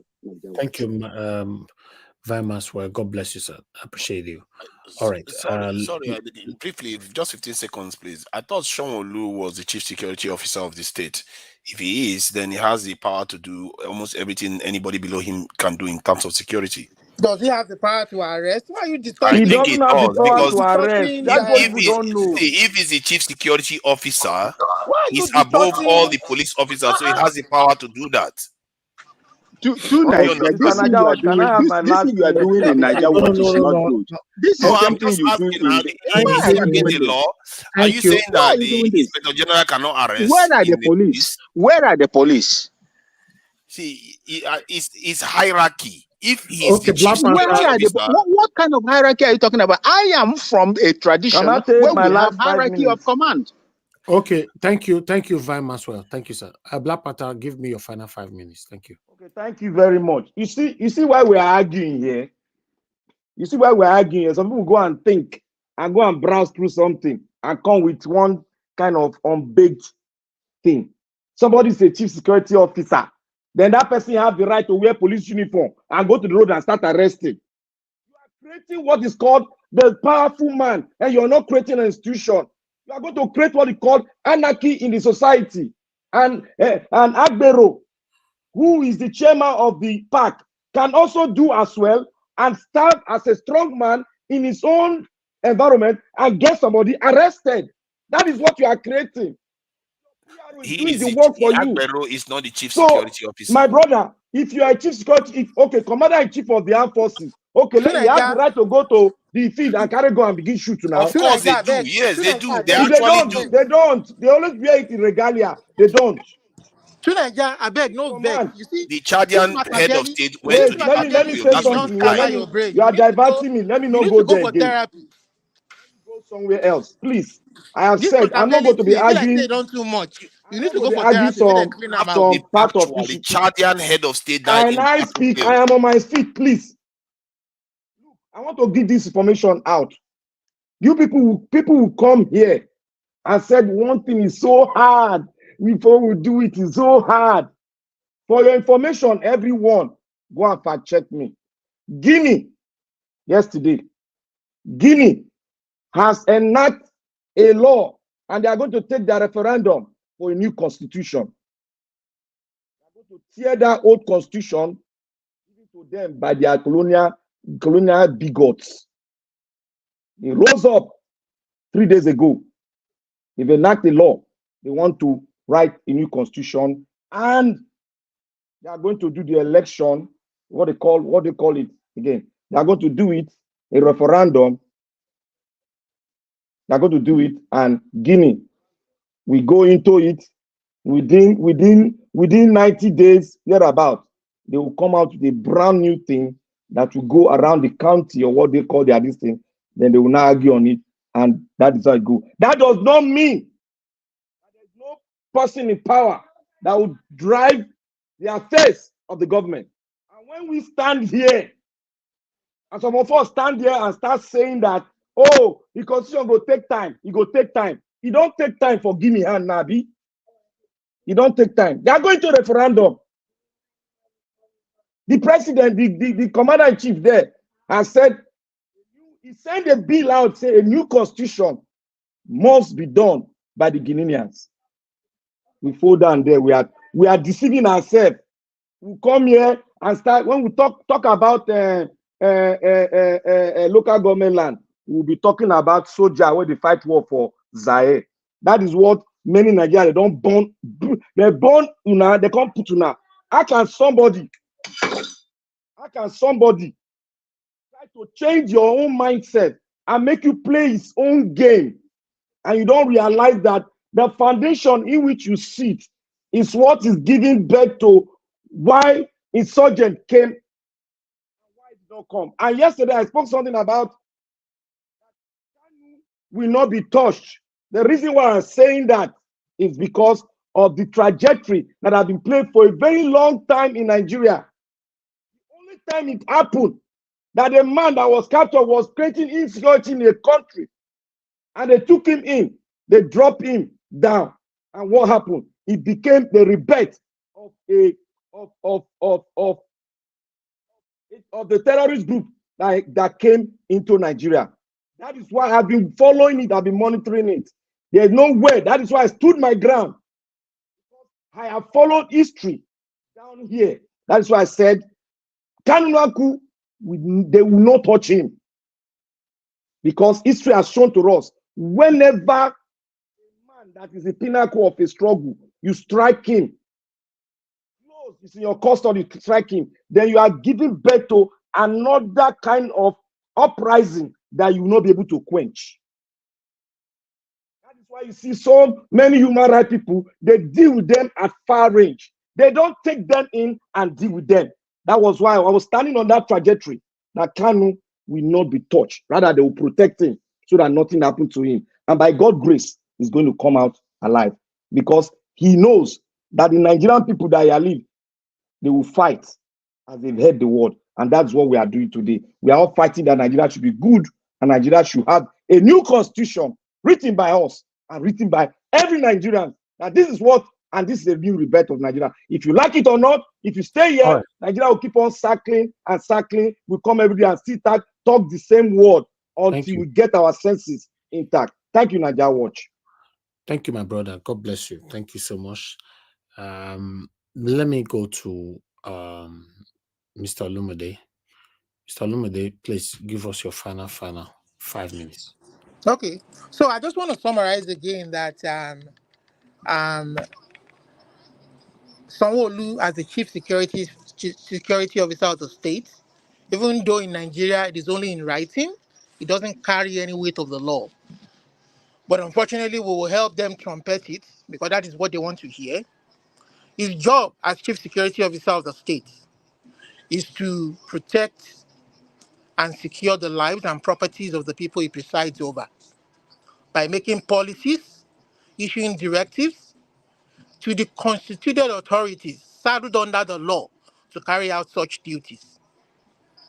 The governor himself will not go out and start demolishing houses if those houses were meant to be demolished under the law. He has the perfect department or a ministry or commission to do that.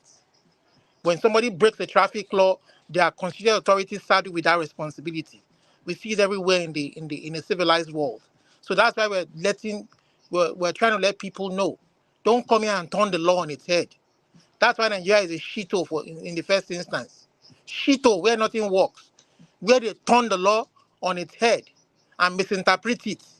We've seen it time and time again. This last election was a clear example to all of us. Up until the presidential, to the Supreme Court, even governorship judgments, where a man never attended NYSC, where the institution saddled with the responsibility of issuing such certificates was ignored, totally ignored by the courts, the Supreme Court judges who are supposed to be learned gentlemen, the most noble of us in the society. They turn out to be the most corrupt among the society. This is where we find ourselves. If I was the man, if it was in a civilized society, what the governor did was nothing but assault and kidnap. He directed his security detail to assault and then kidnap the individual. And the man should be suing for assault and libel. Crazy shithole country where they don't know what they are doing. And they post that on YouTube. They think that they are working for the people. Crazy people all over the place. Mad people. The man who swore to uphold the Constitution is the one breaking the law himself. What kind of a country is that? And then somebody's telling me he's the chief security officer. Chief security officer, my ass. Why does it go make him go bush, go begin arrest Fulani now? When Fulani they keep people, why not go bush, go they arrest them? Fulani are operate for Badagry now. Why not go there, go arrest them with insecurity detail?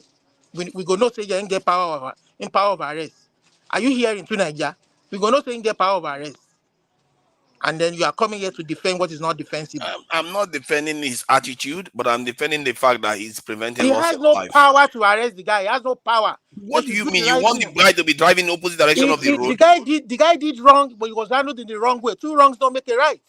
No, he was handled the right way. Even if it was hold on. If you look at the guy himself, if you in a Naija, that is a small screen. in a sensible country, do you know anything about citizens arrest? In a sensible country, will you have a military man driving Okada to make extra living? See, look at this from this point of view. Will you have citizens can arrest fellow citizens. Now, will we do have you have it in your constitution to Naija? To make extra living? It's not an excuse to break the law. It's not an excuse. Do you have it in your but I'm looking at the whole picture now. No, my point is that citizens have a right to arrest fellow citizens. God help the governor, one major general drive one way, making go arrest them. See, somebody does the right thing, you want to encourage the behavior. Olumide, just because you don't like him, I don't like Sonolu too. But if he does the right thing, you have to encourage the good behavior and discourage the bad one. I don't know him from Adam. I'm just looking at the action that happened now. I don't know him. I've never met him. He has never done anything to me. Even though he's chopping Lagos State money, chopping taxpayers' money, you know. But I never met him. Olumide, sorry to say something. I want to say one thing. The right thing for the governor to do is to hold him, calling the police force, the rapid response. They will come and pick him up. Not to gallivant around and say, get him arrested, put him inside my car. You don't have the right to put somebody into your car. Why do you think they are obeying him? Because he's the chief security officer of the state. You don't have the right to put anybody inside your car. Any officer will get sent there go say, my God, this one is assault and kidnapping. It's not assault and kidnapping. He's the security officer of the state. This one is assault and kidnapping. Oh my God! You do that one for Oyibo person. Oyibo person, you go pay fine. You go tired. You go sue government. You go pay the guy. Private car. His private car paid by the citizen. He put someone to his own private car and carry the person they go. Where did they carry and go? Okay, private car. I see that it's a Toyota this thing too, which is a terrible thing. Maybe that one should concern you We are more. seeing what we are seeing. That is where he doesn't have the right to do that. Everything about it is wrong. He needs to So many stand things there, are call wrong. the police to come in and pick this guy. Simple. See, so many things are wrong, but the right thing is the right. One of the right things that we have to encourage is the one the bad. I agree. If Do somebody any to right say he's thing. very, very People rash, they that's see fine. the police drive on BRU2 All right. lane. Why not arrest the police? Thank you. I have saving lives. All right. God bless you all. You know, we disagree to agree. You know, so I have somebody on the phone that I'd like to talk to us quickly so that we can round up. Everybody on the panel have given their submission. I appreciate every one of you. Thank you, guys. Help us to press on that like button. Good evening to you, sir. Your name, away calling us from. Hello. Hello, Wale. Yeah. Hello. You are calling I, Nigeria Watch Media, right? yes, I am. Okay. Your name, and where you calling from? My name is Ben. I'm calling from the United States. Okay, sir. Talk to us. All right. I'm listening to the conversation they're having right now, you know, and it's a very interesting conversation. First of all, I want to say Happy New Year to you, Wale. I'm from Edo States. I'm from Isha. That's why I'm calling you Wale, because, Okay, you know, I know. a power key. A power key. So I have Thank to give you. you respect and your flowers, no matter where I Who stay, is you be my wine. So I Who greet is you. All right, see this issue about the this someone will do matter. And the thing is, see, we've seen this acts before. It is all PR, now PRB. And if they always do them at the beginning of every year. It happened during Ambode time. This can you hear me? Yes, we can hear you. Yeah. So it happened during Ambode time. Ambode also put the same stunts at the beginning of the year. See, it's all public relations, now just to make themselves look good in the eye of the public. There's nothing nothing to help the masses, not just to look good in the eyes of the public. They do that every time. Somebody did it. Now the same thing someone they do. But I'm not saying what the man did by applying one way. Now the correct thing. They're actually very wrong. But we know some PR right, that they do, you know, just to look good in the eyes of the public. That's all. Thank you very much. Happy New Year to everyone. Thank you, my brother. Wesley. Okay, my people, everybody on the panel, I've given their submission. I appreciate every one of you right there for your time with us today. I'll give you guys on the panel right now 10 minutes to just talk to yourselves. Maybe you still have one or two things you wanted to say. Just 10 minutes. I'm going to time it there so we can round up. So, Yeah, thank you. I don't the know. caller is correct. The caller is correct that Right. this is a kind of publicity stunt, because they don't encourage law-abiding behavior the rest of the year. Was this guy not part of the state that was busy attacking southeast people in the state towards the election? And this is the disgraceful aspect now. I can't help but say, okay, if he's stopping somebody that is driving in the opposite direction of the road, that's a good thing. But it's also a PR stunt. And the caller is correct on that one.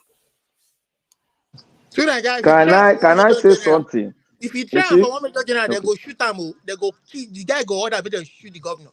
Yeah, go correct. You people are saying, the governor, they will can I say arrest him now. something? Can I say something here? You see, there's one thing I notice about Nigerians. We like gallivanting round people in office that the Nigerians have entrusted their power into to rule, to govern the state itself and do things rightly. You see, when our brother was talking about having a power structure, not a powerful man, you see, the issue here, that man did a wrong thing by going against the traffic law. Now, the question and the red flag there, when I started saying, I said Sanwo-Olu did the wrong thing. Why did I say did the wrong thing? The governor cannot go about the state and look for people to arrest, that break the law, and after breaking the law, instead of him empowering the institution so so that the Nigeria can see the institution doing the work, so that will now influence the people that if you do the wrong thing, the institution laid down by the Constitution, we do the right thing, and we will support the institution hell-bound. You see, Black Panther. What did he do? What did he do? Wait, let me learn now. What did he do? I don't take He forever even now. went We have 10 further minutes. to make the thing worse. Taking somebody and putting in a private car in law. Commit crime. If you put that person in your car, you have kidnapped that person let me just because say you are not the institution liable to get that person arrested. Hold on, let me just say something. I think you are correct in the sense that especially when you said that he should have brought in the law enforcement so that people see law enforcement actually doing their job. He did the right thing the wrong way, and when it comes to saving lives, as long as he saved lives, that's also a good thing. But he did the right thing the wrong way. And it's not only that, because when I also saw the video, I saw that people were running around everywhere, abandoning their bicycles. Some people fell down and all that stuff. That's not the right way to do things. If you want to encourage law-abiding behavior, you want to come calmly to the road and check people that are traveling the wrong way, stop them, apprehend them, and take them away from there instead of causing anarchy and showing this kind of a stunt like you are just trying to enforce the law. Clearly, we know you are also part of the people that have deteriorated the Nigerian state and divided people because you want public office. So I agree with you on that front. He did the right thing the wrong way. And clearly it's a stunt too, so that is also not something that we should be encouraging. So from that point of view, at least we can meet minds there. That is a good thing that they stop people driving the wrong direction, but the way he did it was the wrong way. He should have done better than, maybe even encourage, like you said, bring the police people in and give them the credit for actually doing their job, because people will also it will imprint on people that they need to be following the law that the police lay down. So that's the kind of stuff that he should have done. And I agree. You see, both of us are on the same side on this one. We shouldn't want law breaking, and we shouldn't want strongman politics. I don't like strongman politics, especially in this way. When it's a stunt, it's not even real. It's just there to just make himself look good. Everything else he does in the state is to cause anarchy, especially towards an election. They cause anarchy. Lagos, okay, fine. Lagos is doing better than most states in Nigeria, but it's not exactly New York, is it? And he's part of the culture that has kept Nigeria this way. He's part of the godfatherism culture. So at least on that one, we can agree. Tunaya, do you know why he did that? He did it because of the event that happened in Lagos State.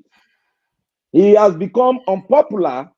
He wants to regain back his popularity by proving that stunt to the people so that the people can look him good. That after all, good. Let's forget about the past, because that's the way Nigerian politics is built. When they do evil against the people, they will come back to paint themselves as a good people following the law, trying to stop evil on the road. You see, it's very easy to know. That is why I said, when you don't know the Nigerian politics, go and read their historical antecedents. You will know that they will never change. Like a brother said, this is exactly what Ambode did. And this is exactly what the next governor, if it's from them, we do. Because they play this thing and they get away with it. We have nothing. See, we have no law. And the advantage is that the Nigerians outnumber them heavily. And I believe that if Nigerians pressure them to do the right thing, they will start doing the right thing, because we outnumber them heavily. Unfortunately for them, they've kept Nigeria so weak as a state that if the people pounce on them right now, they don't have a chance. Nigerians, it's not all about bouncing on them. Nigerians have learned a lot of things, and the whole world is changing, and they want to find a way contrary to the way we used to do it before to get at these people. That is how to do, because what it is now, you see what is happening in Guinea, Africa as a whole. If you see the psyche of an African leadership, they want to be strong men, but they don't want to do the right thing. That is why they want to be strong men. But See, that is a critical statement when you you have you see the Guinean military guy, when he knew that this is the problem, because the people rally around him, and he went around the county from the leaders, those are the kingsmen. Now, what do you think is right to do in this country? They started telling him that they have to do away with the colonial constitution. That is a good place to start, so that you have something that will be yours, that will be agreed by you all. Then that thing that you created will create a very strong institution that will be public for us to see. The Guinean constitution is different from Nigeria. The Guinean constitution has a lot of French influence over it. Like French literally control their defense and everything. Yeah, they have to change it, but it's different from Nigerians. Nigerians have actually written their own constitution themselves. Even if we you can may not change like it. We have not written any constitution by ourselves. And we are changing we took it for all Britain. the time. The last one was from Britain. Black Panther, we are changing it all the time. That is another thing people forget. We are doing what is called new edition, editing. We are not changing it. You are editing what is wrong. How does that make it credible? If you are editing what is wrong, the only thing is, let me say this: if they ask you now, what do you want to be changed in the constitution? You say local police and confederation. If they ask me that, I will ask them one what question. Do you want from the constitution? What is it you want technically really to be changed from the constitution? I want name, for the name constitution three key ones. If you have a bad constitution, not well laid out, there is always a principle. No, please tell us what you want to be changed. No, you will not box me, Mr. Naja. You will not box me. I'm not boxing. Let me tell you one thing. I just want to understand where you are coming from. Let me tell you one thing so that you understand. You as a man, you have a principle that you follow that guides you. If you don't follow that principle, you will turn around to blame yourself. That the reason why this thing happened to you. Change the constitution and you're asking for a change. Wait now. I'm using the principle of a man having his principle. That's the law guiding your thing, the way you run your thing. We have up to 10 minutes. What do you want to be changed in the constitution? I don't want the constitution itself. And I don't want changes in the constitution. I want it to be scrapped. You see, the last constitution that came for us. That is not a logical behavior, because you are not saying what is in the constitution that you don't like. Nigeria, don't selling that trajectory that Nigeria has a constitution. Nigeria has never sat for a constitution before. Don't tell me that. See, our problem is not our constitution. Our problem is people. So many times it has benefited nobody. Israel doesn't have a constitution. Israel doesn't even have a constitution. Let me ask you a question. Let me ask you a question. If you see for a new constitution now, what is bad there? No, what is bad is that you're going to be wasting your time talking about it, talking to each other. You see where you are being caught. I just told you. I gave you an answer. You didn't even give me an answer of what you want to change. You are part of the people. A man that is saying this evil is bad. If you don't even know what you want to change, why do you want to change something? Let me tell you one thing. If you open that referendum, I will tell you. Don't stand here. What you want to change. Let me tell you one thing. Let me tell you one thing. Because you don't know what you want to change. To Nigeria, I have lost somebody because of this constitution. You know, if I ask Olumide what he wants to change, Olumide will tell you. But you don't seem to even know what you want to change. Don't tell me I don't know what I need. Then tell me then. What I need is a brand new constitution. And if you refuse that, if you refuse it, so after you are an brand. So what is the guarantee that when you make that brand new one, some other people are not going to disagree with it? To Nigeria, if you refuse it, you are an aberration to the nation called Nigeria. Can you guarantee me that when you get that brand new constitution, some other group is not going to disagree with it? Can you guarantee that? People disagree with it because DJ tried it and nobody disagreed. So what are you telling me? People always disagree with the constitution. Always. Nobody disagrees with the white disagree with the constitution. Nobody disagree with the blueprint DJ brought out. See, you will find out that why do you think they've not implemented it? Because some people don't. It is only the Fulani that disagree with it. So you now know that some people will disagree with it. It is the Fulani. You don't seem to understand that you have to be rational about your behavior. Why are you not? It's not my behavior. It is not my behavior. You can't just viscerally just ask for stuff when you don't even know what you're asking for. Let me tell you, the senior advocate of Nigeria. Wait now, to Nigeria, the body of the senior advocate of Nigeria sat down. They went into it and they saw that the problem is with the constitution. and yet some people don't want to implement it. A Why? professor of law stand there and say it's the constitution. Who are you, a professor? One, you don't know what you want to change. Are you an Secondly, authority? can't guarantee that some other people are not going to disagree with your constitution that you want to write. To And yet Nigeria, you just want to go ahead and Nigeria, waste ask you your this time talking question: about it. are you an authority? I am not an authority, but I know Simple, enough to know that simple. many So countries don't have a constitution, simple. That including is the all. one that I'm sitting in That the is UK. all. That is all. They You don't are have an a constitution, aberration. but they have You are a an budget of aberration about to your 1.5 fatherland. trillion Forget. pounds.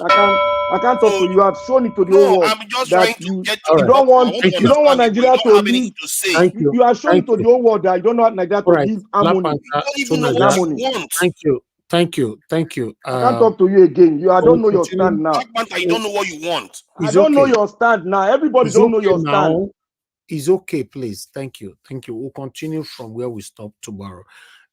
Say this una argument, na episode, they finish.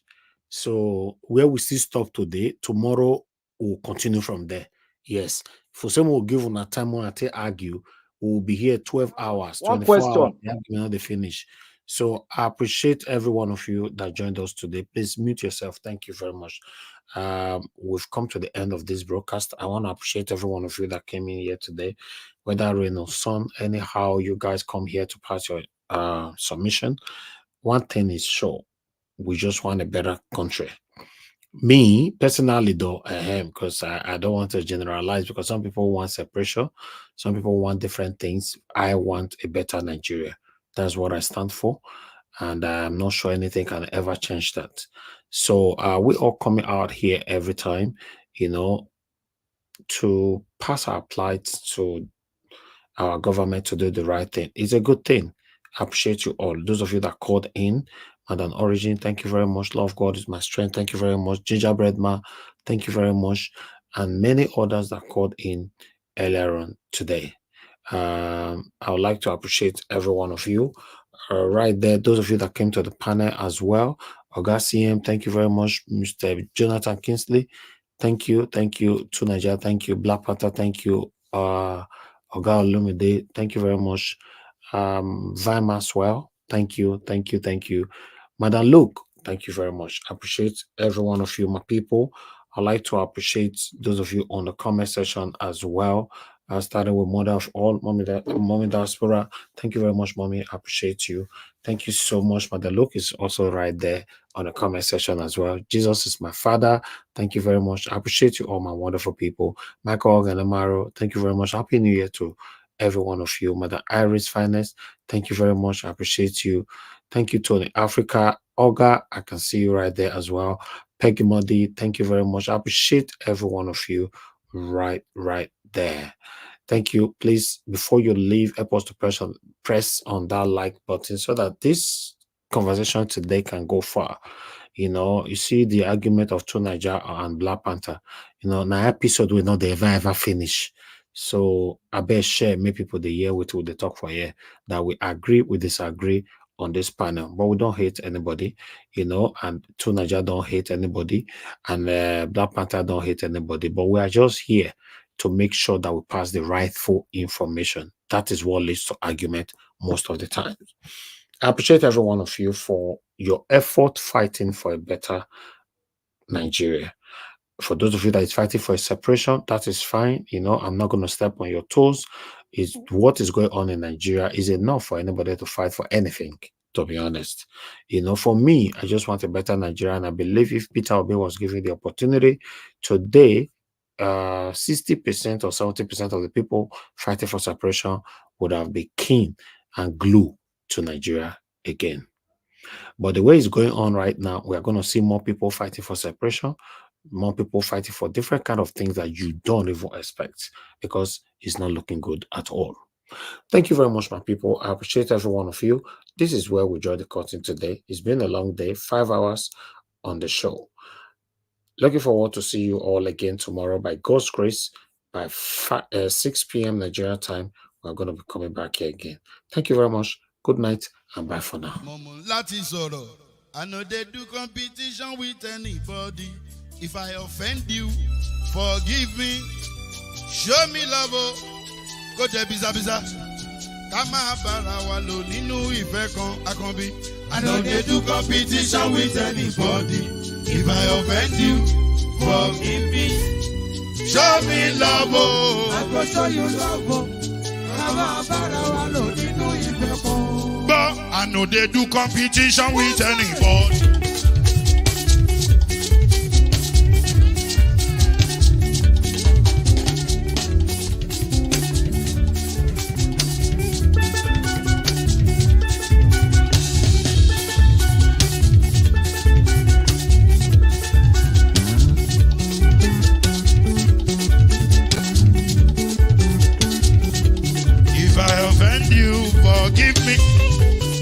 I go show you love, ká má bára wa lò nínú ìfẹ́ kan. I no dey do competition with anybody. If I offend you, forgive me. Show me love, I go show you love, ká má bára wa lò nínú ìfẹ́ kan.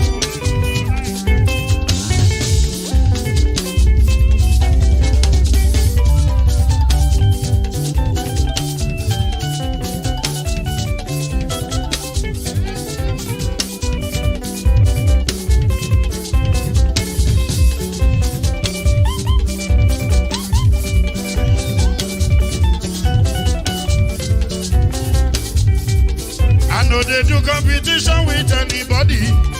If I offend you, forgive me. Tó bá ti sanwó fún Ṣẹ́gun Nàbí o, ẹ fẹ́ jókù. Alákọ̀bí Ṣẹ́gun Nàbí. Alákọ̀bí Sábà Mẹ́la. Anybody? Anybody? Any bobo. Anybody? Mo ló ń folú, ó gbà mí bó ṣe rí mi láti kíníṣí. Délé mo ló ń folú, ẹ jẹ́ ń sọ̀rọ̀. Délé o.